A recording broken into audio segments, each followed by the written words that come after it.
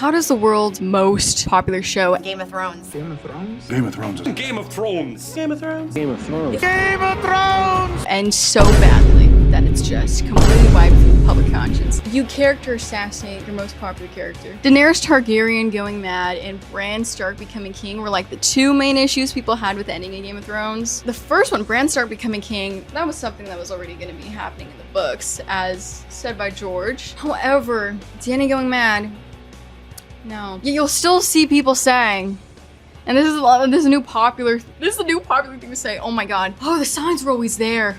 Oh, we just need more seasons. We need more seasons and then it would have made sense. She was always gonna go mad, that was obvious. Mama! I'm here to tell you, that's a flawed way of thinking. So we're gonna start out by dissecting all the moments that people cite when they call her mad. We're gonna talk about why narratively her going mad would not work, why I think George will do justice to her character, or had plans to do justice to her character, and then we're gonna use the same logic that people apply to Daenerys to other characters, just to kind of get a feel for how flimsy this is. So the first thing that people cite is Viserys. Now who is Viserys? Obviously, Viserys is Daenerys' loving brother. Your life is everything. You serve all purpose. You should treat yourself now. He's first introduced to us by groping his sister, taking her clothes off and groping her naked body. Just the world's best brother. You know what I mean? Fuck, you can just feel the brotherly love. And in the next few scenes, he says, Dany, I'm gonna sell you off into sexual slavery to this group of people that I will consistently look down upon and call savages, but you know, they're good enough for you because I don't really care about you. I would let his whole tribe fuck you. All 40,000 men and their horses too, if that's what it took.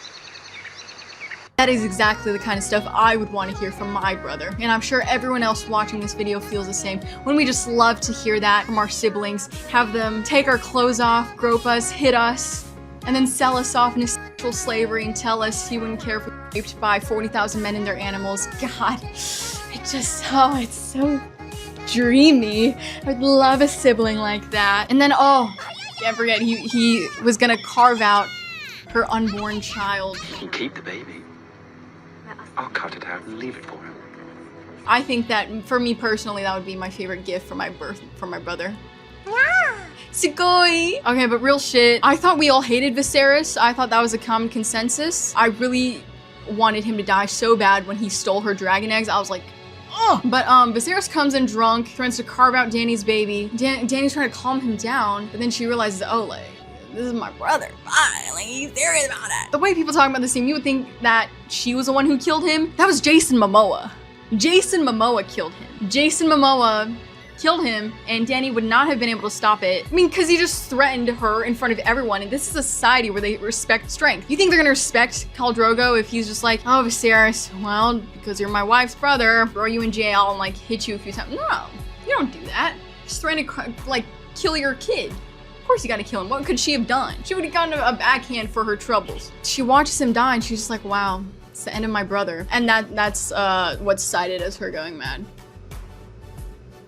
Not like she stops caring about him either. She names one of her 3 dragons after him. I feel like you don't understand how big of a deal this is. Her 3 dragons are gonna go down in history. Like, they're probably gonna be the most famous dragons of all time. She names one Viserion after Viserys. Massive, massive sign of respect. Name will go down in history. A lot of the case with people diagnosing Daenerys with madness is they seem to think that Game of Thrones is like fucking Friends. It's like The Bear. It's like The Office.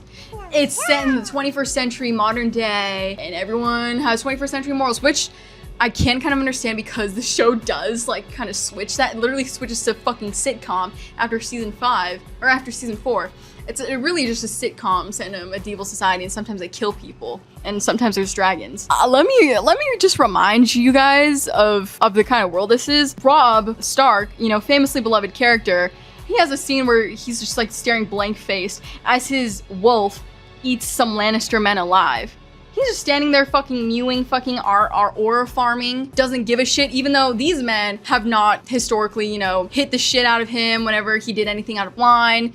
They have not, you know, taken his clothes off, groped at his balls, sold him into sexual slavery, told him that they'd be okay with him getting raped by 40,000 men and their horses too. There's just none of that happened. All they're guilty of is just being on the wrong side of the war. But Robb stands there and he just watches them get eaten alive with a cold stone expression on his face. Does that mean he's mad? Is Jon mad for dragging out a dude who's screaming, crying, begging for his life, and killing him anyway? Is Jon mad for that? Is Jaime mad for giving zero fucks about his kids that came from his own loins? Is he mad for giving zero fucks about them? And when Tommen and Joffrey died, and you know what, he doesn't really have any lasting effects from Myrcella dying in front of him. Is Tyrion mad for not caring when his nephew, his own blood, dies horrifically in front of him?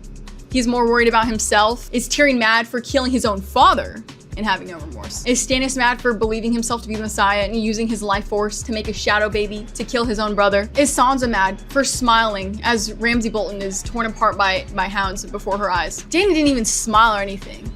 But when Sansa smiles, the writers of Game of Thrones love it. They're like, oh, that's how badass. That's not crazy, it's badass. That smile Sophie gave as she walked away was all her. That wasn't in the script. We saw it in one of her takes and David and Dan were like, oh, that's great. Obviously, none of those characters are mad, Dany included. And no one would ever say that they're mad. But here we go. Here we go with the double standards for Daenerys, and they continue, they fester. When Drogo gives his speech about taking back the Iron Throne for her, he mentions briefly something about like, oh, we're gonna rape all the women, take their kids as slaves, something like that. Remember the kind of character Daenerys is. She's a teenage exile who has spent her life being told that her family's home was stolen. Her family was brutally murdered unjustly, and at least Aegon, Rhaenys, and Elia were told that her dynasty was butchered and her future was erased. She has been sold into marriage, brutalized by the one person in her life who should care for her, who should love her, who should treat her well. And she exists in a constant state of instability. And then, for arguably the first time in her life, she gets promised stability, something good. Drogo's speech to Dany is her hearing for the first time that someone is willing to fight for her. Drogo's publicly claiming her cause as his own, her cause that she thought was hopeless. If this moment was some, early foreshadowing of violence, she would be fixated on that violence. She's not beaming ear to ear because she's like, wow, Drogo, let's see some fucking murder. But even then, her smiling, not realizing the consequences is wrong. And she learns from that. When she this is directly contrasted with the scene right after where, Drogo's starting his conquest by firstly taking a Lazarene village. His men are committing atrocities, raping women, taking people as slaves. Dany isn't like, well, she doesn't have the same expression as before. No, she's seeing the real consequences of it. You cannot put the same expectations you apply to all the other characters who, Bran Stark saw a guy get executed for the first time because his daddy brought him along to see it when he was 8 years old. Dany never grew up in that kind of atmosphere where, you're supposed to learn how to politic. She was never taught that. But that's an interesting place for her character to start from because she learns, you guys. The only way she's going to take the Iron Throne and take back the Seven Kingdoms is to conquer them. And she's starting to learn what that means. I don't think she really knew before, even when she was asking Khal Drogo to conquer them for her, I don't think she really knew what that meant. And she's starting to. She does not start out somehow, you wouldn't expect a refugee to know fucking politics or bouncing from house to house. When would she ever have the fucking time? You wouldn't expect that from her. And if she did start out like that, that's what we call Mary Sue, you guys. What's important is that her character learns and she uses the little power and authority she has to stop the atrocities in front of her from being committed. Here we go with the she did it cause she has a messiah. Bro, she does not have a messiah complex because who is gonna praise her for this in this scene? Her first thought is, wow, let me do this because they're gonna praise me. Her first thought is, oh my god, these women are being I need to do something. Obviously, she's not making the Dothraki happy by doing that. Doesn't even someone pick a fight for Drogo because of her? The stuff she does is very unpopular. She's letting her empathy guide her. So Dany can't enact the idea of don't take slaves, but what she does there is saying, well, I'll take the slaves. I'm the queen, I'm the Khaleesi. All the slaves belong to me, and in that way, she can extend some protection over the women who were being raped. She's acting like a real fucking human being. She's not doing this for any praise of any sort. When she saves them, they're not even sure that she's really saved them. Is it really so hard to accept she did this out of the goodness in her own heart? Her actions matter more than one emotional reaction. And people love retroactive diagnosis like this because they see where her ending in the show has looked like. So they project that ending backward and reinterpret every single thing she has ever done as foreshadowing. But you guys, she does not become more cruel after this speech. She becomes more interventionalist on behalf of victims. The other thing that's used to claim that she's mad is how she burned Mirri alive. Mirri is one of the slaves that she saved. When Drogo gets injured defending Dany's honor, he has a little stab wound, and he's like, oh, there's nothing, for a guy like me, there's nothing. But Mirri volunteers, and she's like, Khaleesi, let me. And then they're like, oh, like, go away, you fucking witch, shut the fuck up. But Dany, out of the goodness in her own heart, earns the ire of the Dothraki when she could earn their love, their respect, by being like, backhand her. No, I want a Dothraki proper hero. No, she stands up for Mirri and she's like, let's see what you can do. And Mirri uses this to sort of lobotomize Drogo and mislead Daenerys and kill the baby inside of her against Dany's will, obviously. And for her troubles, Dany burns her. The way people talk about the scene, they talk like it's a completely black and white scene. Oh, Dany is an evil mustache twirling villain, and Mirri is a poor when you get with your wisdom. It's quite clearly morally gray for Dany and Mirri, and when you look at it through a black and white lens, you just strip all the nuance and all the interesting things about this scene, right? Like when you talk about Mirri as if she's this like poor innocent little baby girl, as if nothing matters aside from the fact that she's a slave and she unfairly hurt Dany's baby, you're kind of missing the point. And if you want to use that logic, we can switch it up. We can say that Mirri forcibly sterilized a teenage sex slave against her will and killed her child. Therefore, Mirri is a child abuser, child killer, and has no empathy for slaves. But that's also a misreading of the situation. It's not that one was totally in the right and one was totally in the wrong. Both had justified reasons for what they did. Dany didn't torture her for fun. She didn't laugh maniacally as Mirri burned like, huh, yeah, I see you screaming. What was that? Not screaming. Yeah. No, she's just like somber faced throughout all of it. And people say sometimes about this scene like, oh, Mirri has a right to rise up against her masters. The teenage sex slave with no power is not her master. I feel like that's quite obvious because the moment Drogo is dead, Dany's situation gets precarious and fucking scary. Like anyone could just do fucking anything to her. Nakai. Avoselek nemene maziza. Vos. Ashafka vos zali memene maziza. Zali mikisha.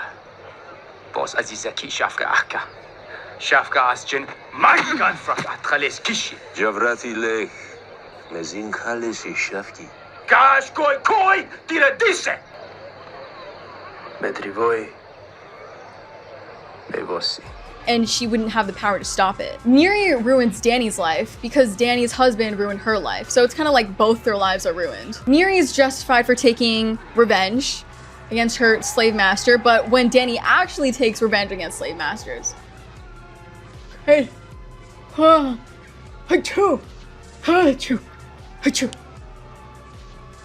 after Mirri is burned, she gives, or I guess before maybe? Oh yeah, before she burns Mirri, she gives a speech to the Khalasar, or what remains of the Khalasar, and she's like, I swear your enemies will die screaming.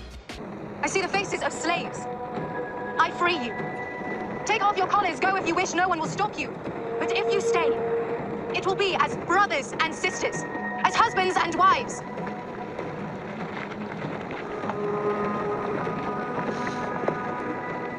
I am Daenerys Stormborn, of House Targaryen, of the blood of old Valyria. I am the dragon's daughter, and I swear to you that those who would harm you will die screaming. Oh, she's crazy. She swore that her people's enemies would die screaming. You guys, would you want to follow someone who's like, if you get raped or murdered or like horribly, or if someone you love gets raped or murdered, like, sorry, that's kind of like on you. Like, I mean, I'll think about you, you know, like before I eat or something, like I'll think about you, like, oh. Ryan and his team were being pounded. Almost instantly, every one of them was wounded. I'll put you in my Twitter bio and I put a little dove emoji, but like, I don't know what more you want from me. Who the fuck is gonna follow someone like that? When you choose to follow someone, They have to do stuff that earns your loyalty. You scratch their back, they scratch your back. And if your back doesn't get scratched at all, it's like, why am I following you? And I think I accidentally cut this part out of the video, but the next argument I'm addressing is that, oh, she's crazy because she threatened to burn Qarth down when she was at their gate. First thing to remember is that the first thing that she hears about Qarth is that there's a place called the Garden of Bones right outside the city that contains the bones of all the travelers that they've turned away. She goes to Qarth, a teenager dying of thirst in the Red Waste, responsible for a starving Khalasar of women, children, and old men who have followed her into a dead end. The 13 are like, let's see those dragons, and then maybe we'll think about letting you in. And then Dany says no. Because what's stopping them from being like, I don't want no Valyria part 2, son. Like, Oh, my hand slipped. Ooh, my hand slipped. What? Are those 3 dead dragons? Well, sorry about that, you guys. Guess you guys have to die on the desert now. Bye. Not our responsibility. Because this is one qualm I have in the books. I feel like more people would be trying to nip this in the bud. I feel like there should be way more instances of people trying to steal her dragons, trying to like snipe them out in public. I in fact think it's ridiculous that no one tries that. Are you fucking serious? Like, everyone in this world remembers that dragons brought the world to heal. You don't think anyone's gonna be like, oh, well, I don't want that again. Choom. But then they're like, well, since you don't want to show us your dragons, you're not coming in. So Dany gets desperate because all the able-bodied people all packed up and left when she gave them permission to. She's responsible for them, and they're all fucking dying. Like, literally, if they do not get in Qarth, they're all fucking dead. Like, it's done. She really only has 2 avenues here. She can either get on her feet, sob, and like kiss her feet and beg and just kowtow, please, please, please, or she can threaten, which is what she did. And she's using the only leverage she has, which is promise of future power, to bluff her way. And this is something born out of absolute desperation. Guys, something that someone says in absolute desperation should not be taken at face value. Maybe it's just my mom who like beat this into my head. Haven't you guys heard the age-old adage, actions speak louder than words? Does she ever come back on a revenge quest on Qarth? No. Like, what she could have realistically done is she could have like freed the slaves. She didn't have to rule a meereen. She could have been like, here's my time to get revenge on Qarth. Woohoo! That never happened because actions speak louder than words. She was using whatever she had available to try and save her people. She gives a speech to the Spice King because she's like, I need soldiers, I need ships, I need to get to Westeros. Like, come on. The Spice King is like, meow, meow. Not with my ships, little lady. How many centuries had it been since dragons roamed the skies? My dreams come true. I'm no ordinary woman. And I think she threatens violence again. She just has a lot of learning to do. You cancelled me against rashness once in Qarth. I didn't listen. That all worked out well. I think there's a real, fairly radical change in Daenerys that happens over the course of the last couple episodes this season, which is, for most of the season, she's been looking for help from others, you know, and asking for help. And by the end of the season, she realizes that she has to do it herself. She's got to help herself, and that she can't ask others to give her power. She's got to take it, and that she can't rely on anyone else, really. And I'd argue having these scenes at the start and then having her learn and, you know, progressively becoming a good ruler, that is far, far more interesting, again, like I said, than her just starting out being perfect, being whatever. Then again, is Tyrion mad for saying, The Mad King did as he liked. Has your Uncle Jaime ever told you what happened to him? No one threatens his grace in the presence of the King's Guard. I'm not threatening the King, sir. I'm educating my nephew. Bronn, the next time Sir Meryn speaks, kill him. That was a threat. See the difference? Ned Stark was a man of honor. And I am not. Threaten me again, and I'll have you thrown into the sea. You want it? I'll do it to you. I already killed one fat boy. I bet you never killed anyone. I bet you're a liar, but I'm not. I'm good at killing fat boys. I like killing fat boys. She needs me, and to get back to her, I have to take River Run. I'll send for your baby boy. And I'll launch him into River Run with a catapult. Because you don't matter to me, Lord Edmure. Your son doesn't matter to me. The people in the castle don't matter to me. Only Cersei. And if I have to slaughter every Tully who ever lived to get back to her, that's what I'll do. There when they execute your sister. You think I'm a good man? I put the boy out of town with no Cersei. I strangled my cousin with my own hands just to get back to Cersei. I would have murdered every man, woman, and child in Riverrun for Cersei. She's hateful. And so am I did not kill Joffrey, but I wish that I had. Watching your vicious bastard die gave me more relief than 1,000 lying whores. I wish I had enough poison for the whole pack of you. I would gladly give my life to watch you all swallow it. I love you, Mother.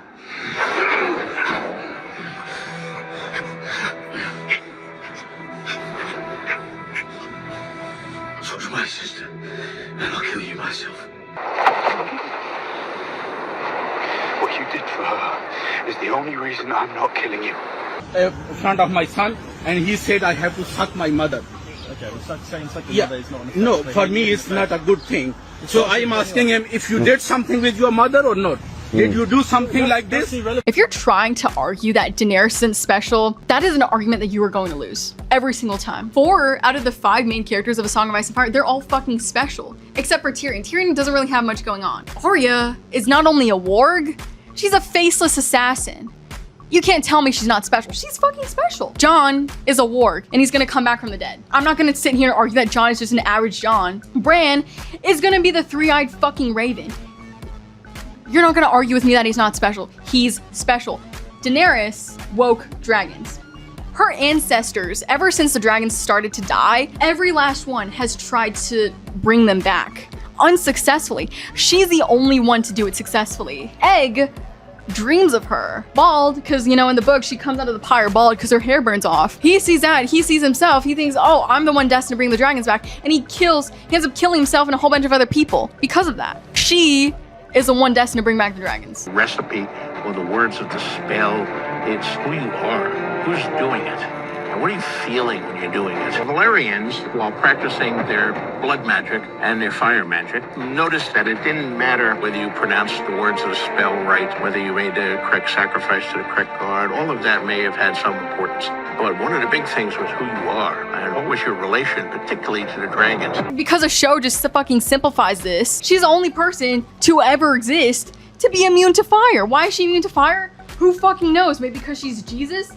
And from her perspective, conventional logic has already failed to account for her life. And honestly, if I'm the Spice King, if I'm anyone and I see this girl, she's fucking, I'd be like, damn, what the fuck? Why are you immune to fire? And let's look at what she actually does. She locks up her dragons after one child is killed. She agonizes over ruling without violence in Meereen. She remains in Meereen because she feels herself responsible for these people. She could just leave Meereen and just go back to Westeros. No, she doesn't do that. Puts aside her own desires and marries politically for peace. And she reopens fighting pits against her own preferences for peace. Those are not the actions of someone who is going to turn out to be an omnicidal maniac. If Qarth is supposed to be just this one straight line to burn them all, then this line is just absurdly just going every which way. She spends years doing the opposite. I will say, season 2, whenever I tell people or I watch Game of Thrones with people, I always skip. I can't remember if Talyssa's introduced in season 2 or not, but here are the things I always skip in season 2. It's Talyssa and Dany. 'Cause Dany is just, it's so cheap. Like, you can tell D&D are just such amateurish writers by the way they wrote her plot. It's because in the books, the Qarth plot is kind of just really boring. You could kind of take it out and nothing would change. I get why George put it in. Like, I can see his logic. She kind of experiences what her brother went through as a beggar king, but that's like kind of it. And she sees the vision of the House of the Undying, but that's a lot more relevant in the books than it is in the show. You could honestly just take it out. And I wish he'd taken it out. I wish he could retroactively go back and just have her go straight to Astapor. Because it's just, she's kind of just dicks around wasting her time for a whole book. The other thing people say that was like foreshadowing this all along is because in season 2 in her vision, she sees the Iron Throne with snow on it. Or yeah, with snow on it. Which is obviously supposed to be a connection to the Long Night. How like, oh look, the throne doesn't even matter anymore because the Long Night came, which is kind of like the point of the books. Everyone's squabbling over the unimportant things when the fucking end of the world is coming. And I mean, it's proven because literally after the scene, she just walks right out into the snow. This was, the snow was incredible. Yeah, our effects guys in Belfast were wonderful. These are, I think, this is probably a combination of snow candles. This is all on-set snow. I don't think we're doing any CGI stuff here except the top of the frame. We're adding some. And that's foam.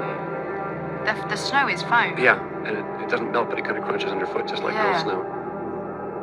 This is a beautiful shot. It feels like Christmas. And then people also cite, you know, when she locked Xaro and doreah in Xaro's safe. Doreah killed Irri, her handmaidens, a lot of her Khalasar died. And Xaro misled her. He wanted to marry her solely because he wanted her dragon, or at least one dragon. Because in Qarth they have this tradition where when a bride and groom get married, they can ask of one thing from each other and the other has to grant it no matter what. So she would have had to have given him a dragon if he asked for it. But then again, he does all this to scheme to be king of Qarth and steals the dragons. And doreah was someone that Dany brought into her inner circle, treated as family. If everything had worked out all fine and dandy for them, Dany would have she died. So let's look at her realistic options here. Because you think old pal's gonna be chilling in jail. Mama, come on.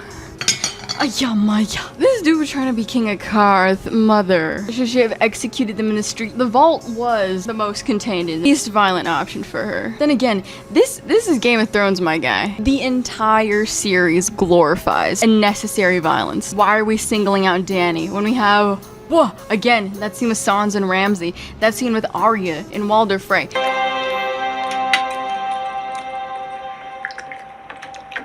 Where are my damn moron sons?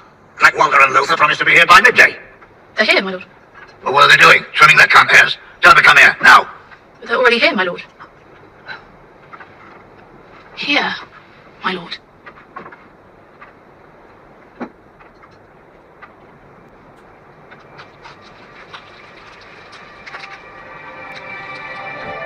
They weren't easy to carve. Especially Black Walder. My name is Arya Stark. I want you to know that. The last thing you're ever going to see is a Stark smiling down at you as you die.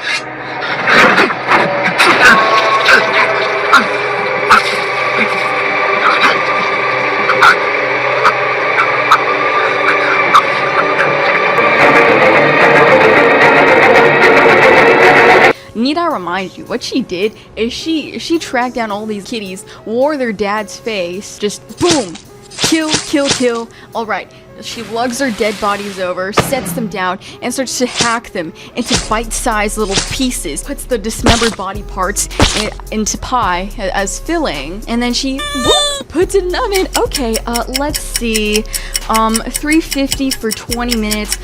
Oh, la. What should I do in the meantime? Like, look at my nail. Oh, ring. My pies are done. Woohoo! Let's crack this John open. And then after Qarth, we head over to Astapor. God, season 3 and season 1 are the only 2 seasons that did Dany justice. Season 2 was just, and season 4 is when the cracks started to show. It was still a good season. And then the cracks really just in season 5. But Dany sees Unsullied, who are slave soldiers. She's bartering with a slave master who speaks Valyrian, and he's just trashing her. This is a warning, Your Grace. To whom? For any slave who contemplates doing whatever these slaves did. Give me your water. Khaleesi, this man has been sentenced to death. If you want to sit on the throne your ancestors built, you must win it. That will mean blood on your hands before the thing is done. The blood of my enemies, not the blood of innocents. It's in every man, and it stirs when you put a sword in his hand. But the Unsullied are not men. They do not rape. They do not put cities to the sword unless they're ordered to do so. If you buy them, the only men they'll kill are those you want dead. She reveals that she spoke Valyrian the whole time. Kind of blame the way that the show does it, because the show has her say, oh, I'm Daenerys Stormborn of the blood of old Valyria. Valyrian is my mother tongue. Where, yeah, it has aura, but like... It's like me saying, because I'm Chinese, like, I know Chinese. Like, bro, this is not how language learning works. Like, the way they phrase it's like, oh, just because I'm, like, of this race, of course I speak the race's language. Oh my god, and then it snowballed into this fucking bullshit. House of Dragon just keeps fucking using Valyrian. Oh my god. How come the slave master didn't expect a Targaryen to know Valyrian? Bro, because people, bro. I guarantee you, if you speak Chinese in front of like half of the Chinese Americans who live in China, in America, they're not gonna know what the fuck you're saying. They're gonna be like, oh, yeah. If you speak to any Wasian, their mother tongue, they're not gonna know what the fuck you're saying because that's not how language learning works. Why would he fucking expect? Somebody all pissed me off. What the fuck are we talking about? What the fuck are we talking about? I don't speak English because I have British blood in my veins. I speak English because I grew up in America. Get the fuck out of here, bro. There's white guys, there's black guys, there's Middle Eastern guys out there with Chinese that is like 10 times better than mine. Do you get what I'm saying? And Daenerys, bro, she speaks Valyrian. I said this shit in my fucking shitty House of the Dragon video. She speaks Valyrian. Because wouldn't you know, she grew up in the free cities where Valyrian was spoken. Her Valyrian and Viserys' Valyrian, those two, their Valyrian, I bet you, was probably 100 times better than the Valyrian that the Targaryens who grew up in Westeros spoke. They're probably just getting tutored in Valyrian the same way that like Northwestern European nobles were tutored in Latin. Think of that versus someone who literally grew up in an environment where everyone's speaking Valyrian. That's why she speaks Valyrian, guys. It's not because she's fucking Valyrian. She tells the Unsullied, kill the masters, kill everyone who holds a whip, harm no child. But oh, the Unsullied are still robot slaves. Daenerys didn't do shit. The whole point is that the Unsullied are not fucking robot slaves. Yeah, the masters treat them like they're robot slaves, but they're not. Like that guy who gets his nipple cut off. What do you know, guys? A real human being experiencing the pain of having his nipple mutilated. Even though the masters wanted to humanize him, the point is that they're little ass boys who had their childhood robbed from them and they were stolen from their families. Treated inhumanely. And they are human still. Case in point, they have the ability to decide their own names. To decide, oh, I like Grey Worm the best. I want him to be the chief. Daenerys pays the Unsullied. They use that money to go to a brothel and get a hug from a prostitute. When I saw that scene in the show, I was so sad. That is just such a, like, what a sweet boy. Robots give a shit about being hugged or held? Are you fucking insane? The majority of them are genuinely there just because they want to be there. What's stopping a bunch of the Unsullied from forming their own mercenary company and charging insane prices? They could go back to their homes. But they're there because they actually want to be there, you guys. Yeah, I'm really sorry to break it to you. Of course, you're serving her now, aren't you? I serve my queen because I want to serve my queen. Because I believe in her. And if you wanted to sail home to Narth tomorrow, Then she would give me a ship and wish me good fortune. you believe that? I know it. All of us who came with her from Essos, we believe in her. She's not our queen because she's the daughter of some king we never knew. She's the queen we chose. Books, this is shown even more because the Unsullied go on strike. They have their own religious ceremonies Dany can't go to. People say, oh, Daenerys is conniving as fuck. She knew that the Unsullied were gonna be robots. What she did was meaningless. They completely fucking forget that Grey Worm is a character in his own right. He has a sweet little love story with Missandei. The whole Astapor sequence, my favorite scene, all of fiction. I could talk about it for an hour on its own. But I would never publish that video on YouTube because I would get killed for it. But some people say, the Unsullied scene was psychotic. We only let it slide because they were slavers. What the fuck are you talking about? We only let the killing of Nazis slide because they were Nazis.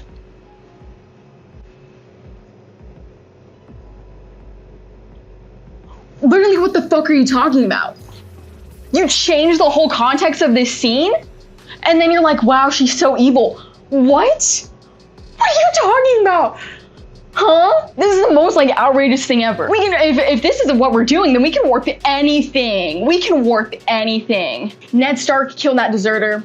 But what if it was a baby? Have you guys ever thought about that? Wow, Ned Stark is so evil. Jon Snow's out here killing White Walkers. What if he was killing a bunch of babies?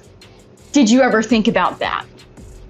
What if he was killing a bunch of helpless little children? I can't even believe this is actual reasoning that people like actually genuinely use.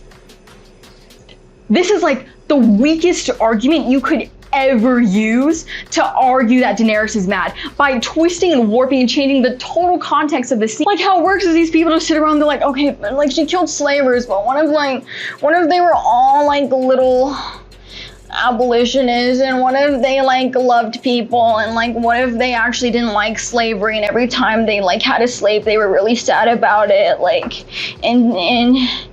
and what if they actually weren't slavers, and what if actually Daenerys is delusional and schizophrenic and they weren't slavers, and everyone else just sits in the circle and they're like, whoa, I see it, bruh, I see it. That's total fan fiction. At that point, you're not even talking about the show anymore. You're talking about your own delusions. If you want to write your own show, go the fuck ahead. What are you talking about? Imagine if Hot Pie wasn't eating meat. He was eating human meat. Did you ever think about that? And now he's a cannibal. What are we saying? You're like dodging the way of the actual plot. It's trying to come get you, and you're like, ooh, miss me, ooh. And these dudes still hit you with like, what if though? Like, what if? What if? You know, what if Daenerys called in a nuke on Westeros? What if she summoned a fighter pilot and just started blasting little kids in fucking preschools? What if? You know, like, what if? They act like they're so profound. I can't stand it. They don't play this same sort of game with their favorites. Only Dany gets this fucking bullshit. Like, one person comes, bro, imagine if they weren't slaves, and then you got a whole slew of replies. Exactly, bro. She's always been crazy, bro. Like, I'm imagining if they weren't slaves, and I can see it. I'm just at a loss for words. Like, I'm not even making this argument up. It's a genuine argument. It's so wild how hard they cope. And instead of saying, like, oh, I don't like this character, they gotta invent this whole fucking alternate universe where Meereen is a peaceful suburb and Dany is just committing war crimes on poor stalker dad. The only signs are you ignoring the part she's consistently been a good person. Most of the time, which is at her own expense. But it's better to pretend like the slavers were just misunderstood businessmen. In both Astapor and Meereen, Dany isn't just killing random political rivals, she's killing slavers who mutilate, sell, torture, buy, and traffic human beings. And even then, Dany, in both cases in Astapor and Meereen, she doesn't order the Unsullied to massacre everyone. She specifically said,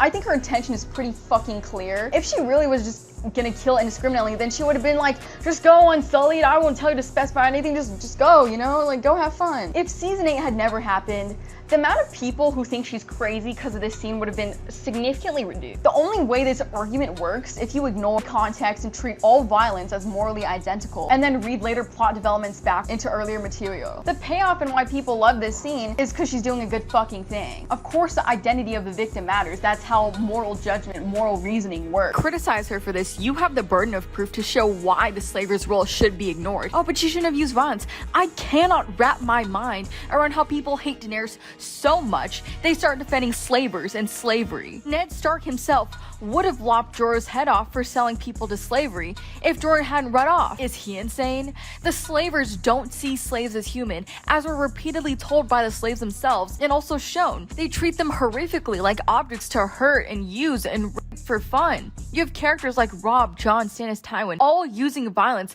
for political ends, never done in response to the harm of innocence that they don't know. No one looks at a battlefield victory and says, oh, the fact that he organized a military operation proves he's mentally unstable. Because in this setting, cities are sacked, prisoners are executed, noble houses are exterminated, civilian populations are massacred. Oh, she caused death and destruction. Number one, 99% of that death and destruction was done towards slavers. She conquered both Yunkai and Meereen through subterfuge, when she could have destroyed both cities through lengthy, bloody sieges, but she did not, because she is not bloodthirsty, because she does not relish violence. Dude, death and destruction is a side effect of war and is not unique to Dany whatsoever. How many wars have you fought in Severus? 3.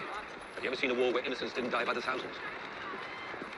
Is every character who leads people into battle insane? People would be calling Dany a villain if she just got the Unsullied and left despite firsthand seeing the cruelty and evilness of how they're treated. They'd call her selfish and blind in her pursuit of power and unwilling to care about the suffering of others. After going to Yunkai and Astapor, she decides to go to Meereen next to free the slaves there. Way there, the masters taunt her. They haul out 163 slave children, these sobbing children nailed to crosses and left out to die and rot in this heat. There's one slave child per mile. Every mile she walks, for 163 miles, she sees another child suffering. And what she does is she asks for the child to be taken down, to be buried properly, to have their chains removed in death. And tells her to look away, but she makes sure to look at each and every face. When she gets to Meereen, the first thing she does is she crucifies 163 slave masters. If your society is built off the back of slavery and slaves, and it normalizes children being tortured horrifically, yeah, you have a fucking problem, a deep rot in your society. Even outside of fiction, we are able to accept severe punishment when we perceive it as settling a moral debt. You'll see this all the time in real life when people kill their abuser or people kill the abusers of people that they love. Of course, there's some people who are like, done that, but the vast majority agree with that kind of development. And we as audiences apply it already with characters like Theon and Jaime become easier to forgive only after they've suffered enough that we feel that they've paid for their wrongdoing. Her crucifixion of the slavers operates on that same exact retributive logic. She's not secretly evil with occasional good PR moments. She has a consistent ethical standard where she sees injustice and uses whatever power she has, no matter how little, to try and change it. The part that people love to glaze over is that after the crucifixions, you think that if she's so villainous, she'd just burn out all the masters and round them all up in a pen like sheep. But she didn't. You know what she did? She stopped the violence. She tried to compromise, okay? She tries to stabilize meereen, reopen trade, negotiate with former elites, and she marries into the local power structure to reduce violence. Even if we say she's gonna be like Aegon the Conqueror and have 2 husbands.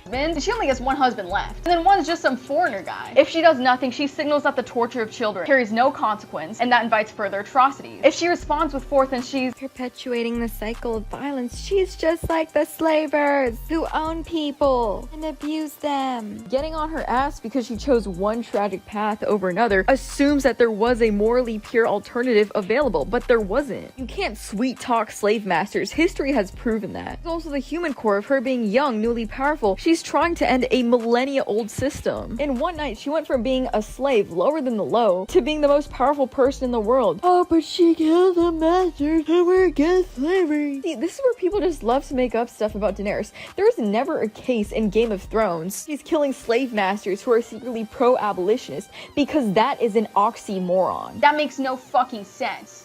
I can't be vegetarian and then eat meat. It doesn't equal out. What does happen is she does kill some masters who were against the crucifixion of slaves. Do you think that they were against the crucifixion of slaves because they were morally inflamed by it? The most likely choice is that they didn't support it because, I mean, this girl has 3 dragons. She rose from nothing, rose from fire. She has a whole army of unsullied, and she's coming to take our city. Guys, I don't think we should be trying to piss her off. Like, Yunkai and Astapor, like, those were our old buddies, and they fell real fast. Like, Hizdahr's family owns slaves. This is like saying Ned is against the entire feudal system because he thinks that the killing of Micah was wrong. Hizdahr himself isn't against slavery. You think that if his father was against slavery, he'd try and use that fact to butter himself up for Daenerys. The whole reason why he's the one who's chosen to marry Daenerys is because he represents the interests of the slavers class. You think they're gonna choose some guy who's like, woo, I love #abolition? Fuck no.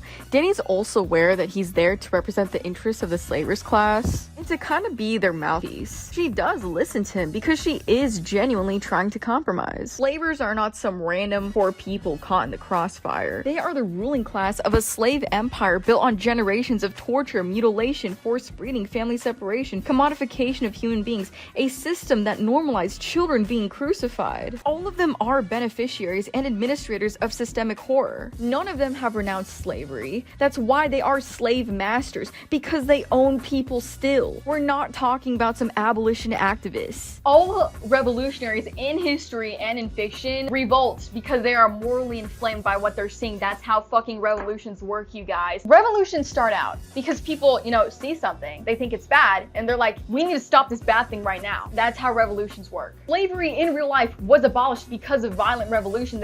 We got into the Civil War, the bloodiest war in all of American history, because the Confederates did not want to give up slavery. I think the reason why a lot of people retroactively say shit like this is because there is a real documented phenomenon where violence done to overthrow the status quo is consistently seen as more violent than violence done within the status quo. When a terrible system operates day to day, people just kind of subconsciously accept it. But when you have revolutionary violence, that's like sudden and it's disruptive. Focus on the sudden violence of her rather than the systemic violence that's going on for centuries. What's really mad is to have the power to change a system like that and to do nothing. Because 8,000 unsullied means 16,000 dead boys, 8,000 dead babies. She saved 5,000 guys from getting their wieners cut off, along with 40,000 civilians who left the city with her. Astapor was basically a death camp being run by the good masters. Her options are not to do a seminar on restorative justice. And in season 5, there's this scene where hizdahr is like telling her, Hizdahr's having a talk with Dany. Fair enough. Yeah, it's an unpleasant question. But what great thing has ever been accomplished without killing or cruelty? It's easy to confuse what is with what ought to be, especially when what is has worked out in your favor. I'm not talking about myself. I'm talking about the necessary conditions for greatness. That is greatness. That is a vital part of the great city of Meereen, which existed long before you or I, and will remain standing long after we've returned to the dirt. My father would have liked you. One day your great city will return to the dirt as well. At your command. If need be. People will die to make this happen. If it comes to that, they will have died for a good reason. Those men think they're dying for a good reason. Someone else's reason. So your reasons are true and theirs are false. They don't know their own minds, but you do. Well said. You're an eloquent man. Doesn't mean you're wrong. In my experience, eloquent men are right. Every bit as often as imbeciles. Boy lost his foot on your orders. They killed my father. That boy did. The family he fights for. Do you think he's friends with King Joffrey? He's a fisherman's son that grew up near Lannisport. He probably never held a spear before they shot one in his hands a few months ago. I have no hatred for the lad. That should help his foot grow back. You'd have us surrender. End all this bloodshed, I understand. The country would be at peace. And life would be just under the righteous hand of good King Joffrey. You're going to kill Joffrey? The gods give me strength. And then what? I don't know. We'll go back to Winterfell. I have no desire to sit in the Iron Throne. So who will? I don't know. You're fighting to overthrow a king, and yet you have no plan for what comes after. First we have to win the war. The boy was lucky you were here. He was unlucky that you were. Save thousands of lives. You fight for the Starks, I fight for the Lannisters. Swords, lances, teeth, nails, choose your weapons. And let's end this here and now. If we do it your way, Kingslayer, you'd win. We're not doing it your way.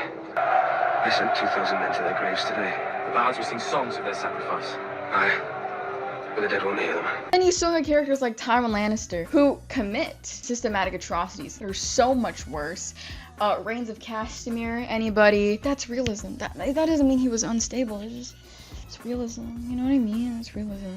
I think the biggest insult is that the writers are so far up their own asses. What did they call Tywin? They called him lawful neutral. Are you out of your fucking mind? Well, I don't think Tywin is a villain, but Tywin isn't torturing prostitutes for pleasure. He's not a sadist. He's ruthless for sure, but there's an argument to be made that Westeros needs ruthlessness. You look at Daenerys across the sea. She's crucifying 163 masters. She's pretty ruthless too.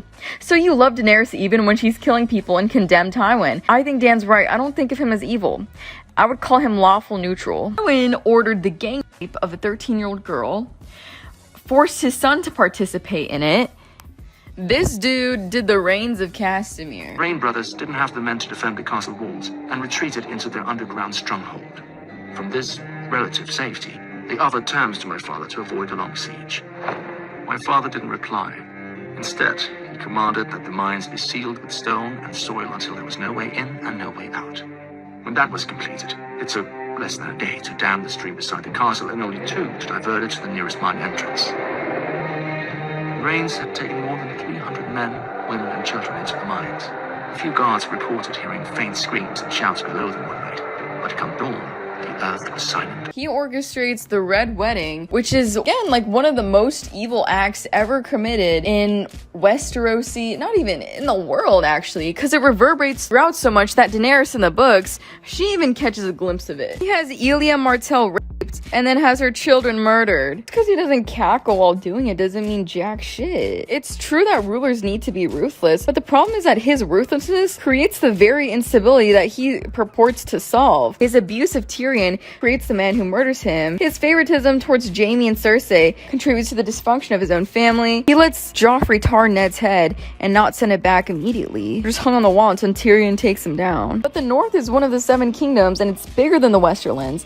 has a bigger army than the Westerlands, who are all now super pissed off because of just multiple affronts to them. And the North is ruled by a family who are half Tully. Lannisters don't really have super close relationships to the Tullys. Starks also have close relations to the Aarons and the Baratheon houses. The Martells hate the Lannisters. If you piss them off too much, you piss off a good chunk, like literally half of the kingdoms of Westeros, just for no fucking reason. Everything he's done has only sowed more and more and more hatred for House Lannister. The legacy legacy is really not going to last for much longer. That's directly contrasted with Ned, whom everyone remembers fondly and whom everyone is fighting for. Tywin's atrocities, he's not doing it to abolish practices that he deems to be a gross violation of human rights or to liberate oppressed populations. Everything he does is to preserve and expand the power of his house. Killing a kidnapper to save a hostage and killing a hostage to intimidate a town both involve death, but only a very shallow ethical framework treats them as equal. And then what makes this comparison even worse is that they later abandon it themselves. At this point, they're arguing that Daenerys and Tywin are morally comparable because both can be ruthless. However, they then try to paint Daenerys as a uniquely terrifying villain whose violence reveals her true nature all along. If her earlier actions were morally compatible to Tywin's, whom they agree is not a villain and is just a lawfully neutral, ruthless man, then you can't turn back around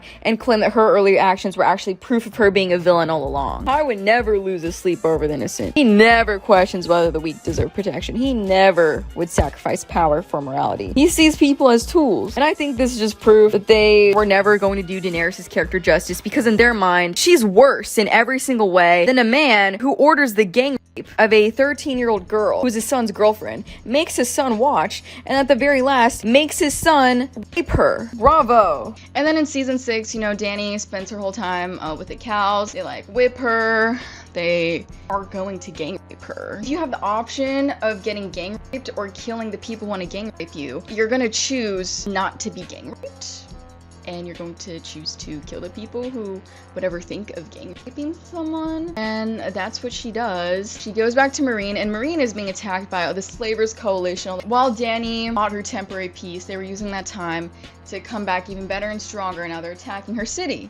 And what she says is, she tells Tyrion, We have a plan. I will crucify the masters. I will set their fleets afire, kill every last one of their soldiers, and return their cities to the dead. They're killing everyone in my streets. They've been killing everyone in my streets. They're going to continue killing everyone in my streets. They won't stop until I give up. Imagine if the Confederacy, the Civil War hasn't even started yet, but the Confederacy is going around committing terrorist attacks, assassinating officials up in the north, murdering freedmen, sabotaging efforts for abolition, and launching coordinated military attacks from neighboring states with the explicit goal of restoring slavery. No one would argue that Lincoln should just sit there and take the attacks and just simply repel each individual attack and then passively wait for the next one without ever doing anything offensively. That's not how war works. That's not how war works. The forces all for slavery are just going to take the time to indefinitely regroup and build themselves better and stronger. The threat is coming from organized armies and governments and elites who are committed to restoring slavery. So just defending against these attacks without dismantling them really does nothing. This is how you lose. Her reasoning isn't that she wants revenge because people attacked me. Her reasoning is, one, this is fucking ridiculous. They're killing all these innocent people. They refuse to let go of slavery, no matter how many concessions I give. And now they're coming in with the intention to burning Meereen down, to set a sort of signal that this is what happens to you if you try to get rid of slavery. If I'm just defending against every attack that comes, the war is never gonna end. Have you ever heard of any army at war that just limits themselves to absorbing attacks forever? What are these standards? This is consistent with the narrative of Song of Ice and Fire. Remember Ned Stark? He made sure to round up all his bannermen, ride into war, bring the whole north into war, because Aerys killed his brother. So he roped up all these people, taking these boys and men away from their families to go fight his war. Hundreds, thousands die. Thousands of atrocities are caused, but that's how warfare works. Robb Stark calls his banners and invades the Riverlands because he wants independence from the Seven Kingdoms, and he wants to avenge his dad. Both are pretty selfish goals. And yet again, he ropes everyone in, causes a bunch of death and destruction, but the narrative never asks whether war itself makes them morally equivalent to the Lannisters. Ah, they lay with lions. Tavern girls, I'd say. Probably served my father's soldiers. Maybe one of them gave up a kiss in the field. That's how they earned this. The glorious work of the Northern Freedom Fighters. Must make you proud to serve the Stark. When Jon Snow fights with Ramsay, no one's saying that he should indefinitely compromise with Ramsay in the name of peace. When Tyrion defends King's Landing, we're not invited to conclude that he's a monster. All these things are par for the course. Par for the course. There's our brave men knocking at our door. Let's go kill them. Oh my god, and another bad thing. dipshit and dumbass are sort of why we have this bullshit in House of the Dragon where it's like, oh, the Targaryens controlled their fucking dragons by speaking High Valyrian to them. You think I fucking like, communicate to my German shepherd in German? I tell her nein! No shitting on the carpets! You think I speak fucking German? Einhalte! Stop licking your genitals! Oh my god, this shit pisses me off so bad, because she tells Drogon Vlad, brother. Oh. And I meant what I said in my House of Dragon video. I think that, like, when you are really bonded with your dragon, like, you don't have to tell him to do shit. You just, like, the dragon just does what you want. So she sees that the slavers have gathered their armies and they're currently sieging the city. And so she hops on Drogon and she's like, okay, buddy, let's go take care of these slavers. And then she mops up the slavers in this battle of Meereen. And then, yeah, that's the end of slavery as we know it. There's finally peace in Meereen. You will keep the peace while the people choose their own leaders. You will keep the peace while the people choose their own leaders. And in season 5 and 6, she says some haughty things. And I'm not even gonna hold you. I thought they were annoying. When I saw this for the first time, I just skipped past it. You put so much work into getting me to like this character. I'm gonna skip. Skip. Here's the thing. D&D write their female characters in a way where they're all rude. Every single female character after season 4 is just like rude and haughty. Arya, Sansa, Brienne, Dany, they're all just like rude and haughty because I mean like during that time, I guess that's what the kind of vision of what a strong female character was. You're just rude for no reason. Like this is something that Dipshit and Dumbass has kind of grown out of, but it still kind of resurges. And what I mean by that is like in their new show, 3 Body Problem, there's a scene like this that they kind of write as badass, but it shows like they just kind of have some issues when it comes to writing women. So are you ladies gonna sing a song? No. No? What do you know? You're not singers? No. Alright. What do you do then? Oh yeah, hold on, don't tell me. Let me guess, you probably are. I design self-assembling synthetic polymer nanofibers. I started a company that manufactures them for a variety of potential medical, energy, and materials applications. And I'm a senior researcher in the theoretical physics group at Imperial College. I'm doing a bit of study analyzing the results of particle accelerator experiments around the world. She says, like, they can live in my old world and die in their... No, they can live in my new world or die in their old one. And she's talking about slavery. Slavery. My guy. Even then, just because a character says they're gonna do something doesn't mean they're actually gonna do it. I will hurt you for this. A day will come when you think you're safe and happy, and your joy will turn to ashes in your mouth, and you will know the debt is paid. I am a knight. I shall die a knight. A naked knight, apparently.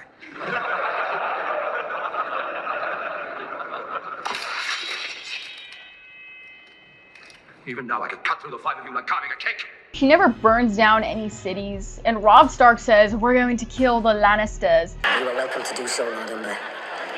And when I am done with the Lannisters, I will march back north, root you out of your keep, and hang you for an oathbreaker. Oathbreaker, is it? It's bloody tough. I'll kill them all. Every one of them. I'm gonna kill them all.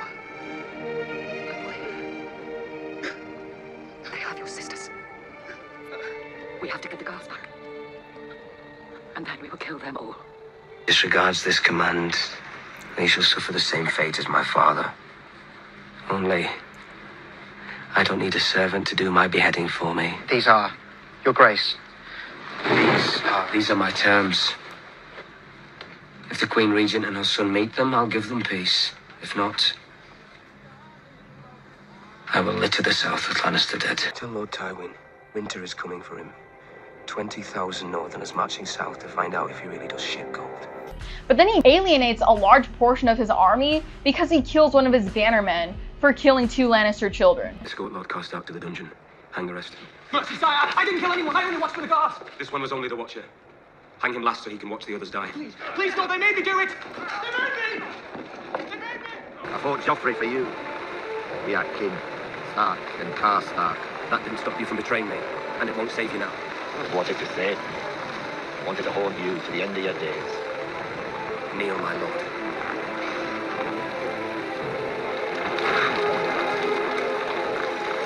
Rickard Karstark, Lord of Qarth. Here in sight of gods and men, I sentence you to die. Would you speak a final word? Kill me and be cursed. You are no king of mine.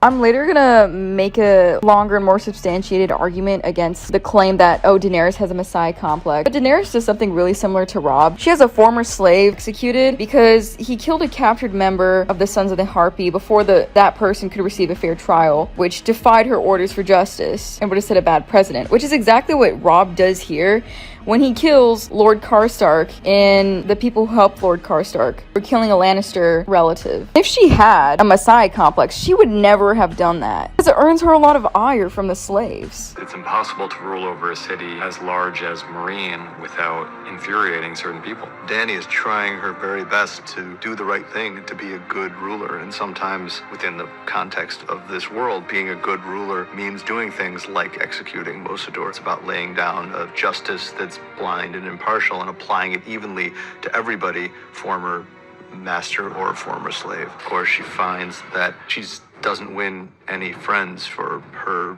blind justice and her commitment to the law, that she alienates her supporters, and the people who hated her hate her just as much as they did before. So it's one of those things where doing the right thing doesn't have any immediate rewards associated with it. It just leads to a riot that almost gets her head caved in with a bunch of rocks. So if you use the evidence of her sometimes saying mean stuff as proof, even though it's contradictory to all her actions, she goes out of her way to conquer city in order to free slaves, which greatly delays her ultimate goal. When she hears that there are 200,000 slaves in Yunkai, she says that means there's 200,000 reasons to take the city. She forces the Ironborn who join her cause to stop their pillaging and raping. And again, she puts her conquest on hold to stop an undead invasion of the continent when she could have easily taken King's Landing first and then be able to coordinate a more centralized attack. It takes 10 minutes for her to take either way. Really not an arduous thing. You have a lot more ground here if she just continued to get more and more violent. She started killing visers who talk back to her, surrounding herself with yes-men,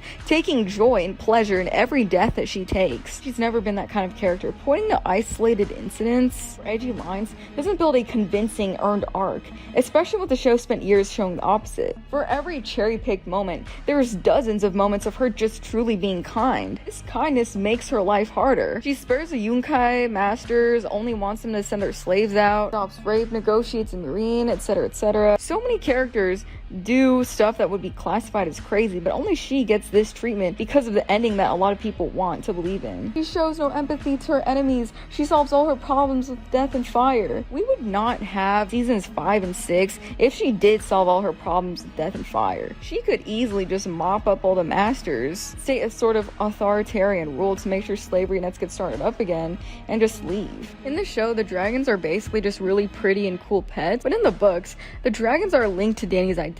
They're her children. They respond to her emotions. Their growth mirrors her own growth. Each dragon is essentially pieces of Daenerys made flesh. When she chains Viserion and Rhaegal in Meereen, she shows how she's locking away fire and blood. She wants to be a mother, not a conqueror. As Georgie says, this is a law of unintended consequences. By locking her dragons in darkness, they grow wilder and angrier. Symbolically, by suppressing her inner fire, she weakens herself. She becomes vulnerable to her enemies, who view her compromises as weakness. This is where you can criticize her, because you can't half-rule a revolution. She says the consequences of locking up Viserion and Rhaegal immediately. The Sons of the Harpy form and they start committing terrorist attacks. Other slaver cities plot against her, and violence continues. She doesn't have the stomach to do the hard things, and it results in hundreds of freed slaves suffering. She herself becomes miserable in this foreign city. The compromise achieves neither justice nor peace. Good intentions are not enough. She made all these compromises and earns chaos in an assassination attempt. The arena scene is showing how compromise has failed, will fail, and will always fail when you're up against slave owners. Drogon is a dragon she'll ride, and he flies free, representing the part of Dany's soul that cannot be domesticated or bargained with. When he returns to the pit, he doesn't come as a loyal pet to save her like in the show. He comes as a wild beast, attracted by the blood and noise. In the book, she has to whip and dominate him and assert her will, or else he'll burn her alive. He reluctantly lets her on his back, but he still won't fully listen to her because she's still on her love and peace will save the world trend. That's not realistic. For weeks in the wilderness, she tries to walk back to Meereen. She gets gets sick, she starves, and Drogon ignores her commands, flying wherever he wants. The breakthrough only happens when she's visited by visions of qarth, viserys, Jorah. She reflects on all her compromises in Meereen, how she let the harpy walk all over her, and how she tried to plant trees when she should have been a dragon. She realizes that some evils are so entrenched that you cannot reason them away. You cannot buy freedom with compromise. It has to be paid for in fire and blood. The exact moment she accepts that and stops trying to go back to her compromised peace in Meereen is the moment Drogon finally moves in perfect coordination with her. Some systems are just so evil that preserving peace means preserving injustice. Every compromise she makes allows a system of human bondage, breathing room. Mercy without strength is helplessness. The dragons exist to remind her that she is also the conqueror, also the revolutionary. When she locks away Rhaegon Viserion, she locks away those truths. The entire Meereen arc, as George says, is about Daenerys learning that goodness alone is not sufficient to rule. A wise ruler has to understand when compromise works, when it fails, and when the refusal to use power becomes its own form of failure. She's in a catch-22 where every available political choice gets interpreted as a proof of a flaw. That doesn't mean every single criticism against her is invalid, but you can't just say, oh, she did this, she's crazy, when the option she takes is really consistently the most bloodless and the most compromising. The fundamental issue is that Dany is given an impossible situation where she has to abolish an entire economic and social order built on slavery without any violence. That's impossible. You can't cite an empirical example in real life of slavery having been abolished without violence. And slavery is the organizing logic of Slaver's Bay. Like, this is being told that you suddenly have to treat your livestock as humans. Of course slavers are gonna be like, no, they're livestock, they're not people. What are her alternatives? If she leaves slavery intact, negotiates gradual reform, she's hypocritical. If she uses violence to destroy the institution, she's bloodthirsty. If she stays to govern and manage the aftermath, she's naive and incompetent. If she leaves immediately, she's irresponsible. Every path can just be turned against her. She never shows the same severity she shows when she crucifies a slaver again because she's learning. If she punishes masters, she's showing her true violent nature. If she forgives her compromises, she's weak. If she believes in her right to rule, she's narcissistic. If she doubts herself, she's unstable. What makes her interesting isn't that she's failing because she's uniquely stupid or evil. It's that she's colliding with the basic paradox of trying to use hierarchical power to end hierarchical injustice. And the thing is, I've also seen some people say, oh, compromise was working just fine in Meereen, but she just hated it for no reason. Compromise was not working. She buys a temporary peace, but that's not real. The Yunkai are using this time to rearm, hire more sellswords, and position their forces. Once Dany is contained by the marriage in the fighting pits, they resume plotting. The peace is a tactical pause for them. Slavery is also not outlawed. It continues literally right outside the gates of the city. And Yunkai is rebuilding Astapor to be bigger, better, and more slavier than ever. Daenerys' empathy drives all her major decisions. It's why she liberated the slaves and why she stagnates in Meereen. If you're going to make an argument about how much too much empathy compromises effective governments, Daenerys is a great example. And George himself really thinks that she should have used more violence, because this is a quote from one of his stories called Fever Dream. You know, I never held much. Should I do a southern accent? You know, I never held much for slavery. Even if I never done much against it neither. I would have, but those damned abolitionists were such Bible thumpers. Only I've been thinking, and it seems to me maybe they was right after all. You can't just go using another kind of people like they wasn't people at all. Know what I mean? Got to end sooner or later. Better if it ends peaceful, but it's got to end, even if it has to be fire and blood. You see, maybe that's what them abolitionists been saying all along. You try to be reasonable, that's only right. But if it don't work, you gotta be ready. Some things are just wrong.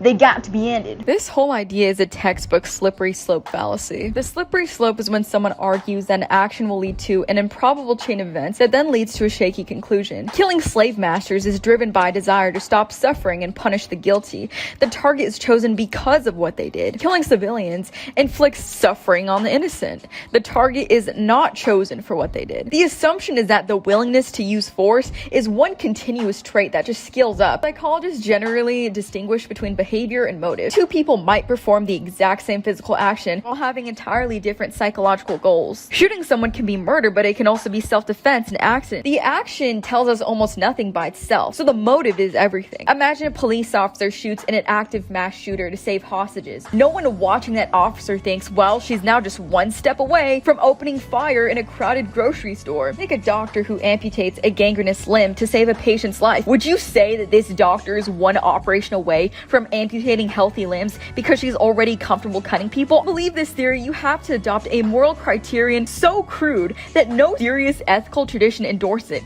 You have to believe that 1, intent doesn't matter, only outcomes count, stripped of context. 2, proportionality doesn't matter. Killing a child rapist and killing a bystander are the same category of act. 3, target selection doesn't matter. Who you choose to harm and why you chose them tells you nothing about your character. That isn't consequentialism, deontology, or virtue ethics. It's a preschool level heuristic.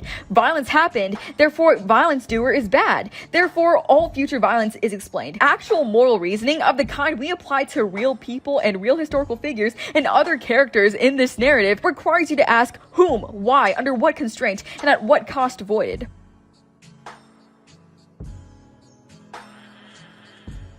You think this guy should steal the medicine? No.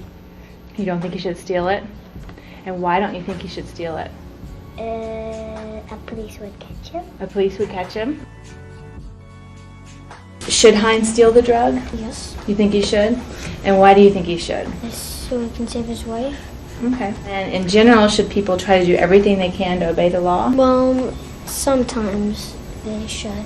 Okay, so... Sometimes they shouldn't. And why do you think they shouldn't always do everything they can to obey the law? Because the law might be corrupt. The Sons of the Harpy were never truly defeated. External powers have incentives to see Meereen burn. You can't compromise with them even from the beginning. The whole point and problem of this situation is that they are for slavery and she is against it. It's not something that can be papered over with a marriage. For diplomacy, you must be able to reach a compromise, but there are either slaves or there aren't any slaves, and trying to slowly wean them off slavery wouldn't be a solution. It's like when your kid's iPad time is up and they're like, no, 5 more minutes. So you give them 5 more minutes, but then they're like, no, I don't want to give up my iPad. Stop, go away. They agree to collaborate rather than scheme to keep their slaves indefinitely. Diplomacy isn't a magic solution. For it to work, you have to have the means to impose your own conditions and be sure that the other party is willing to do their part. Nazis and the Japanese never would have surrendered, agreed to diplomacy if they hadn't been beaten into submission. Masters don't want to do their part. They're ready to kill innocent, drown their city in blood and ruin it and start a war. Daenerys becoming mad based on that not only structurally incompatible with what her story actually is, but it's against what George is setting out to do here. George even says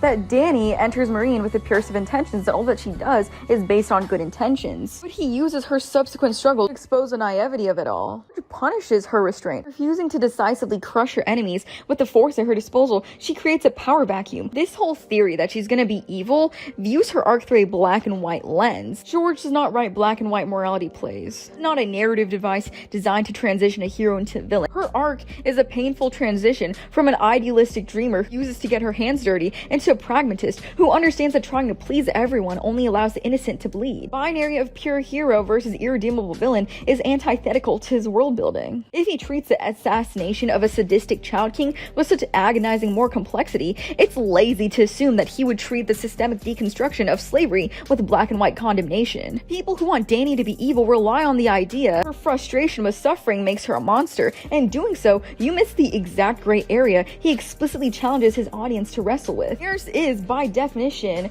one of these dreamers fighting the good fight against an institutional evil, realizes her pacifism is a luxury paid for by the blood of the freed slaves. Compromising with these people to maintain clean hands doesn't stop the violence, it just redirects it onto the vulnerable people she swore to protect. This theory requires reinterpreting every moral impulse she has as secretly narcissistic or secretly authoritarian, but the show and text consistently undermine that reading. A narcissist doesn't chain up her literal children because one innocent girl died. A narcissist doesn't remain in a hostile foreign city because abandoning her children would be politically easier. A narcissist doesn't repeatedly question whether she deserves power at all. Daenerys is incredibly self-scrutinizing. She agonized over collateral damage more than any ruler in the series. This series is not pacifist, and it never has been. I see this fucking stupid ass idea that people have, oh, George is so anti-war. What's really funny is with the way that some people describe George, you think he has fucking he, they, it, they J in his fucking bio, and he's out there wearing a little crop top, pride flags, be like, yes! Yes, Karl Marx, yes! He's not the, what is it, solo, poly, amputee hijabi that you think he is when it comes to Daenerys' story. This is just so ridiculous. He is not like that. He's writing a fucking fantasy story, you guys. Oh my god. The whole point of this series isn't, oh, war is man, war is unjust. It's not. Because every single main character, every single one, is from a aristocratic family. If this was some anti-war series, every character would just be some random average Joe small folk. They would not be the ones leading armies. They would be the ones fighting amongst the nameless soldiers. He's not out there getting mad at people for drinking Coca-Cola, for eating McDonald's. Some of y'all want to imagine that he's that kind of person specifically for Dany, but we both fucking know if he was that kind of author, no one would be reading this series except for a small percentage of people on Twitter. Let's stop deluding ourselves here. He's a relatively left-leaning guy. Like, I'm sorry to break it to you. He's not like a full anarchist communist. The narrative celebrates violence when it's exercised by socially approved figures. But Daenerys is uniquely pathologized for using violence. If she ends as a monster, the lesson becomes that the Cynics were right all along, Tywin was right, the slavers were right, mercy is weakness, that idea is right. But the books repeatedly critique those philosophies. Tywin's legacy disintegrates after his death because fear is politically brittle. The slave cities are economically parasitic and culturally rotten. People say, well, she's always used violence. Of course she has. So has literally everyone else in the story. The question is why and toward whom? She directs violence upward against entrenched abusers, not downward against civilians. The entire interpretive framework required to say she's going to be a villain or was always going to be one operates at an extraordinarily elementary level of moral reasoning. It treats individual acts in isolation, detached from intention, circumstance, alternatives, genre conventions, and the norms of the world itself. You effectively have to abandon the ordinary principles by which stories, and indeed moral responsibility, are evaluated. When she crucifies a master meereen, the analysis suddenly becomes strangely absolutist. The act is abstracted from the institution of slavery, the customs of retaliatory justice in Westeros and Essos, and from the standards applied to every other ruler in the series. What would elsewhere be described as harsh or morally complicated punishment is just a psychological symptom. The question ceases to be, was this decision just, and becomes, what kind of person could do this? Daenerys is judged less like a participant in a medieval fantasy epic and more like a modern politician operating under 21st century liberal norms. Yet even then, she is denied standards that modern audiences routinely extend to others. Violence committed by others in pursuit of political order is recognized as tragic necessity. Violence committed by Daenerys is psychologized. George's world is one in which rulers dispense justice personally. Conquest establishes legitimacy, and war is the ordinary mechanism of political change. To single out Daenerys' willingness to use force as uniquely disqualifying is to pretend she inhabits a different story than everyone around her. Her story is one of someone attempting to reconcile incompatible obligations, liberation and stability, mercy and justice, idealism and power. The tragedy of Meereen is not that she reveals herself to be a villain, it is that governing proves vastly more complicated than conquering. The conclusion of her being evil is reached first, and isolated moments are assembled afterward into a prosecutorial brief. There's also an irony here. So many people praise George precisely because he rejects simplistic moral binaries. Jaime Lannister, Sandor Clegane, Theon Greyjoy, Jon Snow, Tyrion are understood through a lens of complexity and contradiction, but Daenerys is reduced to the most primitive possible formula. She kills people, therefore she was evil. She became angry, therefore she was insane. What kind of character do you want her to be? Do you want her to be a bodhisattva, just constantly chat, you know, with her little Buddhist thing, I forgot what it's called, Ami Tuofu, Ami, is that what you want her to just be doing all day, all night? No, love and the peace of Jah. Oh my fucking god. Stop being disingenuous. And then, you know, season 7, she is on Westeros, and the next criticism that gets thrown at her is she doesn't listen to advisors. She does. She does. She absolutely does. I don't know what you're talking about. For some reason in the show, they make her a whole lot more impulsive, but she does listen to her advisors. And considering Dany was raised by a viserys, she's doing a pretty good fucking job. If she's as stupid as some people like to think, then she could have just gone to Westeros with her dragons, thinking that the common people would rise up to support her. Her two big advisors, Varys and Tyrion. Tyrion and Varys are such smart advisors that they cook up this great idea. Hey guys, there's a zombie apocalypse happening. All the dead people get turned into zombies. I have a great idea. Let's keep everyone hiding from the war in the crypt. Down in the crypt becomes just a complete horror movie. It's terrifying down there. We're in a crypt. Nobody thought of that. He's bringing all the dead people back to life, and they put the women and children in a crypt with all the dead people. So, rah.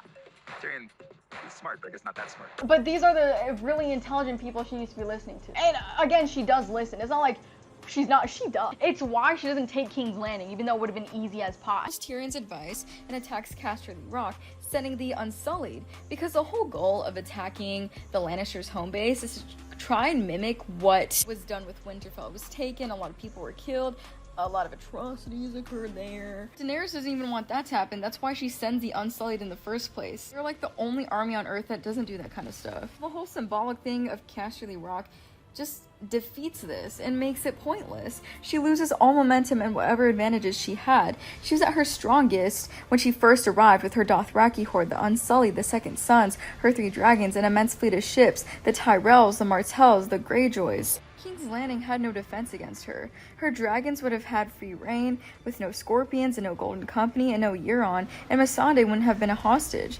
More importantly, she would have spared the people of King's Landing. With the Unsullied and Dothraki facing the gates of King's Landing and her fleet in Blackwater Way, she would have held all the cards and Cersei would have been screwed. She didn't need siege weapons because the dragons are the most sophisticated form of siege weapons in this time. They could have taken all the gates and walls unopposed.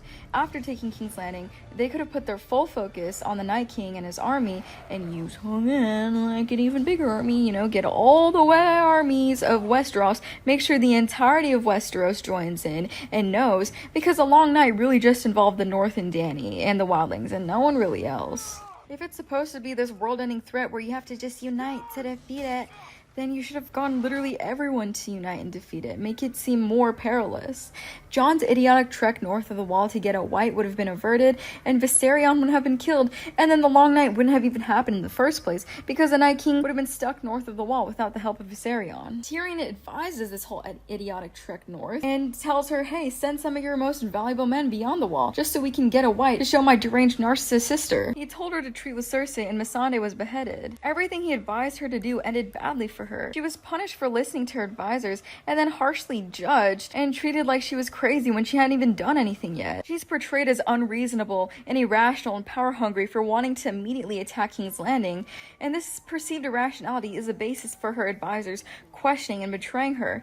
But she's later proved correct in all of her courses of action when she forces King's Landing to surrender in literally 5 minutes, cleanly and with virtually no civilian bloodshed. Varys is a man who sat through Joffrey's reign and did nothing, who sat through King Aerys's reign and kind of picked his nose. He's a character renowned for his patience and ability to play the game and wait to strike until the opportune moment. But he suddenly feels that Daenerys was done nothing worse than what Varys already knew her capable of when he decided to support her, is such a risk that he tries to poison her before she's even defeated Cersei for him. The supposed insane plan that Varys betrays Dany for is later proven to have been the correct plan. Hey Tyrion, do you remember the fucking tunnels at King's Landing that got you the fuck out of King's Landing the first time? If you're so worried about violence, use the tunnels. She has 3 dragons either way.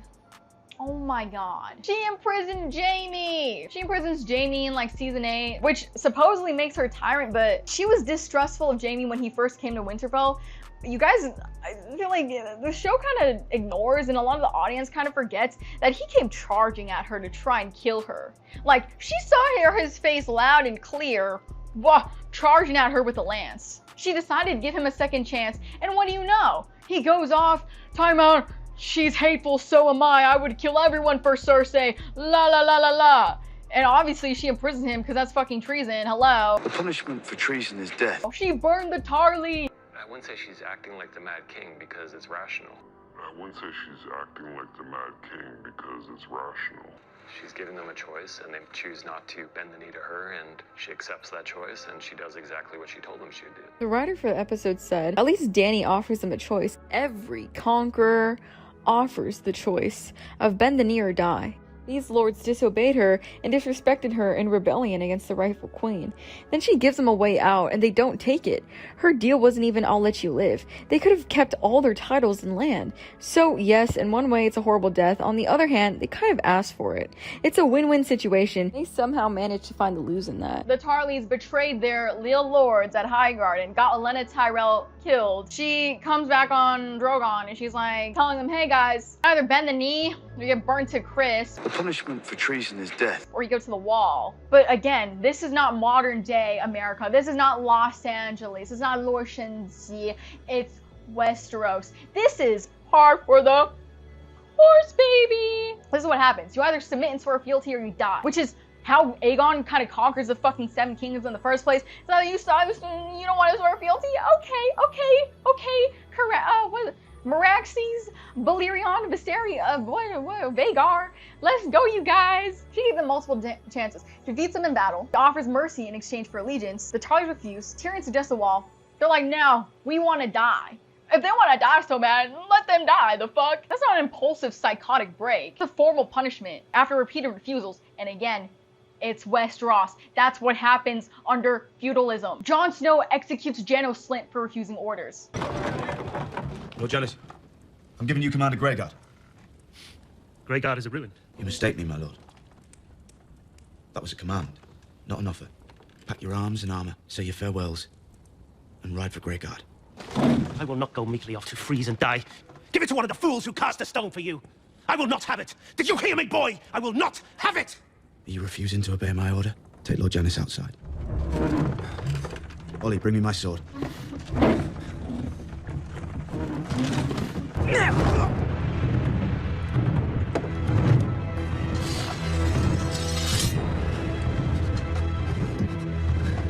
If you have any last words, my lord, now's the time. I was wrong. You're the Lord Commander. We all serve you. I'm sorry, not only for this, for all I've done and said. I was wrong. My lord, please, mercy. Mercy. I'll go, I will. Please. I'm afraid. I've always been afraid.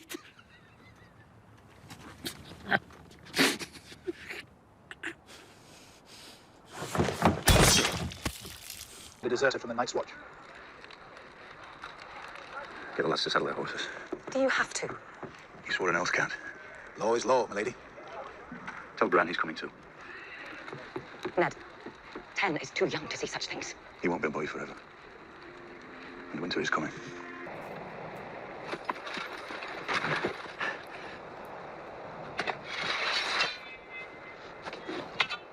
Don't look away. King of Gan knows in the first Father will know if you do. Lord of the 7 Kingdoms.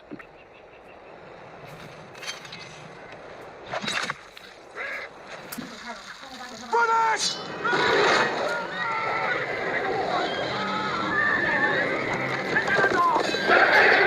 I'm gonna say it. I'd rather die by dragonfire than get my head cut off. On one condition, I don't want to be dragon food. Because, I mean, dragonfire is literally the most painless way to go. Your nerves get burnt ASAP. We see in the Spoils of War, they get turned into ash in like 3 seconds. Like, your nerves will just be burnt immediately. You won't even feel any pain. It's just whoosh. I feel like that's not a bad way to die. But then again, if I'm dragon food, I'd rather, like, I just don't want to be dragon food. I just don't want to be dragon food. The second thing that she does that's apparently so crazy, she kills Varys after he tries to kill her. My God, this is not like she's like, oh, Varys, you flung your booger at me today and I didn't like the way you were looking at me. Drogon, that's your dinner.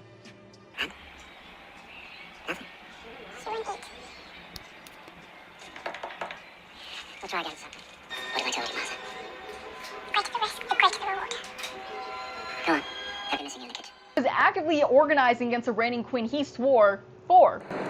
The punishment for treason is death. Do you think any character would have spared him? And then in season 8, you know, she like winds up in the north and all the northerners don't like her and she's like going cray-cray because she's just so sad that like people are gonna love Jon more than her.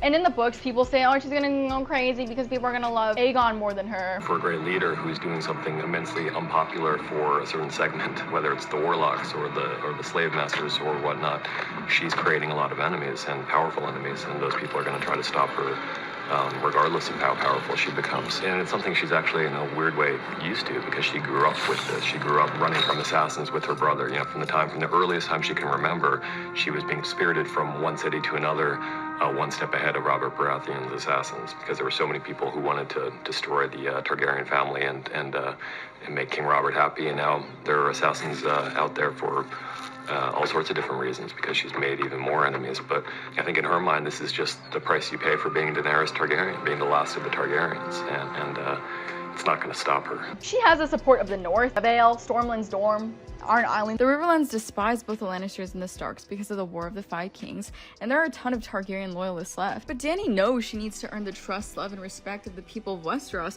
because she's done the same in Essos, and that doesn't happen overnight. Some say the Unsullied are the greatest soldiers in the world. The greatest slave soldiers in the world.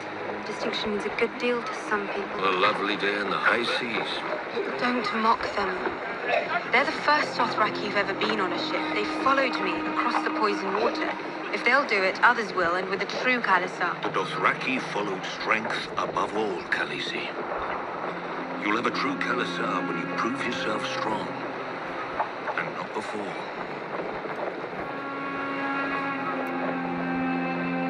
Ana Dothrak man, ayos ana Gina.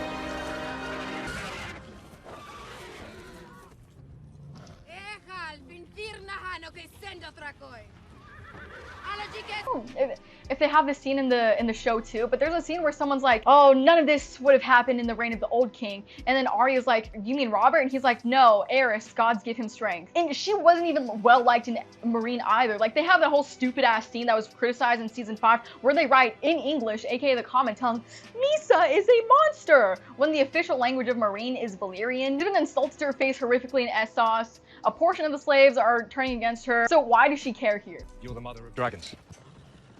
I swear I fucked you once in a pleasure house in Leeds. Mind your tongue. Why? I didn't mind hers.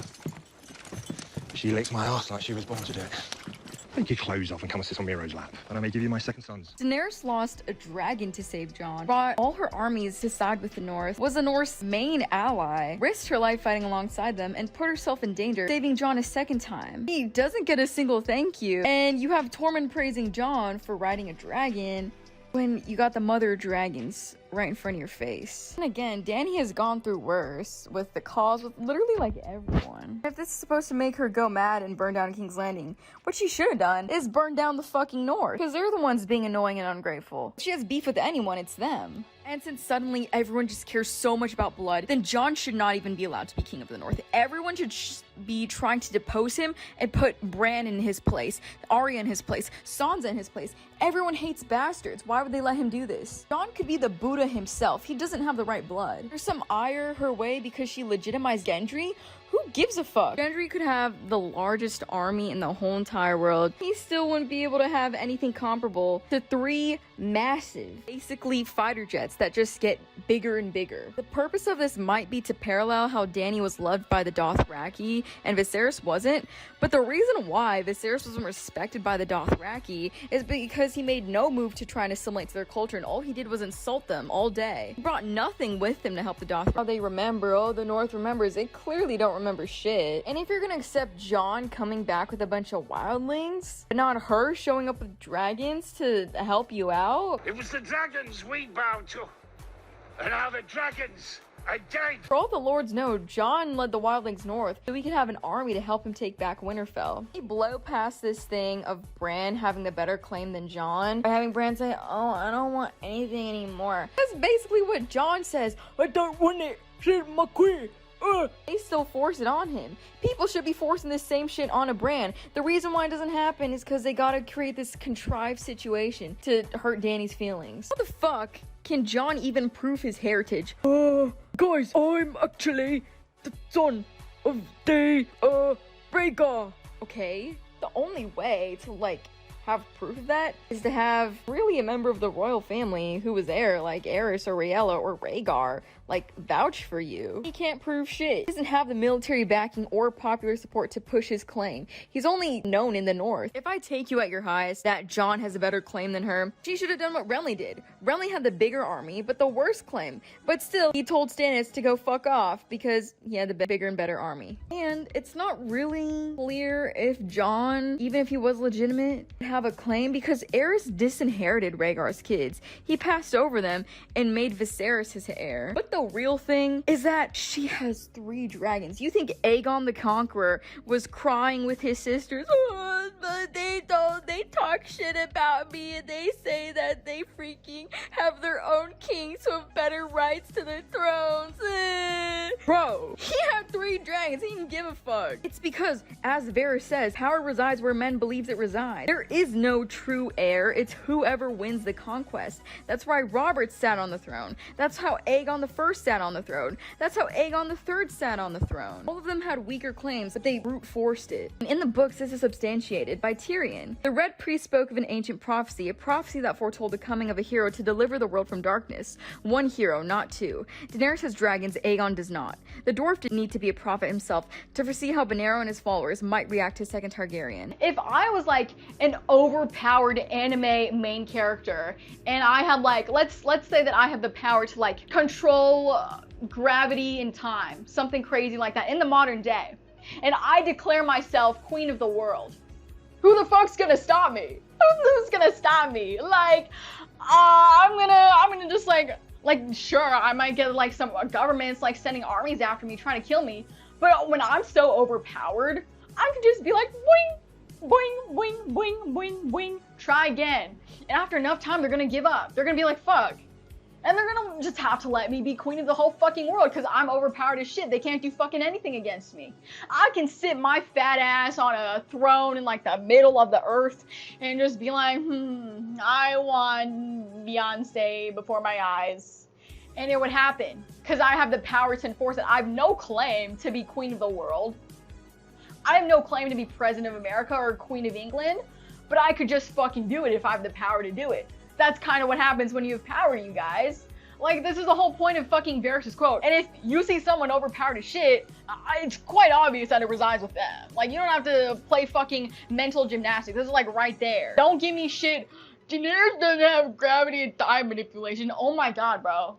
Listen, if I can't use the same fucking analogy of having 3 dragons in modern day America. You know what would happen to me? I'm getting bombed to fucking death. That's how advanced modern technology is. But I use a sort of similar analogy. Dany's 3 dragons in medieval Westeros versus modern day Earth. And the shitty part is, Jon bent the knee after Dany pledged to help. So protecting the North is Dany's obligation, and Dany is doing it. She's fulfilling her duty as queen. The North bends the knee to have Dany's help, and after she sacrificed herself and her armies and her dragons to help them, and they don't need her protection anymore, they just unbend the knee. This shit is like a fucking group project from hell. Like, in what world is that fair? It's like if you pay someone $100 million and they paint like or they make a nice sculpture of you, and then they receive the money.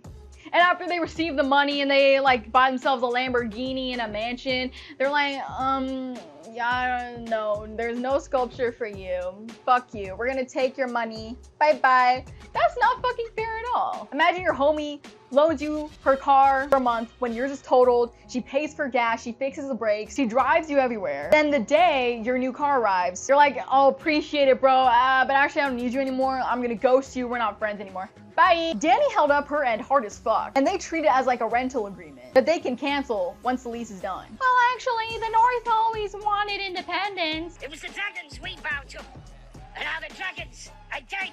She gave them a fighting chance at having anything left to be independent with. The North got the best possible deal and then tried to weasel their way out of it. It's why you get upset when the Nigerian prince promises you, oh, I'll pay you back your $10 billion. And then your best buddy Nigerian prince is gone. It's like clickbait. It's why we don't like stuff like clickbait. And anyway, Northern independence is a stupid idea. Currently, their situation is really fucking bad. The War of the 5 Kings, Robb Stark's war, aka, and the war against the Boltons has severely depleted the northern resources, which is food and men capable of fighting. When you're in that kind of situation, you don't have the luxury to say, hey, I want to be independent. They're about to experience one of the harshest and cruelest winters in known history. They've already expended all their resources. If they want to survive, they need massive amounts of aid from regions like the Reach and Dorne, and the Iron Throne won't help them out if they're just foreigners. For the commoners of the North, they don't really care who is king. I think Jorah says something about that. You want to see your brother sitting on the Iron Throne? No, the common people are waiting for him. Illyrio said they are sewing dragon banners and praying for his return. The common people pray for rain, health, and a summer that never ends. They don't care what games the High Lords play. Should Texas secede because they had a history of being independent in the past? Probably not. But the real, most crucial part of all this is that this is a feudalistic society. Feudalism is defined as the dominant social system in medieval Europe in which the nobility held lands from the crown in exchange for military service, and vassals were in turn tenants of the nobles, while the peasants were obliged to live on their lord's land and give him homage, labor, and a share of their produce, notionally in exchange for military protection. The operating concept of feudalism is that if you want a lord to protect you, you have to do what they say. That's how the Starks rule the north, and how their bannermen rule their own lands. If you want a lord to protect you, you bend the knee. The Seven Kingdoms are not a federation of sovereign republics. They are a feudal monarchy. Political legitimacy comes from oaths of fealty and reciprocal obligations between rulers and vassals. A lord owes service and loyalty to their liege. In return, the liege provides protection, military support. That's just how Westerosi society functions. Asking the North to acknowledge her sovereignty in exchange for committing her armies and dragons to its defense is just the feudal bargain. Indeed, every major ruler in the series has that logic. Robert Baratheon doesn't allow the Seven Kingdoms to decide individually whether they want to remain part of his realm. Balon Greyjoy's rebellion was crushed because secession is illegitimate. Ned Stark crushes them personally. Robb Stark calls himself king in the north and expects the Riverlands to follow him. He demands loyalty from his bannermen and punishes betrayal. But I'll take my men and march them home. You are welcome to do so, Lord Umber. And when I am done with the Lannisters, I will march back north, root you out of your keep, and hang you for an oathbreaker.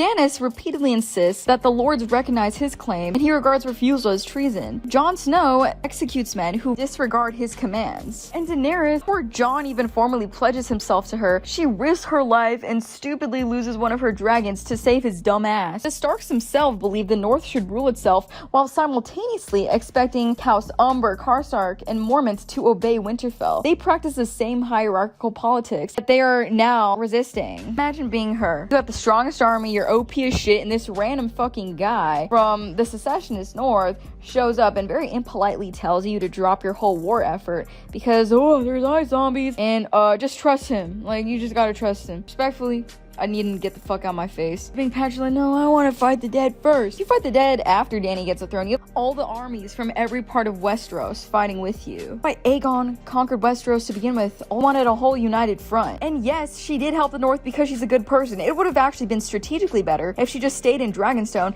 and let the North deal with the army of the dead. If you want to be independent, you can't ask for help. That's the definition of independence. You park your army at the neck and you fight the others there. When the Starks bend the knee and fly your banner over Winterfell, maybe then you'll help them. There's no reason to help the North unless they kneel to you. She fears what could happen if Jon's secret is revealed, and rightfully so, because the moment it's revealed, Varys turns on her. She's also suspicious of Sansa, but Sansa's actively scheming for northern independence and leaking information that hurts Daenerys. Even then, Daenerys is the one to try and reach out to Sansa and set aside their differences. She suspects that Varys and Tyrion have divided allegiances, but they do. People keep saying that she won't be a good ruler and she's hellbound taking power, and she doesn't listen to her advisors, but the facts are that Dany risked it all to help Jon, as she did in Slaver's Bay, although those two decisions kept her from taking the throne immediately and easily. She always listens to her advisors, to the point of absurdity sometimes. Paranoia is when you make shit up.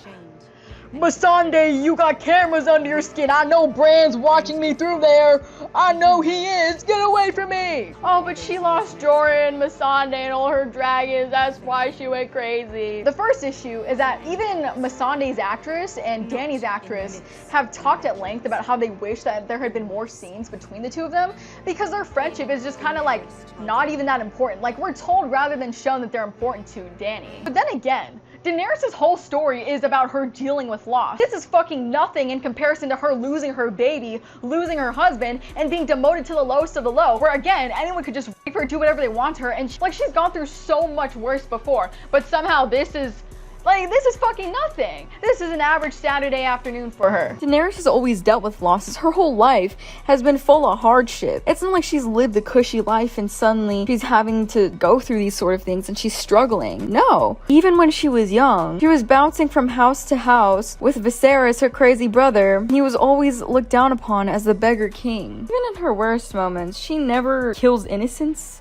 in response to any of her losses. But losing an advisor and Rhaegal is somehow worse than losing her actual son, than losing her husband, her support system, than bearing witness to so many atrocities and going through so much. For some reason, this is seen as a breaking point for someone who has endured poverty, homelessness, sexual slavery, child abuse, miscarriage. Final, nail in the coffin. She's crazy for burning down King's Landing. Even that's not really all that crazy. Now hold on, I'm not saying I agree with that at all. I think it's out of character no matter how you phrase it. I hate the scene no matter what. We're getting a movie on the three conquerors, and they do worse shit than this. They spent like 3 years just terrorizing Dorne for no fucking reason. Just burning innocents, just burning everything to a crisp. And when that happens, no one's gonna be like, wow, they're mad. Because the three conquerors, really, they're all sort of like held up as a standard for what a ruler should be like. And either way, this is still out of character because what? It's so stupid. Because she just gets on Drogon and she's like, well, the throne's mine. Okay, I'm gonna take my dragon. We're gonna just do like little lines. On this line, burning everyone. Boo, boo, boo, boo, boo, boo, boo. Okay, we turn left. Like, that would get boring. Like, even for the most evil of people, like, it gets boring. You can't even really see shit from up there. It's like kind of on there. Like, huh. Okay, this is kind of boring.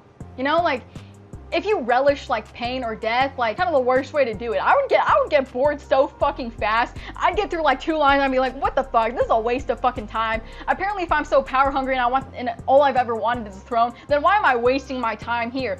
I could just, if I still want to burn people, I'll just burn like a straight line right to the Red Keep. It's not an established part of her character to harm innocents out of anger, and she consistently condemns the killing of innocents over and over again in earlier seasons. Tyrion and Varys were hammering on about how horrible it would be if Dany attacked King's Landing because it would make her the Queen of the Ashes.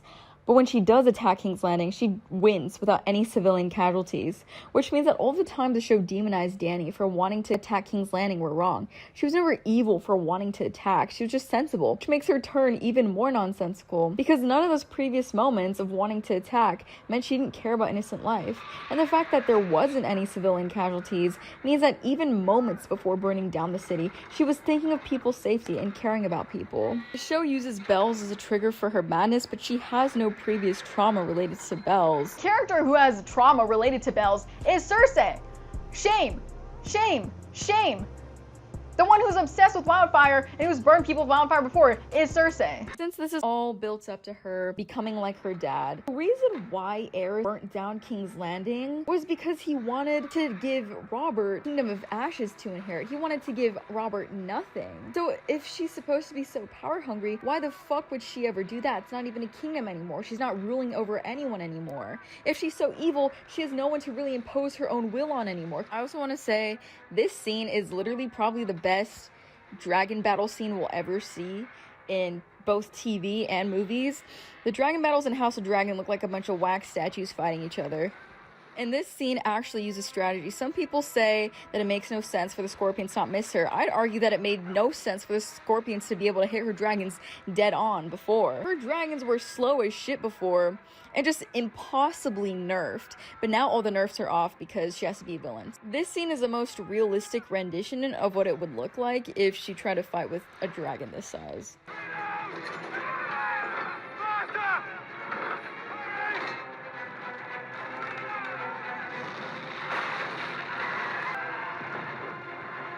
Dany just has no military reason, just like no reason whatsoever to burn King's Landing. Like, even if you think that she's so evil, there's really no point to it. If she wants people to love her, if she wants to rule over something, then she needs like kind of people there to worship her, to, you know, like. Actions are explained by objectives, not just by emotions. Emotions tell you why someone wants something. It doesn't tell you why they chose one particular action over every other possible action. Even if Daenerys becomes a villain, the specific act of burning King's Landing after she has already won is completely incoherent. Everything we do has a goal, even seemingly senseless violence. Even the most evil, delusional acts and groups in the world had coherent goals. The Holocaust was done to exterminate the Jews because the Jews were viewed as a fatal parasite to the Aryan race. The rape of Nanjing was done to break the resistance of China and its civilians, and the Japanese viewed the Chinese as innately inferior. The Taliban and ISIS and Al-Qaeda do all they do to establish fundamentalist rule. Every evil action is directed toward achieving something. Murder has motives, war has objectives, genocide has ideological goals, terrorism seeks to intimidate. So what exactly is the objective here? People never answer that question. They always answer different ones. I'll ask, why would she burn King's Landing after it surrendered? Other people respond, because she was lonely, or because no one loved her, or because she lost people, or because she snapped. Those explain at best why she became emotionally unstable. They do not adequately explain why the instability manifests as destroying the city she came across the world to rule. Imagine someone says, a CEO was devastated after his wife died. Okay, does that explain why he immediately burns down his own company headquarters? No. Grief explains the emotion, it doesn't explain the choice. There are 1,000 irrational things grief could produce. Burning down your own business is one of the least logical. Or imagine someone finally wins the lottery. The first thing they do is throw the ticket into a fireplace. Would you say, well, they were under a lot of stress? No. You'd immediately ask, but why? Stress isn't an objective, and the same applies here. Daenerys has spent her entire story in the show trying to reach the Iron Throne. She finally gets there. The city surrenders. Then she destroys the prize she spent 8 seasons pursuing. It's truly purposeless. Even if you argue that you believe it'll happen in the books, and oh, her Hitler arc will be so sophisticated in the books, the abhorrency of this act comes from her burning a city that has surrendered. I've seen people desperately try to patch this theory up, cling onto it, to prove it'll happen by saying, she'll accidentally burn more than she meant to when she's trying to take the city. But burning it down in battle is entirely different from deciding to torch people for no reason. Collateral damage during a battle is sad. Flying around for another 30 minutes after the battle is already over, deliberately roasting civilians street by street, is something else entirely. That's why D&D specifically had the bells ring first. It is the entire point. The bells remove every military justification and make the act 1,000 times more evil. D&D wanted the audience to know this wasn't conquest anymore, it was slaughter. Without the surrender, the act isn't nearly as monstrous. With the surrender, it becomes indefensible. Oh, but she realized Westeros would never love her. Every conqueror is unpopular initially. That's practically a law of history. Robert Baratheon, Aegon I, Rhaenyra, Aegon III, even Daenerys herself and Meereen. Conquerors are rarely loved on day one. Normal and something she's already experienced. But she also hasn't even ruled Westeros yet. How would she know her reign is doomed before it's even begun? It's like opening a restaurant and burning it down on opening day because they're convinced customers won't leave 5-star reviews. You haven't even served anyone yet. And we already know the peasants really don't care about who's on the throne. They just want peace and prosperity for themselves. That's why you still have some peasants who miss Aerys, the Mad King. This argument might make sense. In fact, a lot of the character choices Ding and Dong make for her, starting from season 4, might make sense if she was this pampered princess who'd always had everything given to her on a silver platter due to her status. She's never truly ruled before, she's sheltered, never gone through any real hardship, but that's not who she is. She's dealt with being hated, dealt with horrible loss all her life, and is a fierce lover of innocence. When innocents have indirectly died because of her, she's heartbroken. The strongest argument you can make for this is that she wanted to rule through fear. But the problem is, fear works because people survive to remember it. You massacre one rebellious city, so 10 others surrender. But King's Landing is the capital. It's where she's planning to live. It's the administrative center of her kingdom. It's where taxes flow, where laws are enforced, where trade is concentrated. Destroying it just creates a logistical nightmare. It's the equivalent of buying a company and immediately blowing up its headquarters because you want your employees to respect you. Congratulations. Now you have no headquarters, no employees, and no customers. This is why historical conquerors destroy cities before surrender. surrender. The destruction serves a purpose. It pressures other cities into surrendering. Once the city has already surrendered, the purpose disappears. Now you're just destroying your own infrastructure. People use the argument of Jorah, Missandei, Rhaegal. Again, that's emotion, not objective. If anything, grief narrows a person's focus. It makes revenge personal. If she wants revenge for Missandei, she'd kill Cersei. If she wants revenge for Rhaegal, it's Euron Greyjoy. If she wants revenge for Jorah, well, nothing to avenge there really, but I guess you can kill Sansa just for being annoying, and it'd probably be some catharsis for most of the fandom, because, I mean, even Jon fans don't like her in the show. This is like your neighbor crashes into your car, takes a massive shit on the hood, and pisses all over the seats, so logically, you decide to do nothing to the neighbor, you leave them alone, and then you decide to go off and burn down a hospital. Since the comparisons to Hitler are so insultingly rubbed in your face in season 8, let's use him as an example. Once he finally has assumed power, let's say he decides his first action is to burn down Berlin. Imagine Emperor Hirohito ascending the throne and immediately ordering Tokyo burned. Sounds stupid, right? Yeah, that's because it is. There's no reason to destroy the capital of the nation you want to rule. Eris did it to deny victory to someone else. If I can have it, no one can. But by doing this, she'd be denying the city she wants to herself. I can have it, but actually I can't. That's just self-sabotage. The cold truth of the matter is that D&D really wanted this ending of Jon killing Daenerys and worked backward from there. I think the final scene between Jon and Daenerys is something we came up with sometime in the midst of the 3rd season of the show. The broad strokes of it, anyway. Once that ending is fixed, Jon has to remain sympathetic. How do you make the audience support him killing the woman he's loved, the woman the audience has loved for so long? You make her commit the single most indefensible atrocity imaginable, deliberately incinerating thousands of innocents, including children. The story doesn't naturally arrive at Burn King's Landing. It arrives that Jon has to kill Daenerys. Everything before that is reverse engineered to justify that destination. That's why I'm skeptical that King's Landing will even be burned in the books. I don't even know if Cersei or Jon Connington will do it. If it is destroyed, I think it's more likely to be destroyed in the Long Night by the others, because here's the thing, the act of burning King's Landing itself is fundamentally self-defeating, so better characterization doesn't solve the problem. George writes about people whose actions emerge from motives. Why does Cersei burn the Tower of the Hand in the books? She thinks Tyrion's hiding there. Why does she arm the Faith militant? She wants to avoid paying the crown's massive debts to the Faith of the Seven, and thinks they'll use their weapons to target her enemies. Tywin does a Red Wedding to end the War of the Five Kings. Euron Greyjoy does all he does because he believes that by breaking every human and religious rule without getting punished, he proves that he's superior to those laws. Even Euron wouldn't burn King's Landing down if he somehow managed to win it, because what? After burning it down, you still have to rule it. You don't even get a fancy castle to yourself anymore. No fancy servants to help you into fancy clothes and fancy routines. You get a sleeping bag on a dusty floor. Because of this, it's hard to justify an action that serves no coherent political, military, emotional, or personal objective. Oh, but George will make it make sense. He'll take his time. You guys are so fucking funny. People talk about a long, slow Hitler arc as though there are another 4,000 pages of domestic governance ahead. Guys, you're forgetting a little something called the Long Night. There just isn't enough narrative room for a painstaking descent into totalitarian statecraft, and I sincerely doubt that's something George ever wanted to explore. The Long Night is on the rise. It's literally about to come. George was never gonna write a thing of,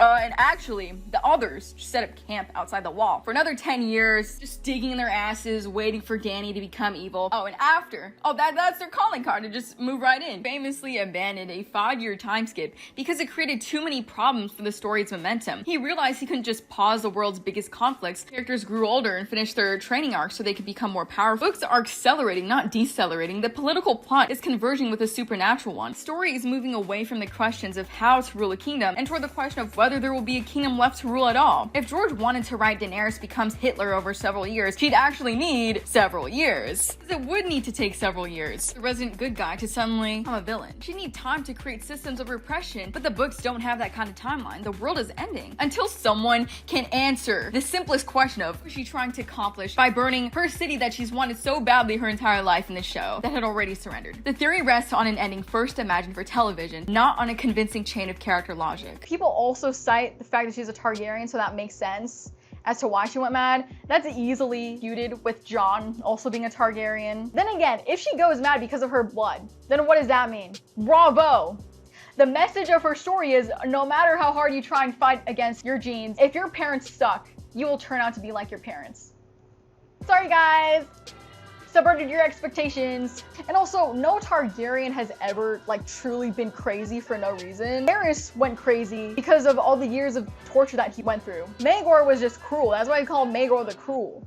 You know, I can't think of The only like truly mad Targaryen I can think of is Baelor the Blessed, because he was a religious zealot, but that's kind of it. Like, people also have this issue of applying real genetics here. Guys, real genetics clearly don't fucking apply. This is a fucking world where genes stay consistent no matter what. Like, the Baratheons are only able to produce kids with black hair for some fucking reason. The Lannisters are only able to produce kids with only blonde hair. The Targaryens have managed to keep like still like, oh my god, there's fucking anime characters, anime Targaryen characters walking around with like a streak of silver and shit in their hair. And you gotta remember, Valyria itself, the strongest empire on the known world, was ruled by 40 heavily incestuous families. It's quite clear that incest doesn't really do anything in Game of Thrones. It's just kind of like, you don't engage in incest because it's morally wrong. Biologically, there's really nothing. Daenerys' story is a story consistently pushing against determinism. The point is, she is the last living symbol of Valyria. Like, she is Valyrian through and through by her looks. You know, she's a Targaryen, the last living Targaryen. She has silver hair like every Targaryen before her, purple eyes. She rides dragons, but she is the antithesis of every single Valyrian that came before her. Valyria historically was a grotesque empire that practiced horrific slavery. They didn't care about anyone if you were born into the wrong social standing, but she is the answer to that. She is a Valyrian who was sold into slavery and is now against slavery. She is the last living remnant of the Valyrian dragon riding families, which were the families that were enforcing slavery. If she becomes irredeemably monstrous and just like her ancestors, then her choices never mattered. And that's just nihilistic fatalism. Tragedy requires agency. She's not her father, and she's not insane, and she's not a sadist, but there's a Targaryen ruthlessness that comes with even the good Targaryens. She's not her father, and she's not insane, and she's not a sadist, but there's a Targaryen ruthlessness that comes with even the good Targaryens. She's not her father, and she's not insane, and she's not a sadist, but there's a Targaryen ruthlessness that comes with even the good Targaryens. We're evil men, all of us here. They left the world worse than they found it. We're not going to do that. We're going to leave the world better than we found it. You will support my claim as Queen of the Seven Kingdoms, and respect the integrity of the Seven Kingdoms. No more reaving, roving, raiding, or raping. That's our way of life. No more. It's really not interesting if she turns out to be like everyone else. What makes her interesting is that she is so different from everyone else, bro. Oh my god. What the fuck is this? And by the show logic, again, she was already different from her ancestors. Bonded to 3 dragons.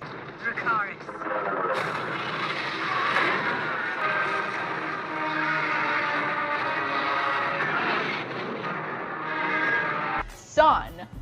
Fireproof for no fucking reason, son. The only, like, her ancestors were dreaming about her, bro. Come on now, don't play games. Don't play games with me. Here we address the Messiah complex argument. It appears my liberation of Slaver's Bay isn't going quite as planned. You could sail for Westeros and leave it all behind.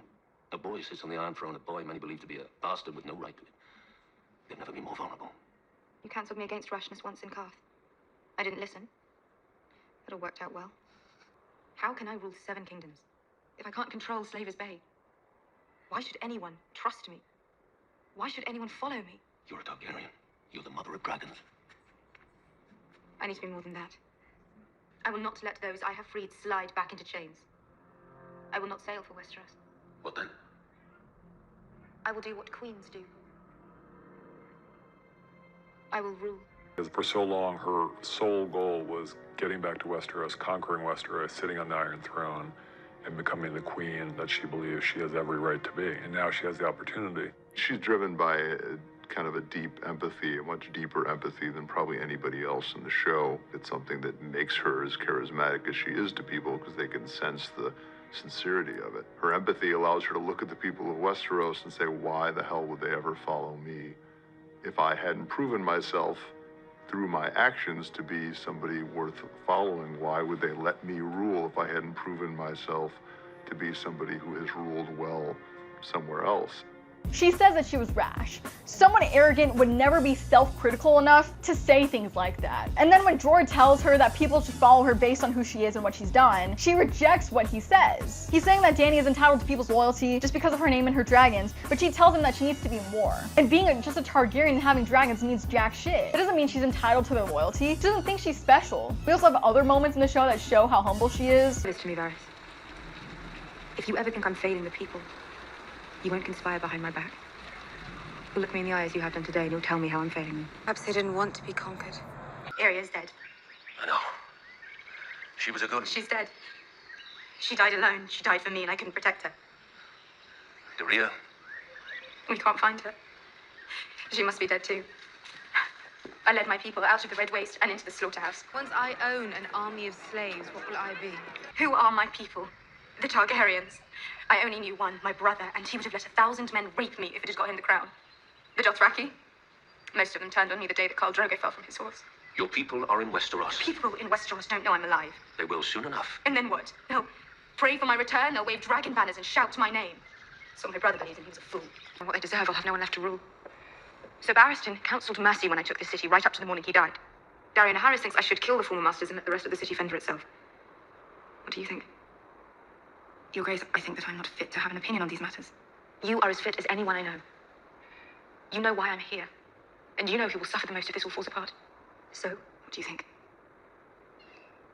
I can only tell you what I have seen, Your Grace. I have seen you listen to your counselors. I have seen you lean on their experience when your own was lacking, and weigh the choices they put before you. It takes courage to admit fear. And to admit a mistake. I came here to tell you that I was wrong. I was wrong, and you were right. I'm sorry. I'm so sorry. Don't be. All I've ever wanted was to serve you. What would you have me do as my advisor? Father alive. He burned my uncle alive. He would have burned the Seven My Kingdoms. father was an evil man. On behalf of House Targaryen, I ask your forgiveness for the crimes he committed against your family. And I ask you not to judge a daughter by the sins of her father. What do you think I should do? I would never I'm presume. at war. I'm losing. What do you think I should do? And she has all the right to think that she's special. Again, 4 of the 5 main characters have all the fucking right in the world to say that they're special. Happy about this than I am. I know. I respect what you did. Wish you hadn't done it, but I respect it. And we locked them in here. They wasted away. They grew small. And we grew small as well. We weren't extraordinary without them. We were just like everyone else. You were right from the beginning.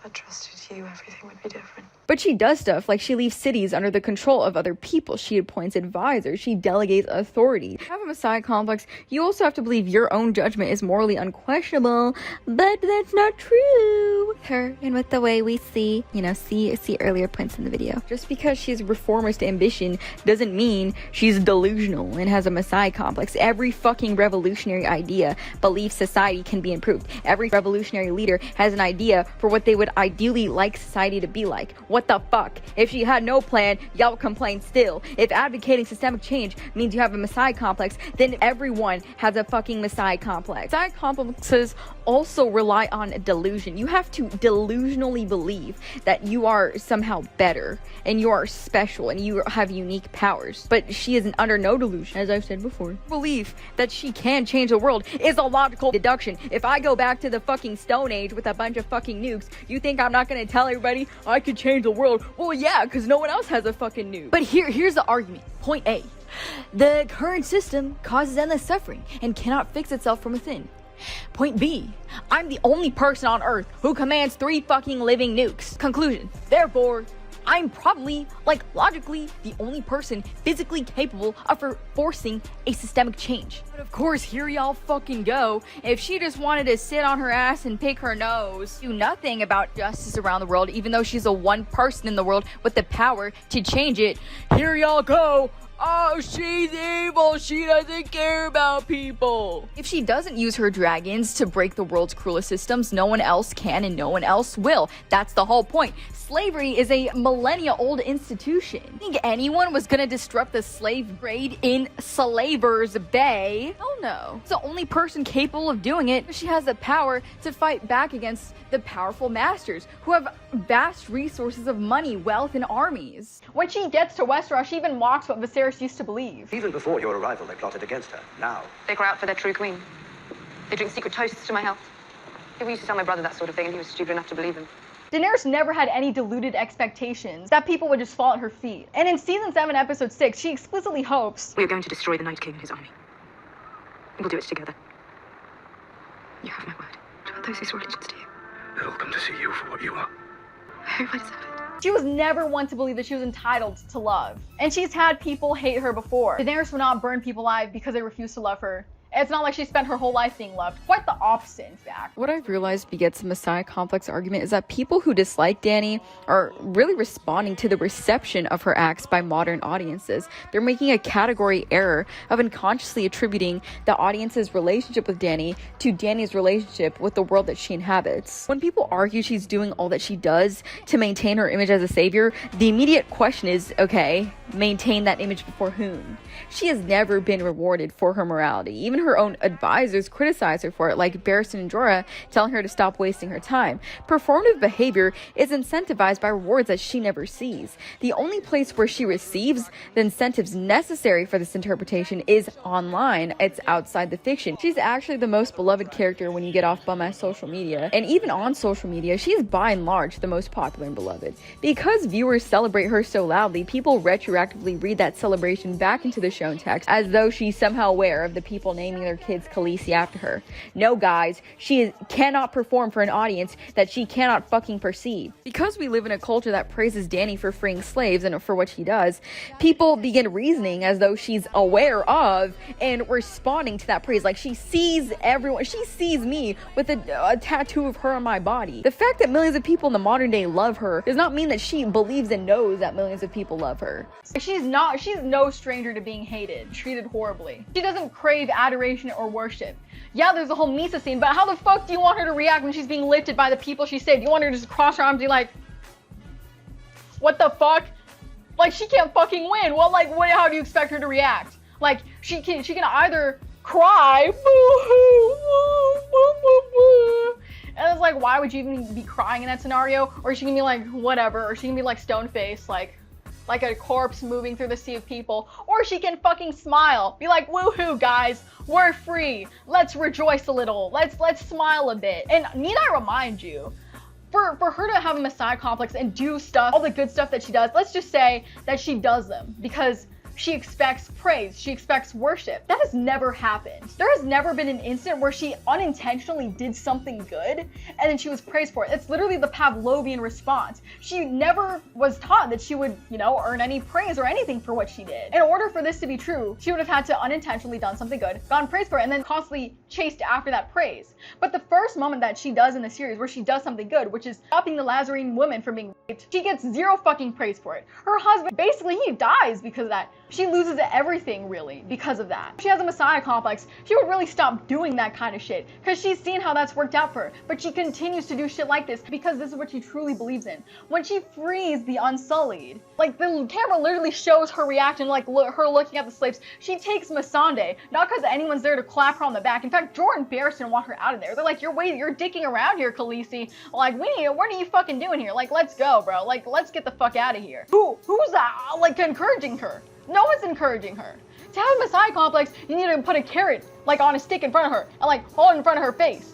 But there is no carrot on the stick. The carrot on the stick never existed in the first place, because she does these things out of the goodness of her own heart. And when Missandei says that the slaves of Yunkai owe her her freedom, she denies it. No.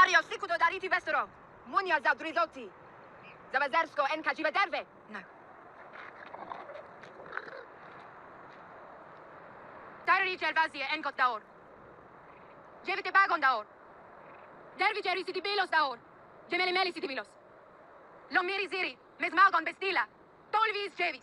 And when Dany acquires the unsullied of Astapor, she could have just said, you know, kill the masters, but leave the slaves alone. No, she tells him to free the slaves also. She's advised to not conquer Yunkai, to again stop dicking around. But she thinks 200,000 slaves in Yunkai, I have to do this. And this is before the Misa scene. This is before the slaves are like, woohoo, yes, let's go. She's doing this for no fucking reason. She didn't receive a bunch of fanfare in Astapor for freeing the slaves. There was no slaves in Astapor who were carrying her around and calling her Misa. The Dothraki slaves that she freed were not carrying her around and hailing her as their Misa. She freed the slaves before the Misa scene, not after. A true savior complex is characterized by this internal drive for self-glorification through the act of saving others. A savior needs the victim to feed their ego. Her trajectory shows the exact opposite. Her interventions are consistently born from the visceral empathy that she feels at immense personal and strategic cost. If she viewed herself as infallible, as a godlike savior whose every action was sanctified,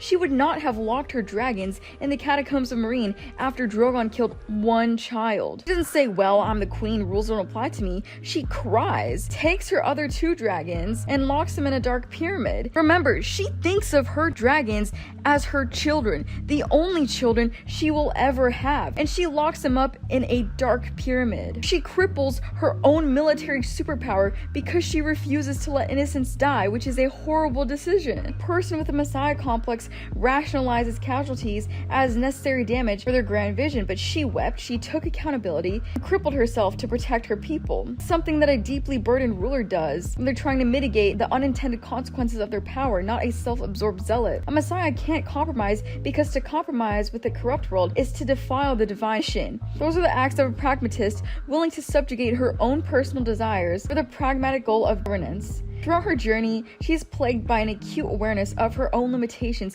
and the heavy cost of her crown. She repeatedly seeks counsel from a diverse group of people, and when they fail her, she even hits up, hey John, hey Davos, you guys help me out. A leader with a messiah complex views advisors as mere disciples. She always listens to them and frequently changes her mind based on their critiques. Liberate Slaver's Bay because she believed she was a god. She liberated it because she was an eyewitness to how horrible it was and was the only person able to stop it. Systemic violence of slavery is so deeply entrenched that it needs immense unyielding force to break. Calling her mad or delusional for executing the violent reality of a revolution retroactively applies a modern democratic standard to a feudal landscape, which is a framing that is never applied to her other contemporaries who execute people for far less noble causes. A lot of anti-Daenerys discourse rests on a strange assumption that her story is fundamentally about ego inflation. And it starts something like this. She begins idealistic, she gains power, becomes addicted to worship,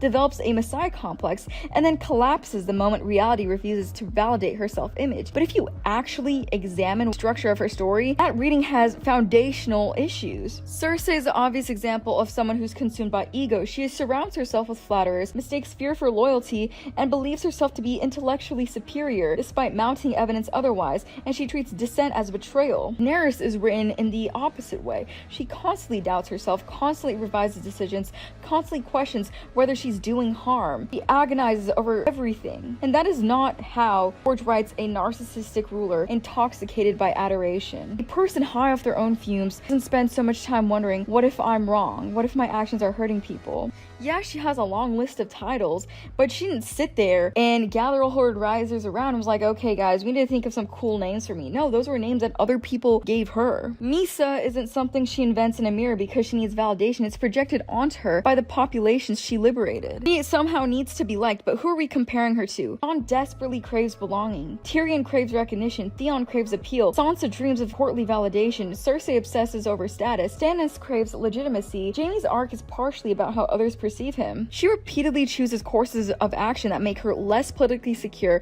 less popular, and materially weaker. Remaining in Meereen is a clearest example, but she stays because she feels morally responsible. She makes nearly everyone angry at her simultaneously, and someone addicted to applause would have just packed up and left. It seems to be this new argument that she somehow can only handle cartoonishly evil enemies, and when she's faced with morally gray or morally complex enemies, she collapses. The books are unfinished, so what you're doing is you're extrapolating an ending that you've essentially reverse engineered from the show's final episode. And the other issue is the show itself does not support the claim. In Meereen, again, she's always negotiating. In Westeros, she listens to her advisors to a fault. The more interesting question that her arc explores is, can violent injustice be dismantled, and what does a moral leadership require when every option causes suffering? And in the books especially, her hunger for a home predates her hunger for rule. Even the Iron Throne itself is more so a destiny imposed upon her since childhood. Some people treat her like she invented the Targaryen restoration project out of pure vanity, when in reality she inherited it. And if she was truly someone who could not handle nuance, then her advisors would look completely different. They would not be people who are constantly challenging her and having different opinions. Just because she believes strongly in her crazy moral convictions, which are that slavery is bad, that doesn't mean she's has a messiah complex. Her story becomes so much less interesting when it's a woman getting intoxicated by her own legend until reality punches her in the face. It's about power, responsibility, liberation, violence, inheritance, trauma, the unbearable burden of trying to change a brutal world. That conflict only works if her moral struggle is real and not secretly performative from the beginning. People don't understand how bad it is that she locked up her dragons. The dragons are the symbol of her power, which she should have done from day one. She should have been training her fucking dragons. If she was this power hungry, she would set aside ruling and focus on training her dragons. Because, I mean, that really is the most important thing. You know, she would strengthen her bonds with them, constantly just have them around her so they listen to her. But no, she's entirely focused on ruling, which is fucking crazy. You think that like any person with 3 dragons, I feel like they'd be more obsessed with the dragons than like actually doing anything else. But she neglects her dragons and fucking locks them up. Such a bad decision. You've made thousands of enemies all across the world. As soon as they see weakness, they'll attack. Show your strength. Here. Now. That's why I have the Unsullied patrolling the streets. Anyone with a chest full of gold can buy an army of Unsullied. You're not the mother of Unsullied. You're the mother of dragons.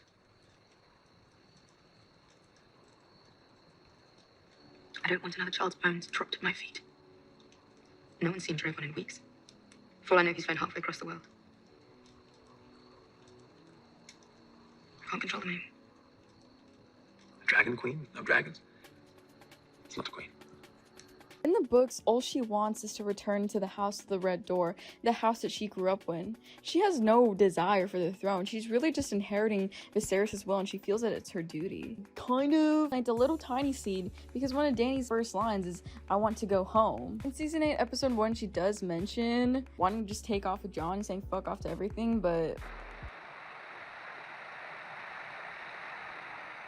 we could stay 1,000 years. No one would find us. the Yunkai guy gives her gold to get the fuck out and go to Westeros. She has as much funds as she needs and even more to have a bunch of ships to take all her Unsullied, to take her 3 dragons all the way to Westeros. She refuses because of her abolitionist goals. In Meereen, she's given the option to stay or leave. She could have blackmailed the slave masters in Slaver's Bay, been like, hey, I'm gonna plant my ass here if you guys don't give me a whole bunch of other mercenaries and a whole bunch of other shit. A villain interested in conquest doesn't completely derail their own geopolitical momentum to stay behind and govern cities. Ruling Essos isn't her goal, but the whole crux of this is that she sees the horrible things that are happening and she refuses to remain complicit. She never did anything on a whim for her own game or out of selfishness. She never shied away from doing things that didn't please her. Most characters in this series answer to somebody else. They answer to great houses, bannermen, or armies, but she repeatedly acts for people who cannot reward her. In Slaver's Bay, you had the support of the common people and only the common people. What was that like? Ruling without the rich. Dead slave children can't vote. Freedmen can't enrich her. The weak have very little to offer, but she consistently alters her plans because of them. Even if we say that she's a power-hungry villain, every character is a privileged aristocrat fighting for something. If we apply the same standard consistently, half the cast gets labeled mad. Would people say Robb Stark is mad for being emotionally moved by Northern war cries to become independent and punish enemies? Would they say Stannis is insane because he authorizes war in the name of succession? Would they call Arya mad every time she takes satisfaction and vengeance? You can't give her shit for wanting her feudal birthright. Every other character has this problem. Every character's a fucking aristocrat. And George supports it on the low key with bloodline powers. He gives all these powerful aristocratic families, like the Starks and the Targaryens, powers that separate them from ordinary people. These are not books, and this is not a show about disadvantaged people in a hardscrabble struggle to survive. They're books about privileged people squabbling with other privileged people over who gets to keep their unearned power. Robb inherits Ned's armies and castles castles. Tyrion's throwing around Lannister money. The only reason why Jon Snow is able to get as far as he does is because he was trained by House Stark's Master of Arms and treated much better than any bastard in Westeros. George does not hate feudalism. He would not be writing this whole book series about feudalism if he really did. In the show, of course she's getting impatient. She's been here for a year, and the best chances to attack were lost with time. If she keeps waiting, the Lannisters will just innovate more shit, stuff even worse than the Scorpions. When she first got to Westeros, she could have easily conquered it just with her 3 dragons. If she were acting like a logical feudal ruler, when Jon comes over to tell her, oh, there's an army of zombies, she could have taken him prisoner, flew on Drogon to Winterfell, and demand their surrender to her cause. She could have done that with every Lord of Westeros, and just used the same strategy as the 3 conquerors, but she always offers deals for loyalty. Dany allows Sansa to openly disrespect her in front of the Northern Lords. My sister, but I am king now. Can you start wearing a crown? When you question my decisions in front of the other lords and ladies, you undermine me. We can't question your decisions anymore. Of course you can, but Joffrey never let anyone question his authority. You think he was a good king? When they meet at the Dragon Pit, she could have just had Drogon eat Cersei right there. It would have been done with the whole thing real fast. But she didn't do it because that's not who Dany is. In spite of what people say and what dipshit dumbass did to her character, she truly cares about people and wants to help those in need. That's why she stays to help the North. She keeps her word at her army's expense. If she's so power hungry, Jon never would have been able to ride Rhaegal. Dragons are the single greatest military asset in existence. A dragon is basically a flying weapon of mass destruction. In this show, she's able to buy all of the Unsullied just by offering one little dragon. But she gives one to Jon, even though he's a secessionist king with his own army, his own political constituency, and his own claim to authority. A genuinely power-obsessed ruler would never have permitted it. In fact, even an extreme policy of everyone has to stay in a 5-mile radius away from my dragons would be entirely defensible. Governments aren't power-hungry because they don't hand people nukes. She didn't even need riders for Rhaegal and Viserion. She was already bonded with them and could control them. The dance itself was so destructive because way too many people had dragons, and it resulted in basically every dragon dying. The Dragon Seeds plan of giving Targaryen bastards dragons, doesn't that sound familiar, was disastrous because the bastards started using their dragons to do whatever the rider wanted. More riders means more factions means more conflict, and more conflict involving dragons means dead dragons. But she gave him one because she trusted him. Granted, her bond with Rhaegal is stronger than Jon's bond with Rhaegal because Rhaegal ditches Jon and follows Dany to Dragonstone, so it's assumed her will would override Jon's will over Rhaegal. But it's still like, why would you do that if you're power hungry? I'm not gonna argue with you that she doesn't get annoying in the later seasons. She does. She absolutely does. Like I said, every other female character does. Emilia Clarke said herself that there was a number of times she was like, why are you giving me that no? There are a few moments where I was like, don't tell me what to do with my girl. I know what to do. It's like Daenerys' calling card became cold expressionlessness. I always wanted to infuse that with some humanity because no one's consistently that. And all the characters really, they become annoying after season 4. Like, you can't sit here and tell me that you think, come on, Tyrion spends a whole fucking time being a character from The Office making dick jokes. Varys too. Jon just kind of stands there and looks fucking stupid. Jaime is just like obsessed with Cersei. None of the characters are good or interesting. The Starks become the Lannisters and they hate anyone who isn't them. And the writers, I'm sorry to say this, they do just kind of suck at writing women. They literally say that one of the reasons why Sansa doesn't like Dany is because Dany's pretty. Are you fucking serious? What is this? How elementary is your view of women? Are you fucking stupid or what? But let's see what George had to say about Daenerys. If you had to choose a travel companion among your characters, who would it be? He said it would depend on the destination. If it were a more romantic getaway, I would take Daenerys Targaryen because in addition to being very funny, she's a very beautiful woman. That's not really the way you talk about a character who's gonna go mad. If he could have dinner with 3 of his characters from the series, which 3 characters would he choose and why? Maybe Dany, because, you know, she's really hot. Especially if she wore that Qarthian gown. That would be... I'd like to have dinner with Dany wearing that Qarthian gown. I don't know if the Qarthian gown made it into the 2nd season. I have a feeling that it may not have. People also say, oh, but she's showing how power corrupts. For someone to be corrupted by power, you always have to have like little seeds at the start. I'll give you an example. Me, when I was a kid, I was a little fucking demon. Oh, I remember I didn't like the friends of one of my friends. Like, this was one of her close friends, and I was jealous that they were close friends together. So I made this whole fucking fuss about how I didn't want her there, and I gave the teacher the impression that she was bullying me, and so she had to apologize to me. When I played games like Animal Jam and Roblox, Animal Jam had a thing called membership, where it's like if you paid a certain amount of money, you would get access to more characters, more cool stuff, you would have a cool name tag, you were just like bougie. I was a non-member when I first started Animal Jam, so I'd be like, non-members deserve rights, give more to non-members. The moment I got membership, I started to switch up. When I saw people protesting in Animal Jam for more rights for non-members, I'd be like, no thank you. No thank you, you're all brokies, can't hear you, brokies. When I started out Roblox and I got Robux, I had the money to like design my characters, to buy game passes and Murder Mystery 2. You know what I fucking did? I would call people without Robux noobs, and I would laugh at them. Ha ha, you're a noob. The moment I got power, it corrupted me. But the signs really were there, so I was a little fucking demon child. And if you ask anyone who knew me when I was a kid, they would answer that I was a demon child. If her story is power corrupts, then the corruption should emerge from increasing insulation, moral decay, loss of empathy, growing indifference to innocent suffering. But Daenerys always moves in the opposite direction. She starts as someone with nothing, and when she gains power, she becomes more conscious of suffering. That's the inverse trajectory of corruption stories. And power actually moderated Daenerys. We see young Dany, she acts rash, she threatens to burn qarth, she speaks emotionally. But when she has power and becomes a queen, she stays in Meereen to learn how to govern, repeatedly seeks advice. The more powerful she becomes, the more restrained she becomes. Her trajectory from season 3 to 7 is one of increasing responsibility. Look at what she actually does with power. In season 1, she saves women from being raped. She frees a slave in Astapor in season 3, and she shoots herself in the foot because she didn't stay to rule. In season 4, she stays in Meereen. Seasons 5 to 6, she rules entire cities and eventually commands the largest military force in the known world. Season 7, she arrives in Westeros and she stupidly loses a dragon trying to save Jon's pathetic life. She wants to rule with Jon. She sacrifices like 80% of her military force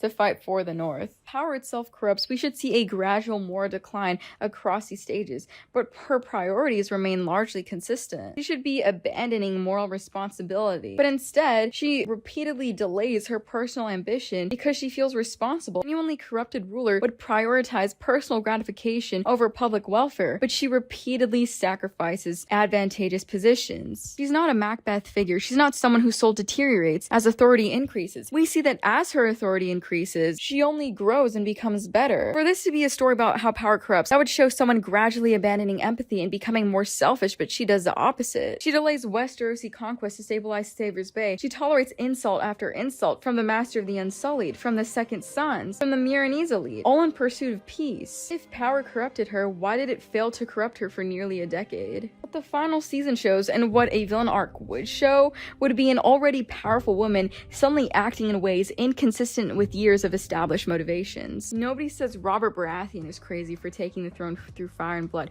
No one says Rhaenyra is crazy for that. No one says Aegon III is crazy for that. No one says Aegon I is crazy for that. She's expected to be morally perfect and judged simultaneously by the standards of a medieval warlord and also a modern humanitarian administrator. No one else in this series is ever held to both at once. She has coherent political dilemmas that George puts because he's interested in these political dilemmas. Actually, she was secretly omnicidal narcissist all along, bypasses all of them. You turn a morally and politically layered character into a simplistic warning label. At her current state in the books, she already has enormous power. She has armies, cities, devotion, dragons, near divine status. The moment I got my Animal Jam membership, the moment I typed that code in and I got that beautiful glittery name tag and I changed my character to a sexy Arctic wolf, I felt the power coursing through my veins. I was like, oh, fuck all you non-members. I can't wait to flex on you guys. Money spread, money spread. I almost wish she was power hungry because then we'd have more dragon scenes. That's my one thing. One thing I think the show did bad is like it shows like it has so much build up to these characters getting power and then like it kind of fucks it up. Especially with the Arya, like we saw so much of her being a faceless assassin. We're like waiting for some payoff. We never really get payoff to her doing anything big with her faceless assassin powers. Like the most she does is kill a phrase. And it's kind of the same with Dany, honestly. It's like spoils of war, which very quickly gets boring the more you watch it. I'm not abandoning my army. You're the commander, not a damn infantryman. Those fuckers are about to swamp us. We can hold them off.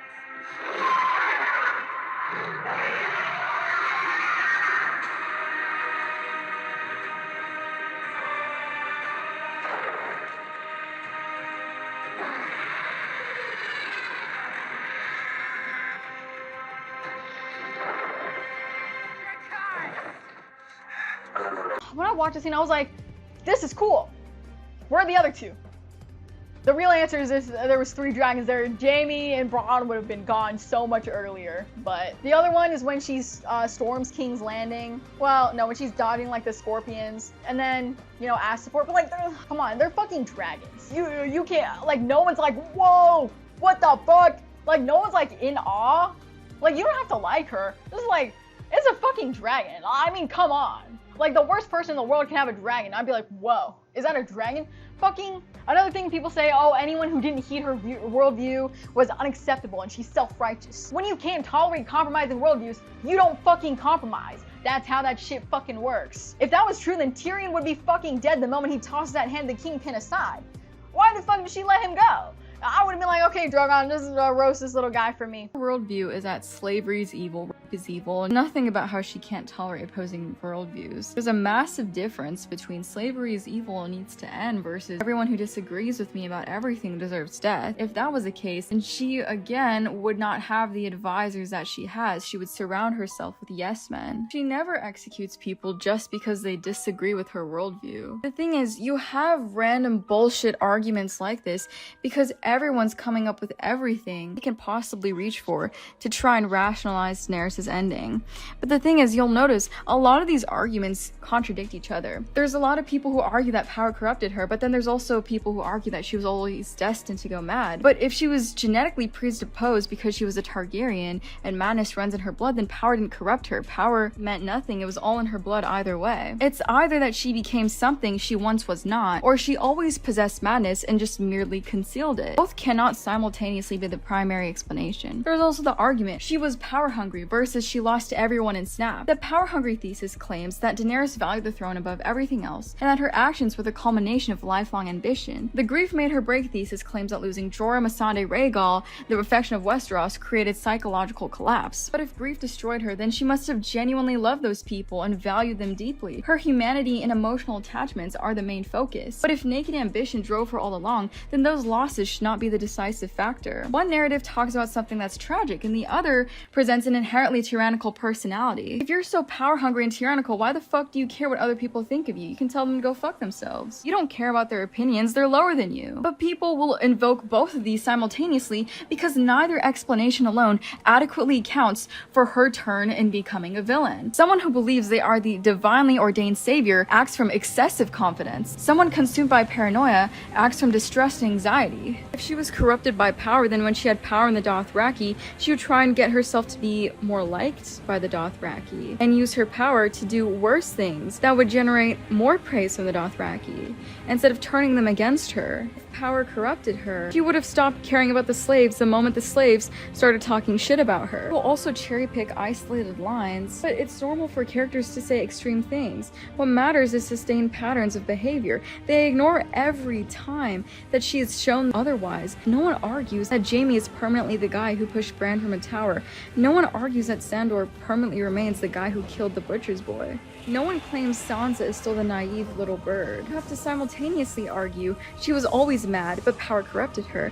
She only snapped after losses, but she never loved anyone. She was paranoid, but supremely certain. She sought justice, but never cared about innocence. She was genetically doomed, but responsible for her choices. The need to even invoke so many competing explanations is itself evidence that the transformation is nonsensical. She can't be both having a messiah complex and power hungry, because the messiah complex argument says that she's someone who thinks she's liberating the world, who cannot tolerate dissent because dissent is a moral failure. But power hungry says she doesn't believe her own rhetoric, that the liberation talk was always instrumental in a cover story for her ambition and a desire to sit the throne for its own sake.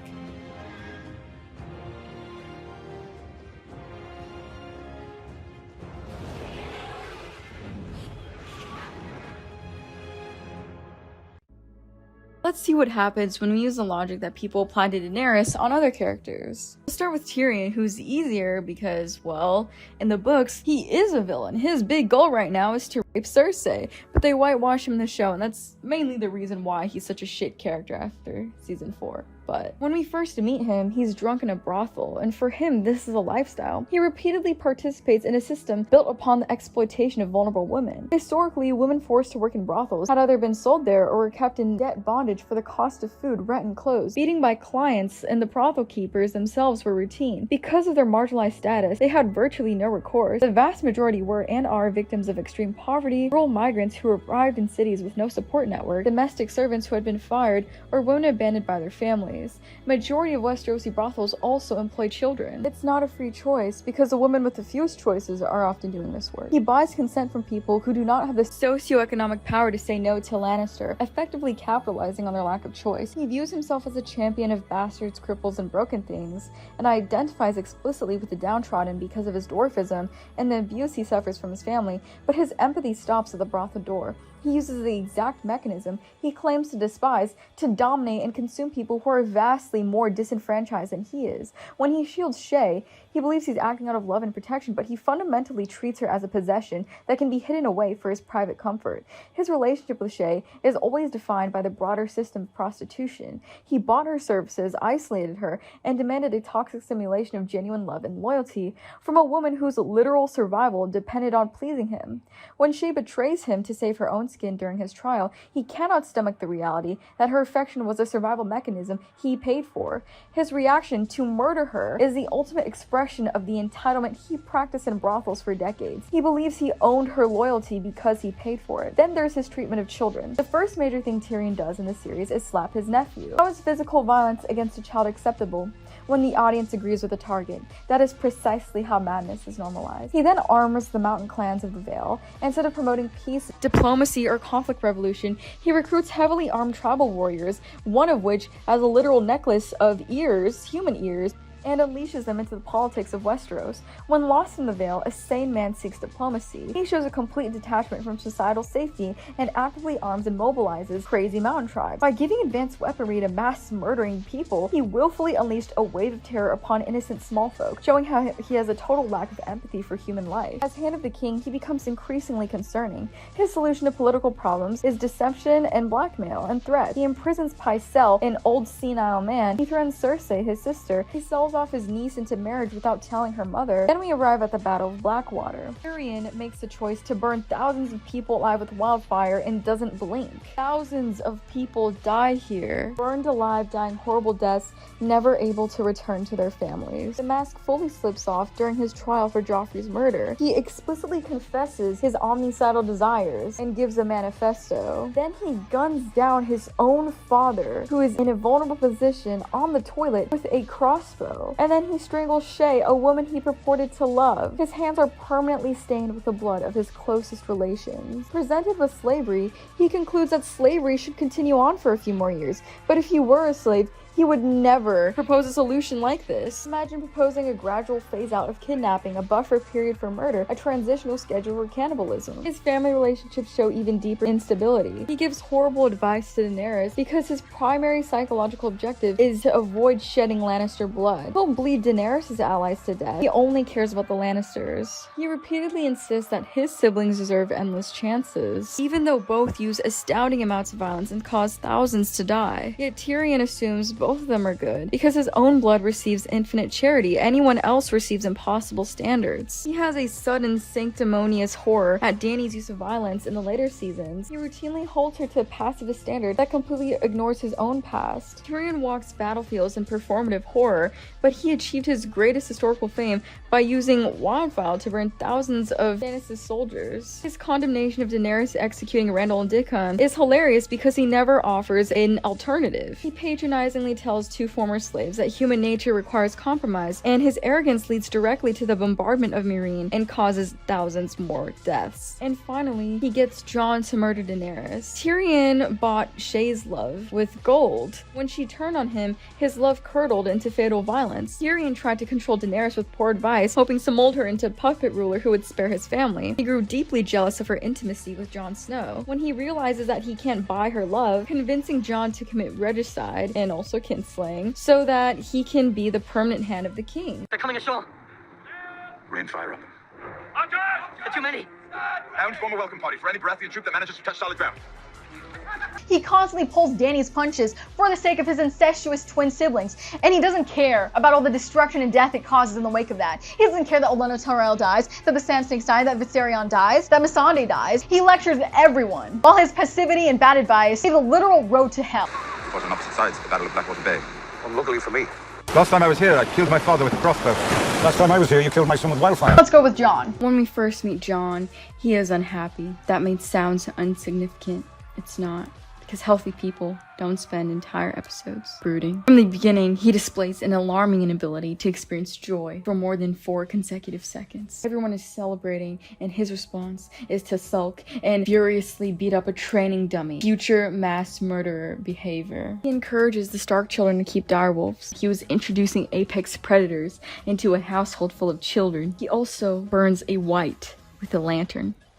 Imagine if it was a baby. When his family faces existential ruin after Bran's fall and Ned's departure, he chooses to just ditch them. He joins the Night's Watch, a penal colony filled with murderers and rapists, and romanticized it as a holy order. He chooses the company of hardened criminals over his own grieving mother and siblings. Upon arriving at Castle Black, he shows his ego by saying, Peeling a wheel of cheese his little sister hadn't eaten in 3 days. He was given a choice, his right hand or the wall.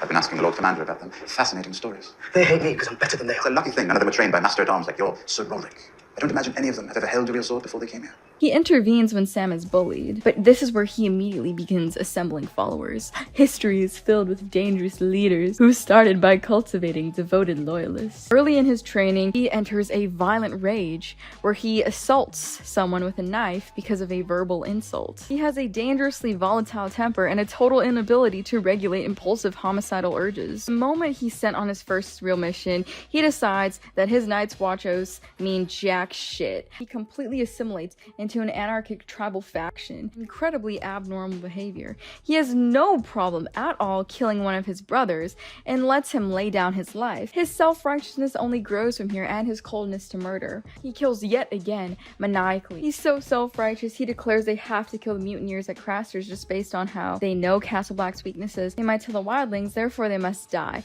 Where is due process? He has no idea if some of the mutineers here were forced to. He doesn't give them a fair trial. His reasoning is consequentialist. The issue with this reasoning is it gradually expands. When someone begins comfortable deciding who must die for the greater good, the category can grow. He stalks through the dark, stabbing men in the stomach, the back, and ultimately driving a sword right through someone's skull. In the Watchers on the Wall, he starts killing at an industrial scale.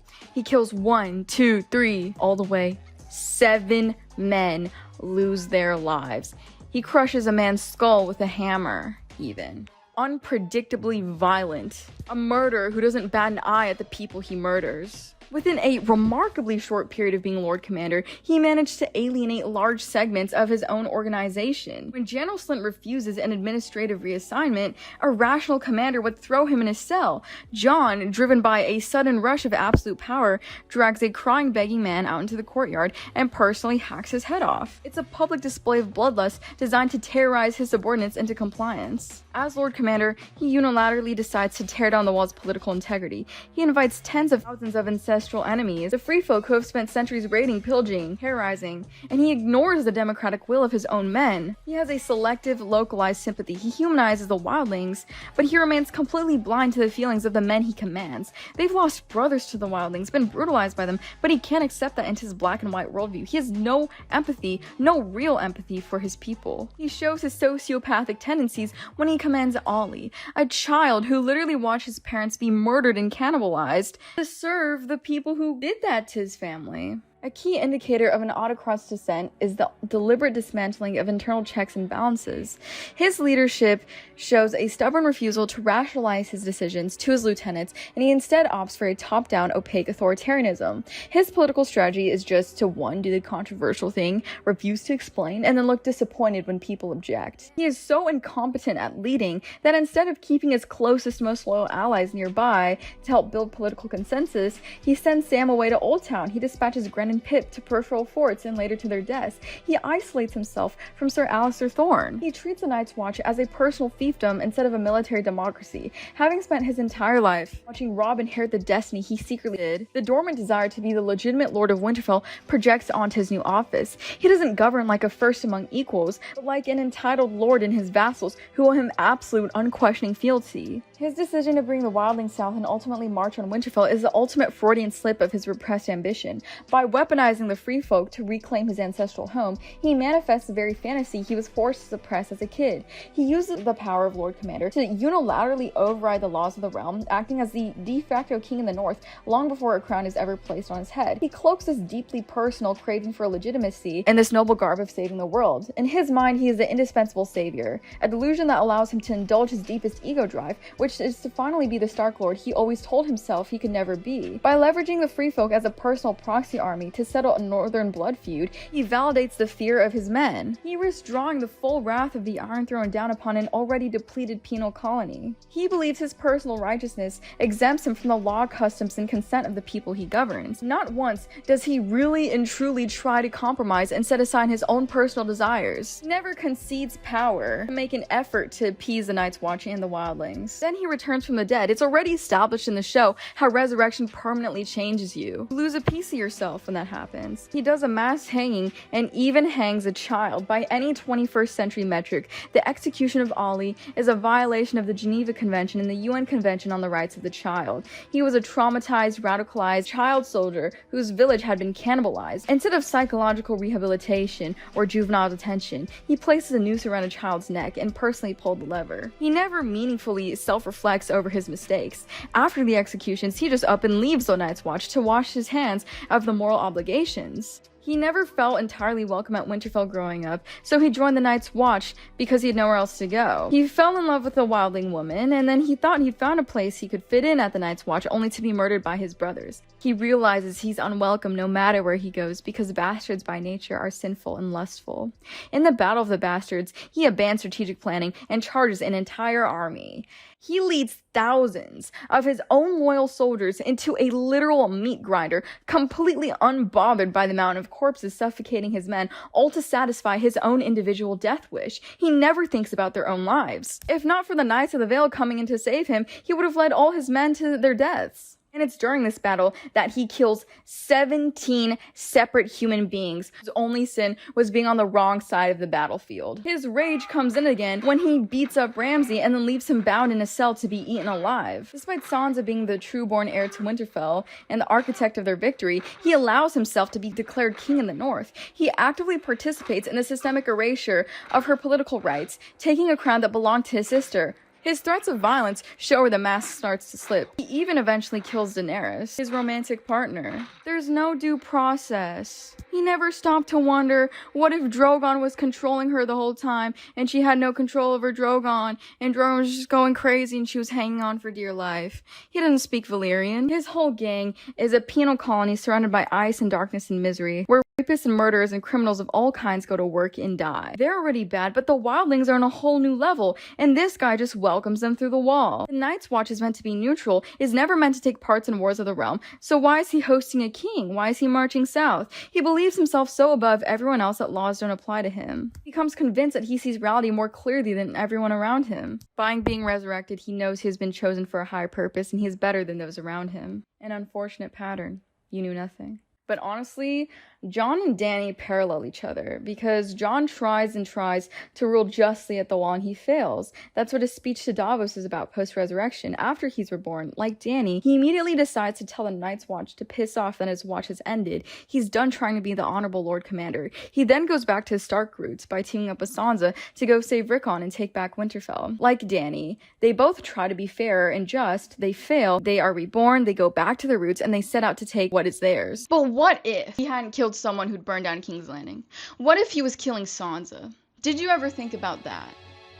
We only accept it because Daenerys had burned down King's Landing. Let's take a good look at House Stark in the way that they wage bloody wars to reclaim what they believe is their ancestral seat, their right, or to get revenge for their parents. Villages burn, farmers are conscripted, innocent people die, but this is okay because this is a feudal dynasty reclaiming their property. Violence is noble, you guys, when it restores a lord to the castle his ancestors owned. Violence bad when it's for a system built on the ownership and torture of human beings. The Starks are honorable because they obey the law. The law is hereditary nobility, peasants owe military service to their lord, political authority derives from bloodlines, deserters from the Night's Watch must be executed regardless of circumstance. The law is whatever the feudal system declares it to be. Ned doesn't care about what the Night's Watch deserter has to say. The law requires death, so death it is. He was only following orders, but history has shown what happens when you masquerade under this notion of, oh, I was just following orders. The story's first big scene is the execution, specifically because it sets the tone for the world this is and what's normal in this world. They're good because the Targaryens are baddies with dragons, and the North has always been held by the Starks. They're indigenous to the lands. Even though they administer justice,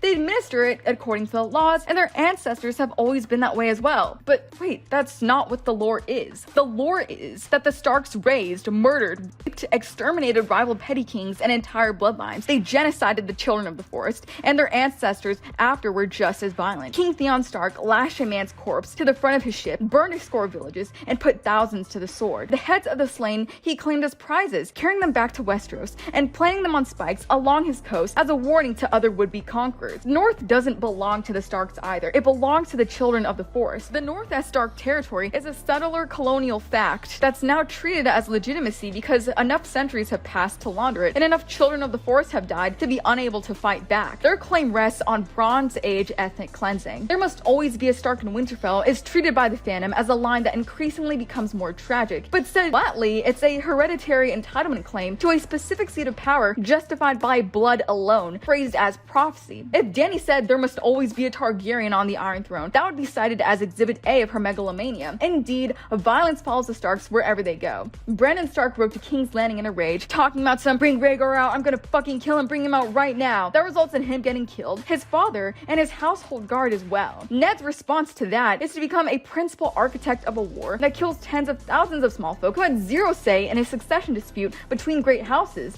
It ends with the sack of King's Landing, the murder of Elia's infant children, and her death. Atrocities that they don't meaningfully punish anyone for. This all started because Lyanna Stark, a selfish hypocrite who believes that being cheated on is bad only when it's done to her. But when it's done to someone else, who cares? She's not like anyone else. She's not like other girls. She's special. She's special because she's feisty and rude. So she'll just stay shacked up with Rhaegar as her brother and father die and as the entire realm burns. Madness and violence clearly runs in their blood and has ran there ever since their ancestors procreated, the ancestors who raped and genocided. They even call this violence wolf's blood, putting a cute little bow on what's really more dark and terrifying. Robb declares himself king in the North, and what follows is a war that burns the riverlands to the ground, gets his own men into a massacre, and ends with Robb's own mother slitting a hostage's throat in a foreign lord's home. His campaigns inevitably kill and torture thousands of people who have never personally wronged him. He was clearly on the path toward becoming a bloodthirsty conqueror. His willingness to wage war and get people killed for selfish goals proves that he would have eventually massacred King's Landing. They don't care about their targets. Arya's entire arc is an assassination checklist worked through with zero due process. Meryn Trant, Walder Frey, the entire Frey house leadership poisoned at a feast under false pretenses. No one gets a trial or a chance to surrender, reform, or explain. Ned kills a frightened teenager without considering mercy. Clearly this foreshadows that he'll eventually start executing random civilians. After all, he's already shown he's willing to kill someone who isn't actively threatening him. Where is the line? Once someone proves willing to execute one innocent under legal authority, why wouldn't they execute thousands? He kills Lady, an innocent wolf, instead of setting her free. And don't you know that a sign of psychopathy is cruel treatment towards animals? When the Starks fight to retake Winterfell, we have to think about how they're imposing their rule without the consent of every peasant. Reclaiming it through violence and military force is evidence of latent tyranny. They solve all their political problems with violence. Robb's first major storyline is raising an army. Jon's climax is also leading an army and going into violent rages. For Arya, murder. Sansa feeding someone to dogs. Every single Stark resorts to violence. Violence is their first instinct, and violence escalates. If they're willing to kill kill one person or a few hundred, what's stopping them from killing 1,000? Violence snowballs. Did Ned investigate into the Night's Watch deserter? No. Did he show mercy? No. Did he ask whether the law itself was just? No. He just cut off the guy's head. If Ned can execute one traumatized innocent because it's the law, why wouldn't his children eventually execute entire populations? His blood runs in their veins. His wolf's blood, the blood of his evil ancestors who raped and genocided and asserted their own will. He's already crossed the line. The Starks also believe they alone know what's right. Classic Messiah complex. Ned never questions whether his conception of honor is actually moral. Robb believes restoring Stark rule is unquestionably justified. Jon repeatedly ignores others because he believes his judgment and his wants supersede everyone else's. Arya literally creates a death list. Sansa decides who deserves to die. Notice the pattern. Everyone else is wrong. The Starks are right. Their worldview is completely black and white. You're either with House Stark, or you're Ramsay, or Lannister, or Frey, or Bolton, or Greyjoy. They constantly divide the world into good people and evil people. That's exactly how dictators think. They dehumanize their enemies. Entire groups of people become just the Lannisters, the Boltons, the Freys, or people fighting with them. Human beings become acceptable targets because of collective identity. They constantly insist Winterfell belongs to them. Why? Because of birth, not elections or consent, but their blue blood that sets them apart. Apparently, one family has a divine right to rule forever. They don't care about collateral damage. Every Stark campaign causes immense suffering, but they don't care. And revenge becomes entrenched in them. Arya, Sansa, Jon, Robb, they're obsessed with restoring their dynasty and avenging the wrongs committed to them. Our seat, our castle, our birthright. Horrifically imperialistic. Why are they so obsessed with power? Jon literally kills his own people. He kills Night's Watch brothers, but dictators always justify killing political opponents. Today it's mutineers, tomorrow it's dissenters. It's a slippery slope towards more and more violence. Sansa feeds Ramsay to dogs, but if she's willing to enjoy one brutal execution, what happens when she has absolute power? Arya enjoys killing. If someone enjoys killing once, they'll obviously never stop. They're surrounded by people who constantly tell them they're special. The King in the North, the White Wolf, the blood of Ned Stark. Everyone reinforces their superiority, but echo chambers create extremists. Robb rebels against the Iron Throne. Jon ignores the Night's Watch. Sansa undermines Jon. Arya abandons the Faceless Men. Rules only matter when the Starks agree with them. Otherwise, they're free to break them. They're also all emotionally unstable. Trauma plus absolute power is just a recipe for disaster. Their family motto literally glorifies perpetual siege mentality. Winter is coming. They teach every generation that disaster is always approaching. That's fear-based politics. People govern through existential threats. They also constantly justify everything as necessary. Every questionable action is it had to be done. Every execution is necessary. Every war is necessary. That's exactly how atrocities are normalized. At this point, the evidence is overwhelming. They execute people, wage wars, believe they're morally superior and superior through their blood alone. They inherit power through their blood, power they gain through genocide and crimes. They dehumanize enemies, justify revenge, ignore institutions, think they're uniquely qualified to rule. Honestly, I wouldn't be surprised if by the end of the story, House Stark is rounding up innocent civilians in concentration camps. Stark fans always ignore the warning signs because they're blinded by protagonist bias. The evidence has been there since the very first chapter. George loves writing arcs like this, don't you see? Arcs where he does a whole heel turn on a character. Except he doesn't. What George actually likes doing is placing fundamentally decent people into impossible situations and forcing them to make increasingly ugly moral compromises. These thugs just keep making shit up about George and treat him like he's putty to mold into whatever suits their argument best. Ned lies. He commits treason to save his daughters. He executes people. He kills Lady. He conceals Jon's parentage. Robb executes Richard Karstark, breaks an oath to House Frey, and wages a devastating war that leaves thousands dead. Arya becomes an assassin. Sansa learns manipulation. Bran mind controls another human being. Tyrion becomes darker and more bitter. Jaime slowly becomes more honorable without magically becoming a saint. None of them are gonna wake up one morning and decide, today, I think I'm gonna burn an orphanage, and then, tomorrow, tomorrow, shit, I just might round up a whole bunch of elderly people and have them fight to the death. George does like writing morally gray choices, but when he writes villains, it's abundantly clear that they are villains. Tywin in the books is a vicious, hypocritical bald sack of poo-poo who does cartoonishly heinous acts like the Red Wedding and Tysha. Ramsay is the same, Viserys is the same, the Mountain Cersei. I mean, come on.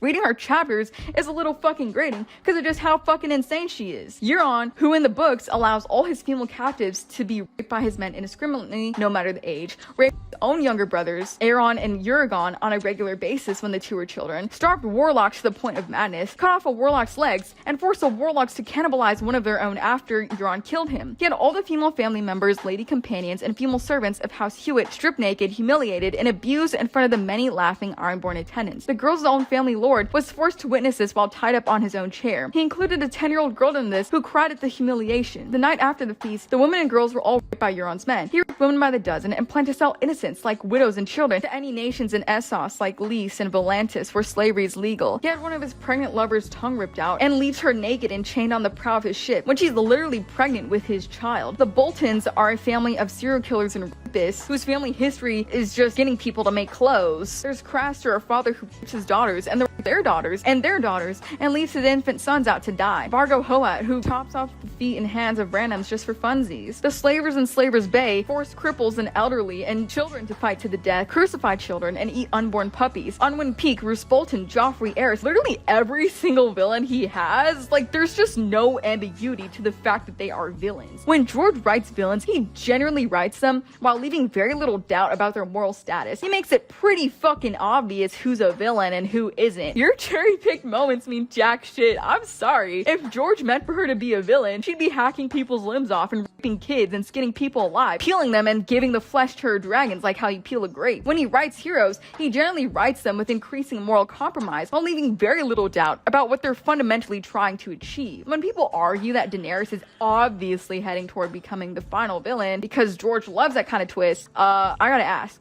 where's the evidence that he does? Who is the precedent? The proposed Mad Queen trajectory requires her moral central framework to collapse. Everything that previously motivated her, protecting the powerless, hatred of slavery, outrage at cruelty, insistent that innocence matters, would have to reverse. A woman whose defining impulse is outrage at the crucifixion of children would suddenly become someone who burns children she's never met. A woman who locks her own dragons, her own children, after one stranger's child dies that she doesn't even fucking know, would deliberately incinerate thousands of children. A woman who repeatedly distinguishes between the guilty and innocent would stop caring whether the people beneath her dragons were guilty at all. Or you argue she'll just go crazy and become, self-righteous. Y'all are so disingenuous, it's comical. When George writes self-righteous characters, it is made abundantly clear and you are hit over the head with it repeatedly. See Cersei, Victarion. When people twist and shape George like this so he can fit their arguments better, they're literally talking about this fantasy version of George that they've made up inside their heads. His work certainly contains plot twists and tragic ironies, but if you look at his body of work, the recurring pattern is not,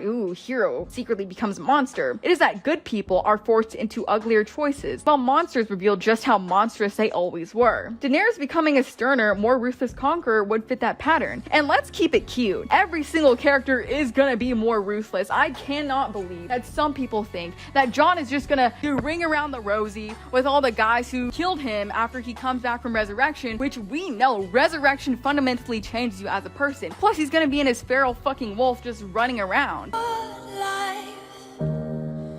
What the fuck is this? They think Bran, who is committing the ultimate atrocity of using another human being as a meat puppet, taking control of their bodily autonomy and ruining their entire life, is gonna become some fucking Buddhist. They genuinely think that Arya, a radicalized child assassin who takes pleasure in killing people, who's going to kill more and more and more, is genuinely just gonna sit down and sing songs with Ed Sheeran and they're gonna be all buddy-buddy together and ride off into the sunset. Brienne has literally led Jaime into hell. Like, what is this? Every character is slated to become more ruthless in the Winds of Winter.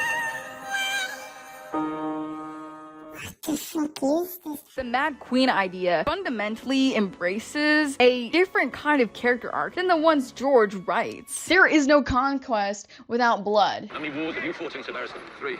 Have you ever seen a war where innocents didn't die by the thousands? What's worse is that so many of these characters who've done, by our 21st century standards, really bad things, suddenly they become judgmental. You got Tyrion. Don't you know, I've always cared for the small folk. I've never liked death. I've never liked it. Never. I just found a prop. Do you think I'm gonna get demonetized if I show it? It's like an 18th century gun. Sorry, Cersei literally destroys the Vatican. I'm actually scared about getting demonetized. I can't just wave that around. But Tyrion still believes that there's a good person inside of Cersei. And let's not forget that Varys' alternative to burning them all is starving them all. Maybe this part's not in your books. See, it's not the fighting that kills most people, it's the starving. Food's worth more than gold. Things get bad enough, the poor start eating each other. You can't... Oh my god, this feels kind of intense though. Okay. that feels too intense. But you can't say that Dany locking the people in the vault is crazy, but starving a whole city isn't crazy, because then it becomes just a really big vault. There's moral outrage over Jon and Daenerys being aunt and nephew. Son, this is Westeros. Even cousin marriages are common in Westeros, and they're Targaryens. Who gives a fuck? When Aegon in the books is talking about, I want to marry Daenerys, his aunt, no one's like, ugh, you want to marry your aunt? Oh, you're sick, you're sick. It's fucking Westeros, my guy. He doesn't know her. He doesn't know her. Tywin even married his first cousin. This is just what... There's an expectation for Targaryens. This has always been the expectation for Targaryens. But because we're in the era of Xinbaka and Twitter, is not good. What the fuck is this? I left a heart. You know, yeah. But even then, there's all this, oh no, you can't, that's your aunt. But then the authors, or the writers, just give Cersei and Jaime this sad, tragic, really romantic ending that kind of validates them being twins who are in love with each other. Lying in the arms of the woman he loves, and this is it. I think he knows that they belong together. Out. He's just trying to calm down the woman he loves because he knows this is it. Look at me. Just look at me. Nothing else matters. Nothing else matters. Only us. And Cersei's what matters to him. Which I would argue is 1,000 times worse than an aunt and nephew who never grew up with each other, who didn't know each other existed until like a year ago, getting together. These are two people who were in the womb together, and who grew up alongside each other as siblings. And they're twins. Few people in universe see Robb as anything but a hero, despite the suffering that the Northern soldiers inflicted amongst the small folk. If waging war is morally wrong, and if using violence is morally wrong, then it has to be morally wrong for every character, not just Daenerys. People's enemy in war are just plain evil men. The amateur human rights lawyers will tell us how bad this all is, and the amateur psychologists will tell us how it foreshadows madness and evil. You got someone else doing it, oh, it's a medieval world at war. What the fuck is this? Pacifism has to apply to all or none. Killing slavers to free their victims is somehow worse than killing to avenge wrongs done to oneself or one's family. Her entire arc shows her character, from her hating the idea of the fighting pits to even some small things, like when Daario grabs a Lazarene woman, Daenerys is like, no, don't hurt her. You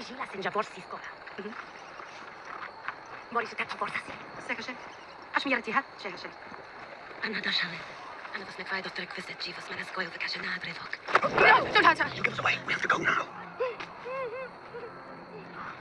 But oh, her ending will be Dookie, dumbass, no matter what. She's a far worse person in the books. So, this is really funny to me, because I remember when I first saw people saying this shit when the show came out with this ending. But I read the books myself. I read her chapters alone like 4 times, I think. What the fuck are you guys talking about? You're so far off the mark. If anything, Daenerys is a much better person in the books. In the book, she's a little 14-year-old girl. She's out here telling her, like, there's a character in the book called Strong Belwas, and he's fat as shit. And she calls him a big bald baby because he doesn't want to seek treatment for his injuries. Because she's worried that he's going to turn out like Drogo. She's constantly like, he kisses her handmaid's hands when, like, Drogo nips at her. She laughs and hugs Missandei.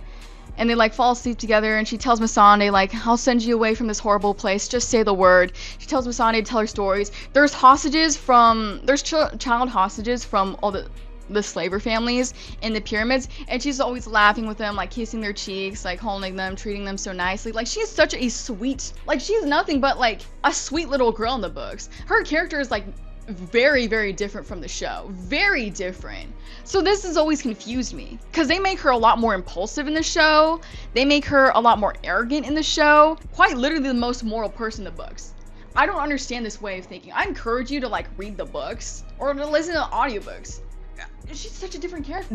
The really big popular theory for a while was that Dany was gonna, before the show had its ending, was that Dany was gonna go to the water gardens in Dorne, and she was gonna burn the water gardens down. And someone like said that to George, and George went out of his way to reply to that and be like, no. that's not going to happen because it's just so outrageous and so out of left field. But fine, I can understand if you don't think that's strong enough evidence. I got more for you. George has also said that the ending to Game of Thrones is way too happy, which it is. The only character who gets a bad ending is Daenerys. Jon, he just he goes back to all his buddies and all his best friends. We know that Jon's ending is going to be different because in the show he's exiled back to a seemingly restored Night's Watch, but the main conflict of the series is the defeat of the others. Once that threat is neutralized, which it will be because, I mean, duh, it's just going to happen, or else the ending would be what? The others would take over the world and then all the characters are dead. It's quite clear the others are gonna, like, get defeated. But the Free Folk have also been fully integrated and settled south of the wall, so the Night's Watch just no longer has any purpose. Sending him back to a defunct institution is just a narrative dead end. So his true book ending has to involve a fundamentally different path just based on logic. Jaime and Cersei as well. Cersei still has to fulfill the Valonqar prophecy. And with how much Jaime hates her right now in the books, I sincerely doubt that this will be an ending where they tearfully embrace and die together. I think the reason why Cersei and Sansa both have these endings is so that D&D can be like, okay guys, you can't come at us for saying we don't like women, because guess what, there's only one evil woman now, and that's why they made original endings for them. I've heard it said that, oh, the show's ending is so contrived that it has to just be the writers trying to squish in all the book plot points that they know. Also, that's arguing under the assumption that the show was coherent all the way up until season 8, which it wasn't. Seasons 5, 6, 7 were all really shitty. D&D had the Star Wars trilogy waiting for them, and it's clear that they stopped caring about the show after they did the Red Wedding, which is why they wanted to make the show in the first place. You also can't ignore how Arya Stark becomes Azor Ahai. You are never going to argue with me that Arya is actually going to be Azor Ahai in the fucking book. Tyrion gets to be handed the king, woohoo! But oh, like, his name is like erased from history or something. There's a pattern I've noticed where really shitty writers like this bittersweet ending. Oh, your favorite character, they got erased from history, isn't that so sad? Which happened also in Manacled, which I'm going to make a video about. Sansa gets to be Queen in the North. Arya gets to go west of Westeros. Sam is a maester. Bronn is master of coin. Brienne is on the Kingsguard. Everyone gets the whole Disney ending. And Bran and Dany's endings were both highly criticized. And for Bran's ending, they were ready to say, D&D were ready to say, oh, that was George. That wasn't us. Blame George. For Dany, they never do the same thing. And you would think that they would, because this was highly, highly controversial.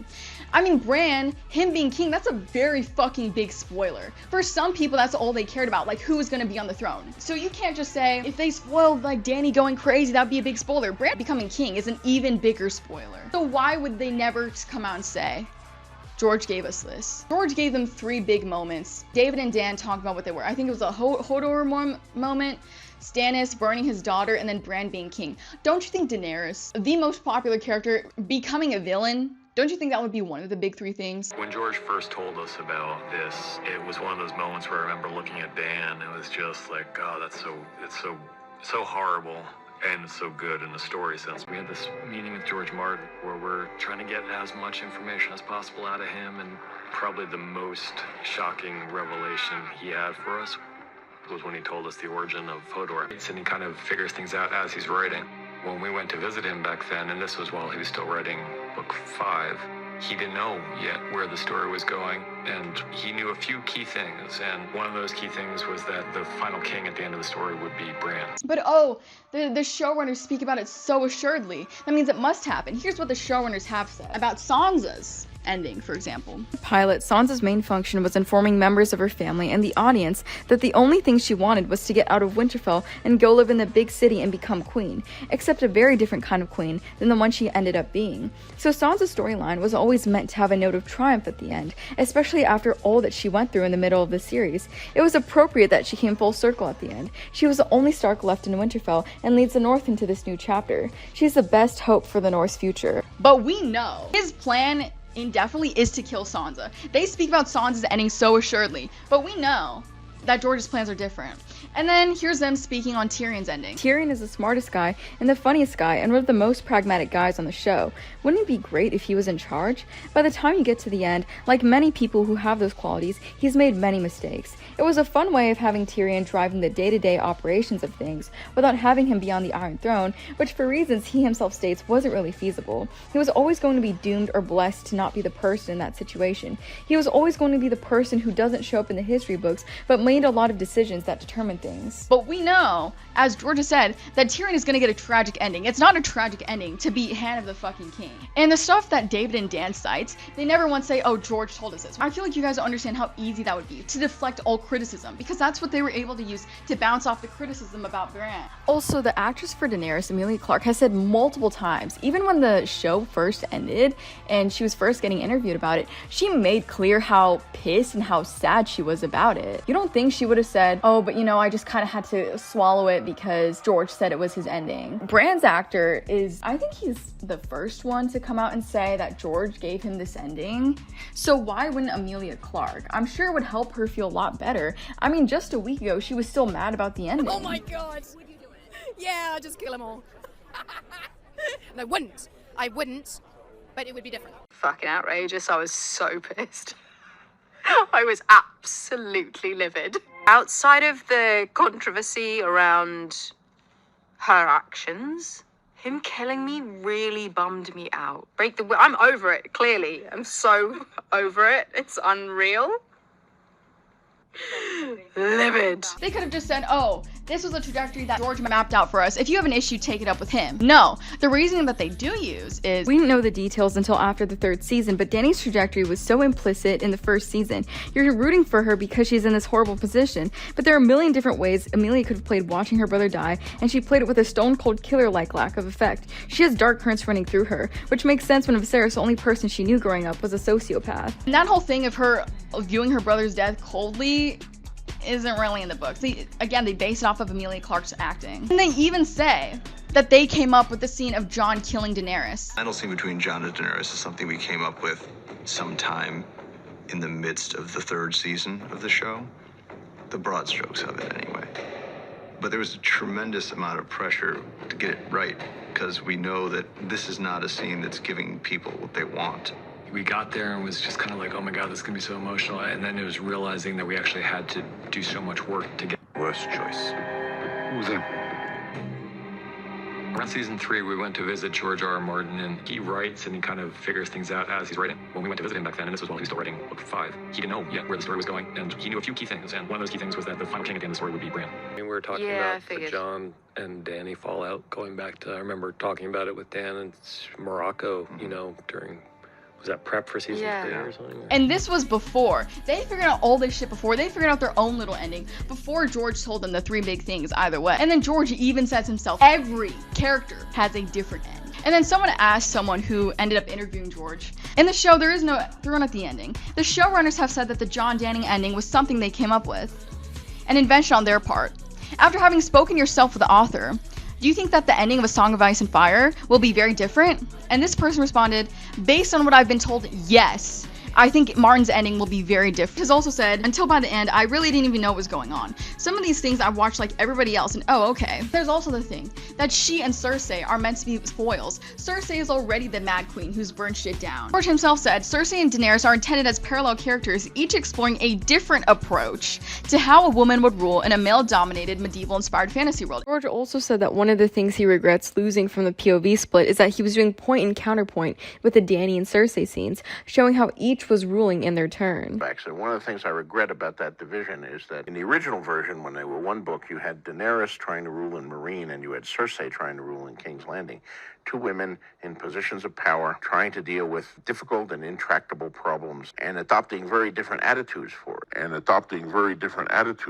Having those 2 side by side, those 2 parallel storylines, because of the contrast. The whole point of a parallel, a foil, is to highlight the other's differences. There's a lot of differences that are more highlighted in the book. The ones that still exist in the show are like how Cersei surrounds herself with yes men and criminals, but Daenerys surrounds herself with critics and old advisors to understand her subjects. Cersei, in response to dissent, executes and alienates allies to maintain absolute control, but Dany compromises her own desires to maintain peace in Meereen. Cersei defaults on the Iron Bank just to spite her current enemies, but Dany attempts to build a stable economy in Meereen. Cersei burns her own alliances down because she can't trust anyone. Dany hates the noble masters, but she bleeds herself dry trying to find a peaceful middle ground. Motherhood is also central to both characters, but it manifests in opposite directions. Cersei protects Joffrey's monstrous nature because admitting his faults is admitting a fault in herself. Her love is destructive and she's unable to see them as independent. Dany is physically cursed with barrenness. Because she cannot have kids, her maternal instinct undergoes a macro-level sublimation. She becomes the Misa to hundreds of thousands of freed slaves. And when her child, Drogon, does monstrous things, she doesn't make excuses or cover it up. She's devastated. She locks up her remaining dragons, her actual literal children, in a dark pit to protect the children of her subjects. Cersei would burn a city full of children to keep her own safe. Dany locks her own children away to keep a city full of strangers' children safe. Even then, Cersei, if you read the book, she's like kind of schizophrenic and kind of insane. If Dany goes mad too,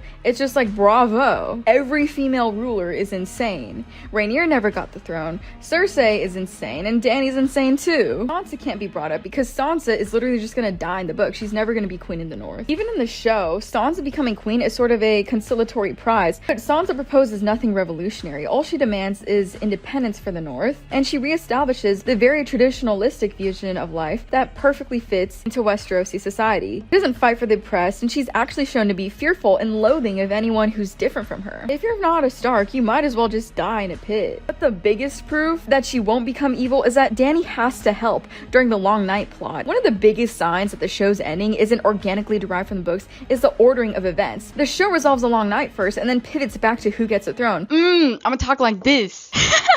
Okay, I remember when I watched Game of Thrones the first time, didn't know the ending. I always thought it was weird that the Long Night came before the fight for the throne, because I feel like it's pretty clear the fight for the throne is meant to be secondary. The Long Night comes first because it's the apocalypse. The others have to be taken care of first, because the story can't have, you know, the person who's really kind of saving them all become the real threat. She spends 5 books constructing the idea that the political struggles of Westeros are fundamentally small-minded compared to what is coming. Winter is Coming is the thematic thesis of the series. You know, one of the dynamics I started with there was the sense of people being so consumed by their petty struggles for power within the Seven Kingdoms, within King's Landing, who's going to be king, who's going to be on a small council, who's going to determine the policies, that they're blind to the much greater and more dangerous threats that are happening far away on the periphery of their kingdoms. If the final act of the story is humanity confronting extinction and transcending political fragmentation, then Dany's narrative support can't logically be surprise, final tyrant, her dragons, her armies, her survival through impossible conditions, her messianic imagery, all points towards convergence with the war for life itself. But the show made the apocalypse a temporary obstacle standing between viewers and the real climax, which is the throne drama. That's fundamentally anti-books in structure. In the books,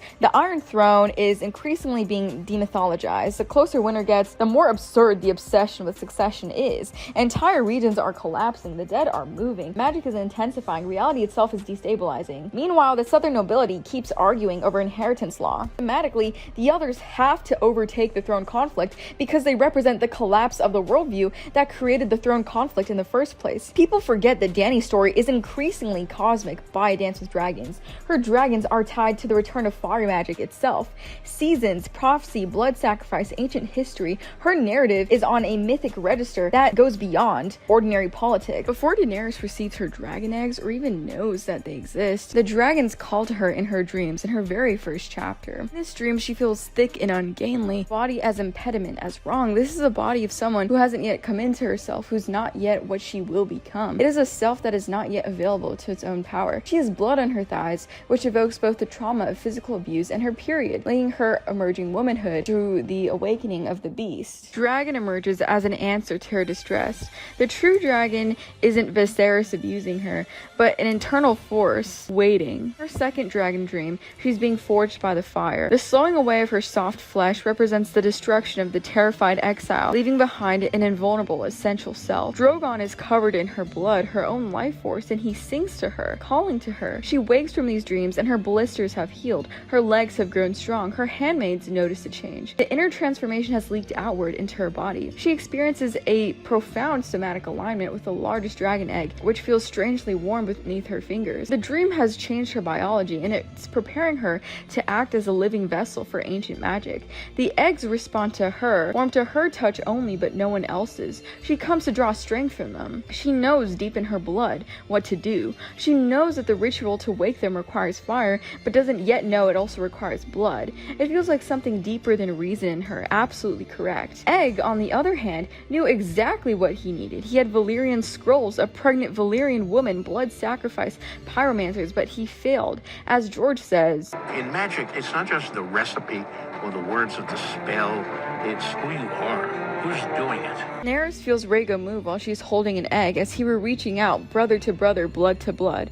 When Rhaegar is born, he comes out half dragon. By the third major dream sequence, Viserys appears again, but now he's visually rendered in the same gold that kills him. He says, "I am the dragon," while the fire that would confirm a real dragon kills him. Fire killed Viserys because he wasn't what he claimed to be. The fire didn't kill Daenerys because she is. In this fever dream, she reaches the armor of Rhaegar, the last dragon, as Ser Jorah's ghost voice keeps whispering, and lifts the visor. When she does, she finds her own face looking back at her, symbolizing how she is the last dragon. She passes her ancestors from fucking thousands of years ago, the great empire of the Dawn, calling out to her. If you don't subscribe to that theory, the truth of it is still that her ancestors from ages past, because no Targaryens or even Valyrians had gemstone eyes, only purple eyes, call out to her. They want her to make it through the door. They have been waiting for this. She is the fulfillment of all who came before her. Her running is their running. Her arrival is their arrival.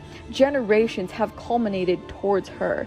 They are pressing forward through history towards this very moment, the hatching of the dragons, the return of fire magic to a world that has been without it for centuries. The dream ends with her growing wings and flying, becoming a dragon, going through a metamorphosis like the butterfly emerging from the chrysalis. No previous Targaryen is described dreaming of their dragon before they ever encountered it. No previous one hatched three at the same time or felt connections to each. In the pyre, she's responding to who she is, to what she feels, to the relationship that has been building between her and the dragons through each dream and each touch of stone. The magic works not because she does the right things in the right order, but because she is the right person in the right relationship, feeling the right thing. The dreams were the magic beginning to work through her before her waking self was ready to enact it. In the books, she's nursing 3 dragons at her breast and watching a blood-red comet tear across the sky. She performs events that have been prophesized for 5,000 years. Like she actually breastfeeds them. That's why she's their mother. I don't think anyone's gonna get pissy in the comments about me saying this. You were, I feel like you would have already clicked off of this video like an hour before. If you're getting annoyed right now, I low-key appreciate it, because I did not expect anyone to stick around this long. Thank you for even watching this far. Anyway, my point is, I don't think she's the Azor Ahai. There is no the Azor Ahai. She's one of the 3 heads, but there isn't one prophesied savior. What I'm getting at by saying this is that she's surrounded by destiny and magic and miracle. The comet bleeds into view on the exact night she wakes the dragons from stone. She performs the single greatest magical feat in centuries, and the world itself responds to that existence. The Red Priests of R'hllor find their power strengthening. Beric Dondarrion can be resurrected repeatedly. Melisandre's visions in the flames become more vivid and more reliable, though still imperfect. The world is waking up from a long gray sleep, and it is waking up because Daenerys walked into fire and walked out of it with 3 dragons. The pyromancers in King's Landing note with bewilderment that the spells for making wildfire have suddenly become so much more potent, and one asks Tyrion if there happen to be any dragons around. In the streets of the Jade City, a street performer conjures a ladder of pure flame that stands unsupported in the air. Quaithe tells Daenerys that a year prior, this man could barely manage sleight of the hand tricks, but now his powers are multiplied because her dragons have returned fire to the world. The Undying of Qarth find their withered, stagnant magic rejuiced, seeking to trap Daenerys because her presence acts as a psychic power generator. That's the thing. They don't want to keep her around because she's just some fucking random. They can pull any fucking random off the streets. They want her because, unfortunately for some people, she is special. Her presence is unique. The warlocks who try to keep her do so explicitly because her presence is making them more powerful. She is a source of the fire magic they've been depleted of since Valyria fell. What is the text doing when it insists on surrounding her with signs and wonders, when it has other characters remark on her in the language of prophecy, when it shows us the world changing in her wake? The answer is that Dany is constructed as a genuinely magical figure. She walks out of a fucking pyre unburnt, bringing fucking dragons back from extinction. She literally builds a dragon's flesh and bone from her own body. Blood Blood magic is so powerful because it operates on the idea that life and magical are interchangeable currencies. It is, in every culture that has ever venerated the maternal bond, among the most sacred of physical substances. If blood magic is already immensely powerful, breast milk, which is generated by love, represents an amplification of blood magic's logic. Because she wakes them in this special ritual, because they call out to her before they're ever truly alive, because she feeds them her own breast milk, dragons are fiercer, stranger, and more intimately attuned to her than any dragon that has ever lived in the history of the Targaryens. One of the most consistent features of messianic narratives across world mythology and religion is the sacred wound, the suffering the messianic figure undergoes. Forged in suffering, what they're asked to carry for others must first be carried by and through themselves. The red comet that tears across the sky on the night of the hatching doesn't care about Robb Stark's claim, or Stannis' righteousness, or Joffrey's cruelty. It responds to the return of the dragons to a world that has been dying without him.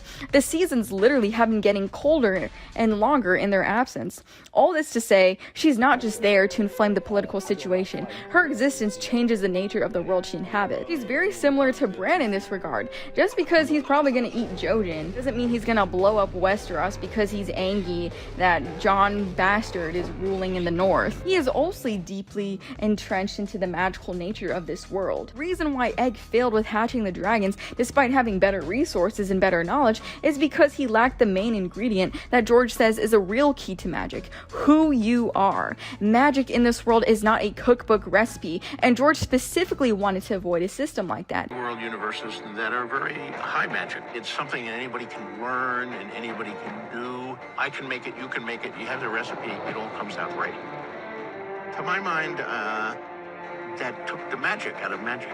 In magic, it's not just the recipe or the words of the spell, it's who you are. Magic is an extension of the practitioner's essential self. She didn't hatch her dragons because she discovered a better scroll or mixed a better potion. She did it through an intuitive and somatic alignment. So to have her just go crazy over politics is just incredibly simple-minded and reductionist and frankly stupid. She's a literal embodiment of one half of the series title. She is fire incarnate. The things are going north at the wall, and Daenerys Targaryen on the other continent with her dragons are of course the ice and fire of the title. No, she's not gonna get hysterical because people don't like her in King's Landing, or just because she's always been secretly hysterical, or she's now embracing hysteria. That's just so small scale.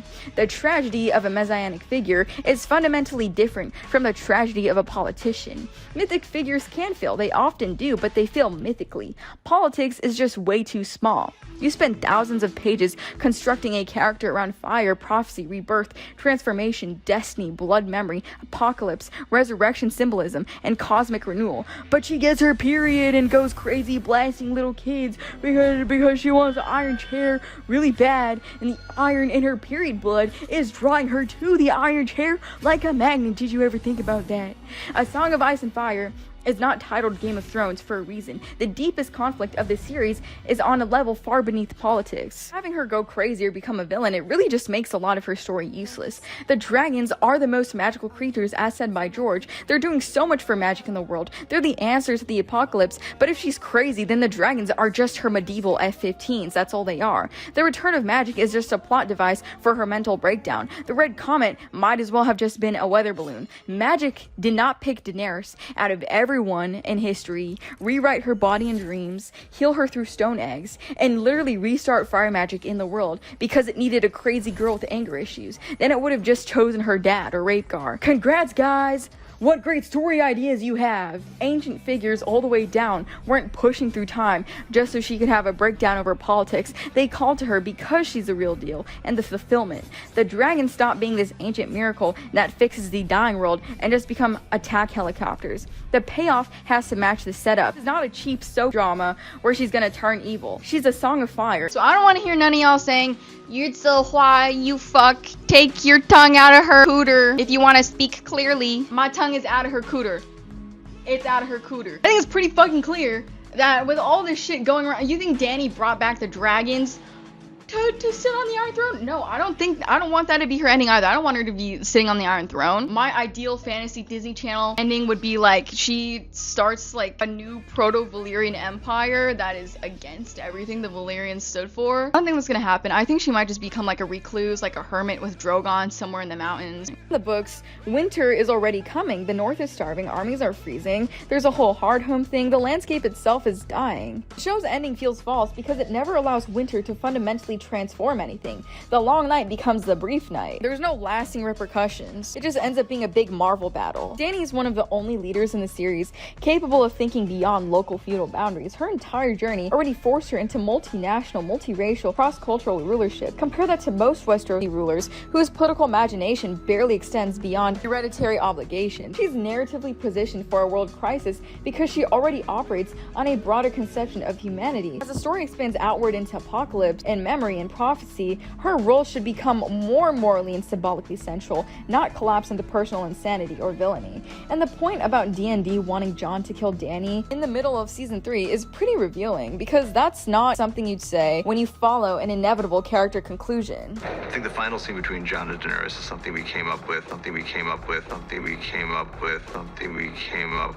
like the image of the tragic hero killing the woman he loves for the good of the realm, choosing duty over love. The show constantly bends characterization towards pre-selected visual moments by the end, with Arya killing the Night King, with Clegane Bull, with Viserion being an ice dragon. The books aren't constructed around twist reveals, they're constructed around consequence. George's twists work because they emerge from logic. Ned dies because honor fails in a corrupt court. The Red Wedding happens because this is a feudalistic society. Tyrion kills Tywin because it's what happens when you abuse your son from the moment he's born. Consequences feel inevitable afterward, but Dany's ending just has retroactive justification. If George intended her to become the ultimate villain, he has written her internal monologue in a strangely counterproductive way for 5 enormous books. We inhabit Daenerys' consciousness. There's no concealed megalomania, no sadistic fantasy, or growing contempt for innocent life. We see guilt, doubt, exhaustion, loneliness, moral anxiety, fear of becoming cruel. She repeatedly questions whether she's doing enough for ordinary people. Compare that to Cersei,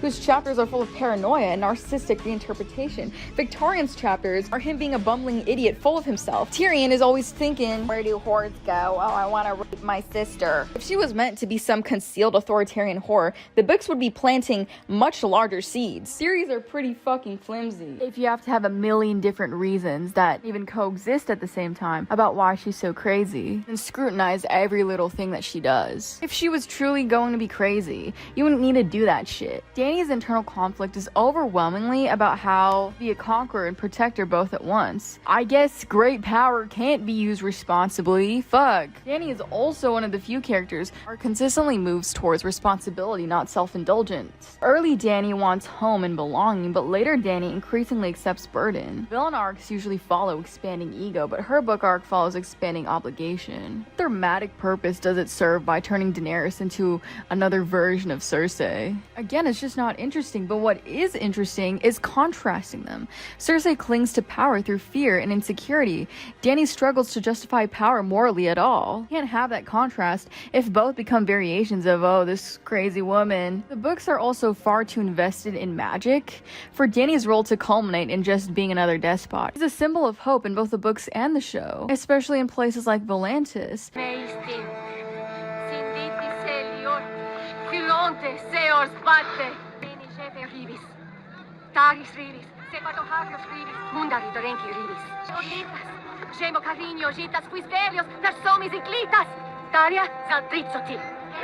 The imagery associated with Daenerys throughout the series is dawn, rebirth, it's breaking, fire bringing life, the return of magic, miracles, and renewal. She's constantly linked to beginnings. I believe in lots of things. Something greater than ourselves, I mean. The gods, destiny. Do you believe there's a plan for this world? No. Neither did I. I was a cynic, just like you. Then I saw a girl step into a great fire with 3 stone eggs. When the fire burned out, I thought I'd find her black and bone. Instead, I saw her, Daenerys, alive and unhurt, holding her baby dragons. Have you ever heard baby dragons singing? No. Hard to be a cynic, after that. Jorah has this conversation with Tyrion midway through the season where he says, I used to be cynical like you, but then I saw this girl step out of the fires with 3 baby dragons. And if you've ever heard baby dragons singing, it's hard to be cynical after that. And It's the same thing happening here for Tyrion. It's hard to be cynical after watching this young queen fly off on a dragon. And so it's very hard not to believe that she really is the chosen one. I think at that point it's pretty hard for Tyrion to keep a grip on his cynicism. His expression, watching her fly away, completely captured what we wanted to capture in the moment, which is he's never seen a girl like this before. You have slavers in the book saying, sweet.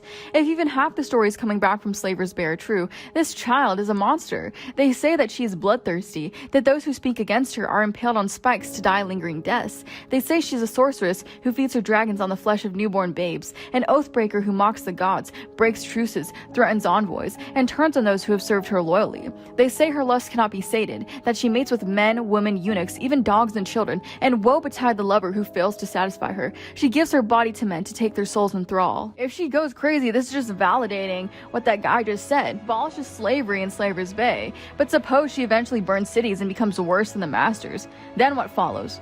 Ending slavery produces something worse than slavery. Crassus, the wise masters, every single slave master becomes defenders of civilization compared to her. Their world was monstrous, but hers was even more monstrous. Therefore, they win morally. Realize how insane that retrospective becomes? There's thousands of pages spent making you understand the evil of slavery, only to imply that emancipation unleashed something even more catastrophic. I think just like there's 3 heads of the dragon, I think Azor Ahai is going to be this combination of Jon, Bran, Daenerys. Maybe that means she's gonna marry both of them. I don't know, bruh. But I think that's pretty fucking clear. I don't know why everyone genuinely thinks that there's gonna be this one fantasy hero who's going to save everyone. So I made this whole video for male_ficent. I think Maleficent. He asked me, or she asked me, do you think George is gonna give justice for Daenerys' character? I think for sure that the ending is not going to be like the show. I mean, that's already proven. I do think that she's either going to be a tragic protagonist. No, I think she is going to have like a sort of bittersweet ending where she's either going to sacrifice herself or she's going to be a hermit in the hills. And her story is already like a great big tragedy from the beginning. It doesn't need to get any more tragic. She's an orphan who got raped and sold into sexual slavery at the age of 13, got pregnant at 14, loses her baby to an unwanted abortion, dreams of going home, tries freeing the slaves, and all she gets in the end is death. She actually has potential to be a lot more cruel in these situations, but never does become that cruel. You make Daenerys a power mad despot. What you're saying is that it was better for her to be powerless. It was better for her to be raped, to be a sex slave, to be abused. Power turns Dany bad, and her badness hurts everyone. So it was better for the whole world for that little girl to get raped over and over and over than it was for her to find her power. A life of subjugation, rape, and powerlessness is preferable to life where that same girl holds power, because power, and her hand specifically, curdles. This ending retroactively justifies everyone who tried to control or destroy her before she had any power at all. Robert is validated for wanting to kill a pregnant teenage sex slave. The Dothraki calls who say they'll gang rape her and have their horses have a turn are justified. The mercenaries who don't take her seriously are justified. All those things are grave injustices being done to a 13-year-old girl, 16 in the show, who has no say in her own fate. Then the narrative says that the real injustice isn't that it happened to her. The real injustice is that all of that stopped in the first place. And I feel like the show has also wrongfully peddled this, but Ned Stark wasn't wrong. That's kind of the point. He inspired loyalty because he was a good person, and it is because of that loyalty that people are willing to make sure that he gets the justice he deserves, that his kids are taken care of. Daenerys isn't compelling because she might secretly become evil. She's interesting because she keeps trying to remain humane while carrying impossible levels of power and expectation. There's nothing interesting about a character where you're beat over the head with, oh, her ancestors are evil, all her ancestors are evil, and look, she becomes just like that. What the fuck is this? Her becoming evil also damages the series' treatment of hope. Even though A Song of Ice and Fire is grimdark, it's still a hopeful story. If it was truly grimdark, the Red Wedding would never be something that people talk about as a horrible thing. No, it would just be par for the course. But it is such a horrible thing that it reverberates throughout magic. And Dany, on the whole other side of the world, she kind of sees it. It's like when you turn, I saw someone make this analogy. It's like when you turn on a walkie-talkie and you connect to like different channels. And the Red Wedding was such an atrocious act that she even caught wind of it. Characters like Brienne, Sam, Davos, and Daenerys, even Dunk, all of them exist because they argue that decency can survive brutality. Dany is a possibility that large-scale power might also be moral. If the narrative concludes that even she inevitably becomes a tyrant, then the story's ultimate worldview is just pure cynicism. Every revolution corrupts, every idealist becomes a butcher, every attempt to transform the world ends in fire. That's not profound. It makes her entire journey functionally futile. A character arc needs to deepen the meaning of everything that came before it, but a Mad Queen ending would erase all of that. And David and Dan themselves could not even commit to this ending. Daenerys is basically just going to be resurrected in Volantis. Everyone keeps on asking me where he's taken me. East towards Volantis. There's a subsequent scene where, you know, the new king, Bran the Broken, asks, has anyone seen Drogon? And Samwell's in the middle of saying he was last spotted flying east towards Volantis, and then he's cut off by Drogon. And Drogon? Any word? He was last spotted flying east to Farther away. Pick you up, drop you. Pick you up, drop you. Drogon's not gonna eat. He's not a cat. No. Yeah, exactly. No. He's not gonna eat you. Didn't you see how gently he was nudging you? I mean, he loves you. Yes, I You're do. his mama. It's not like the other dragons. No. That's not the way it works. If Daenerys is such an evil baddie and she needs to die so bad and she's never been a good person at all, then they wouldn't have to do it. They would just have her die and that'd be the end of it. All this fanfare, whoa, so cool, wait, the dragon, ghosts of the past stretching their hands out to touch the future. For the first time in centuries, the night came alive with the music of dragons, and then she just locks them up and spends all her time working on tax policies and wearing her floppy toe car. The dragons turn from her because, like, what the fuck? Generations did not lead to you sitting here figuring out bureaucratic policies. Anyone can do that. Not everyone. As George says, I hate to sound like a broken record. Anyone can be a ruler. Not everyone can do what she did. An exile chasing a ghost, she imagines Westeros as more beautiful and prosperous than the free cities, when we definitely know that's not true, especially after all the wars that have savaged Westeros. She thinks they must have delicacies like honey fingers, what she's used to and what she likes, when they definitely don't. She longs to hear Valyrian as spoken in the free cities. She buys Tyroshi perfumes to remind her of her childhood, and she's offered a hell of a lot of freedom in Meereen in her private life. If she did that in Westeros, they try and burn her at the stake. She'll be the one to realize, man, this place fucking sucks. I thought King's Landing would look like Rome. Why does this place smell like shit? Realization that she spent her entire life fighting to return to a place that is alien and miserable will set her free from the illusion of the Iron Throne. She'll see the others and the dead they've basically enslaved to do their bidding and go off to fight there because Miss Breaker Chains won't like that. The throne is what she's seen as her duty to her family, but her real drive is helping others. That's part of the realization she has in A Dance with Dragons. She remembers she's not a bureaucrat. She's the mother of dragons. When the others breach the wall, it provides her with a purpose that matches her story. She'll realize she didn't walk out of a burning fire unhurt to play politician. Her dragons were not miraculously hatched to burn King's Landing because she had a tantrum. This all happened for a greater purpose, and if it didn't, then she would not have been the one to hatch the dragon. I think one of the reasons, not the reason, because there's other reasons, but one of the reasons why people are so attached to this theory that she's going to be a villain is because she's empowered by such a moral mission, so that raises a bar and standard that she's scrutinized with. If she isn't the Buddha reincarnated, then she must be insane. She must be a psychopathic villain. But if she was the Buddha reincarnated, then she would be shat on as a Mary Sue. That is a good man. We, the readers, think that, the watchers, and the people in the world also think that, but he still beheads a man without trial. He brings his kids to watch as a good family bonding moment. He keeps Theon hostage. And really, how is she supposed to act? Is she just supposed to be submissive and scared and grovel and never do anything? You just wait until someone who's actually deserving of riding her dragon show up? Then a catch-22 where she literally cannot do anything without being criticized. And that's why it's so hard to not defend her, because she has to make mistakes. You cannot say that she has always been the same character that she started out in season 2 as she is all the way in season 7, because no character is the same as they were in season 2. You know, Jon starts out as this whiny little bastard, and then he learns. Tyrion starts out as this, and they kind of fuck up his arc in the show, I'm be honest. Jaime starts out as this arrogant guy who fucks his own twin sister, who doesn't care about anyone but his twin sister and himself. But that's not how he's going to end. Sansa starts out as this naive girl. She's obviously not going to end as a naive girl. The stakes that she has is what makes a character interesting. Oh my god. Oh my god. Oh my god. If none of the characters ever did anything wrong ever, if they never learned, if they never changed, then why? What's the point? But there is also a double standard.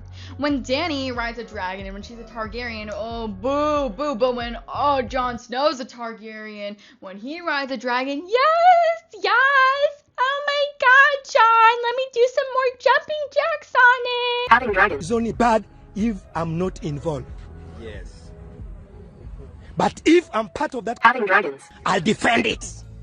They're both isolated rulers attempting to fix impossible political problems. They attempt radical reforms that challenge entrenched interests. They sacrifice personal happiness and popularity for what they believe is morally right. They're both branded traitors by the very people they seek to protect, and both pursue reconciliation rather than extermination. Jon integrates the wildlings into the realm, and Dany refuses to abandon the slaves she freed. In the next book, it will never come out, but George's intent is probably just to have Jon become more like a wolf and Dany become more like a dragon. For Jon to emerge from all that as a tragic but fundamentally heroic figure, while Daenerys becomes dragon-riding Hitler. Jaehaerys's speech about the human heart applies to both, but from opposite directions. His issue comes from suppressing love and compassion too much. Her issue comes from allowing compassion to entangle her in irresolvable compromises. Their arcs seem designed to converge toward a middle ground, where mercy and ruthlessness are balanced, not toward one becoming a saint and the other a monster. I don't like Cersei. That doesn't mean I'm gonna justify Robert raping her so that she seems less sympathetic. I will say, if you don't like Daenerys in the show, I recommend the books. I didn't hate Jon in the show. Before you get started in the comments, it's a what, you fucking bitch, go kill yourself, how dare you not like Jon. I went as a clean slate going into the show. I watched every single scene. But Jon was just so boring. I just didn't like to watch a character who just stands around looking stupid all the time. Whoa, I do, but if you take it, then what will we have? He just stands there, whoa. E&D whitewash him, so he functionally just doesn't want anything really. One of the basic principles of creating characters is that you give them something to want. That's what makes them interesting. And I think one of the greatest sins a character can commit is just to be boring. So I would always skip his scenes. I started skipping his scenes after like the end of season 2. I started skipping Sam's scenes. He's not really interesting. He kind of just bumbles around. Who else did I skip? Oh, I hated Talissa and Rob. That shit was so bad. That shit was so fucking bad. Oh, I skipped Bran too, obviously. Like, I never hated Sansa. I really liked her for the first 4 seasons. But then after season 5, or after season 4, they just don't know what to do with her, so they make her annoying. I just really didn't like Jon. But then I read the books. Jon is so much more interesting in the books, bro. Oh my god. Reading books is a good fix. I will say, there is a lot of people who take joy in the fact that Daenerys goes mad in the show because of what she represented, and it's kind of like disgusting, the kind of shit that you'll see people say about Daenerys online. Like, there are some people who saying some like insanely sick shit. I won't go too far on that because, like I said, I'll be killed if I post on YouTube. But in the end, Daenerys Targaryen is my favorite character in fiction. This is my favorite part of the video because I finally get a rant about this. I've never been the kind of person to have a favorite character when I watch shows or when I read books. It's not that I dislike the characters, it's just like I'm kind of neutral about them. I like seeing what they do, you know, I'll laugh with them, I'll cry with them, but I never really have liked any of them, like a lot. Until Daenerys, my guy. I think it was like the Unsullied scene that genuinely made me like her. In my favorite show of all time, Gintama, I don't have a favorite character in Gintama. I'd say that the closest thing would be Takasugi, but that's because I really like tragic characters. I love tragedy, actually. If you know one thing about me, I love tragedy. But even then, I don't really like him. When I watch Succession, I think I liked Tom and Greg. I like Daenerys so much, and I'm so pissed about some of the shit that people say. You know what I got? Can I show this? Oh, can you see this shit? Let's see. Oh my god, can you see this? Hold on. I got a tattoo of her, bro. This is the only tattoo I'll ever have in my fucking life. Let's see, bro. I think the guy who did it fucked up the eyes. My closing thoughts are that I'm a Daenerys shooter till I die. I'm out about it. I really didn't want to make this video, honestly. It's all for you, Maleficent. And I just hope that shitty fucking, what is it, Fourth Wing TV show that's gonna come out, I pray. I genuinely hope and wish that it just gets more popular than House of the Dragon, so that Game of Thrones' legacy is forever tarnished, and that there can be no hope of any sequels or movies. And I hope the movies flop. I hope they flop. I hope season 3 of House of the Dragon is even worse than before. This is not gonna happen, but I just hope. Yeah, because I think HBO's already entered into a contract for 4 seasons for House of the Dragon. I hope that there's some twist of fate that allows this season 4 to be canceled. Game of Thrones is forgotten. For God.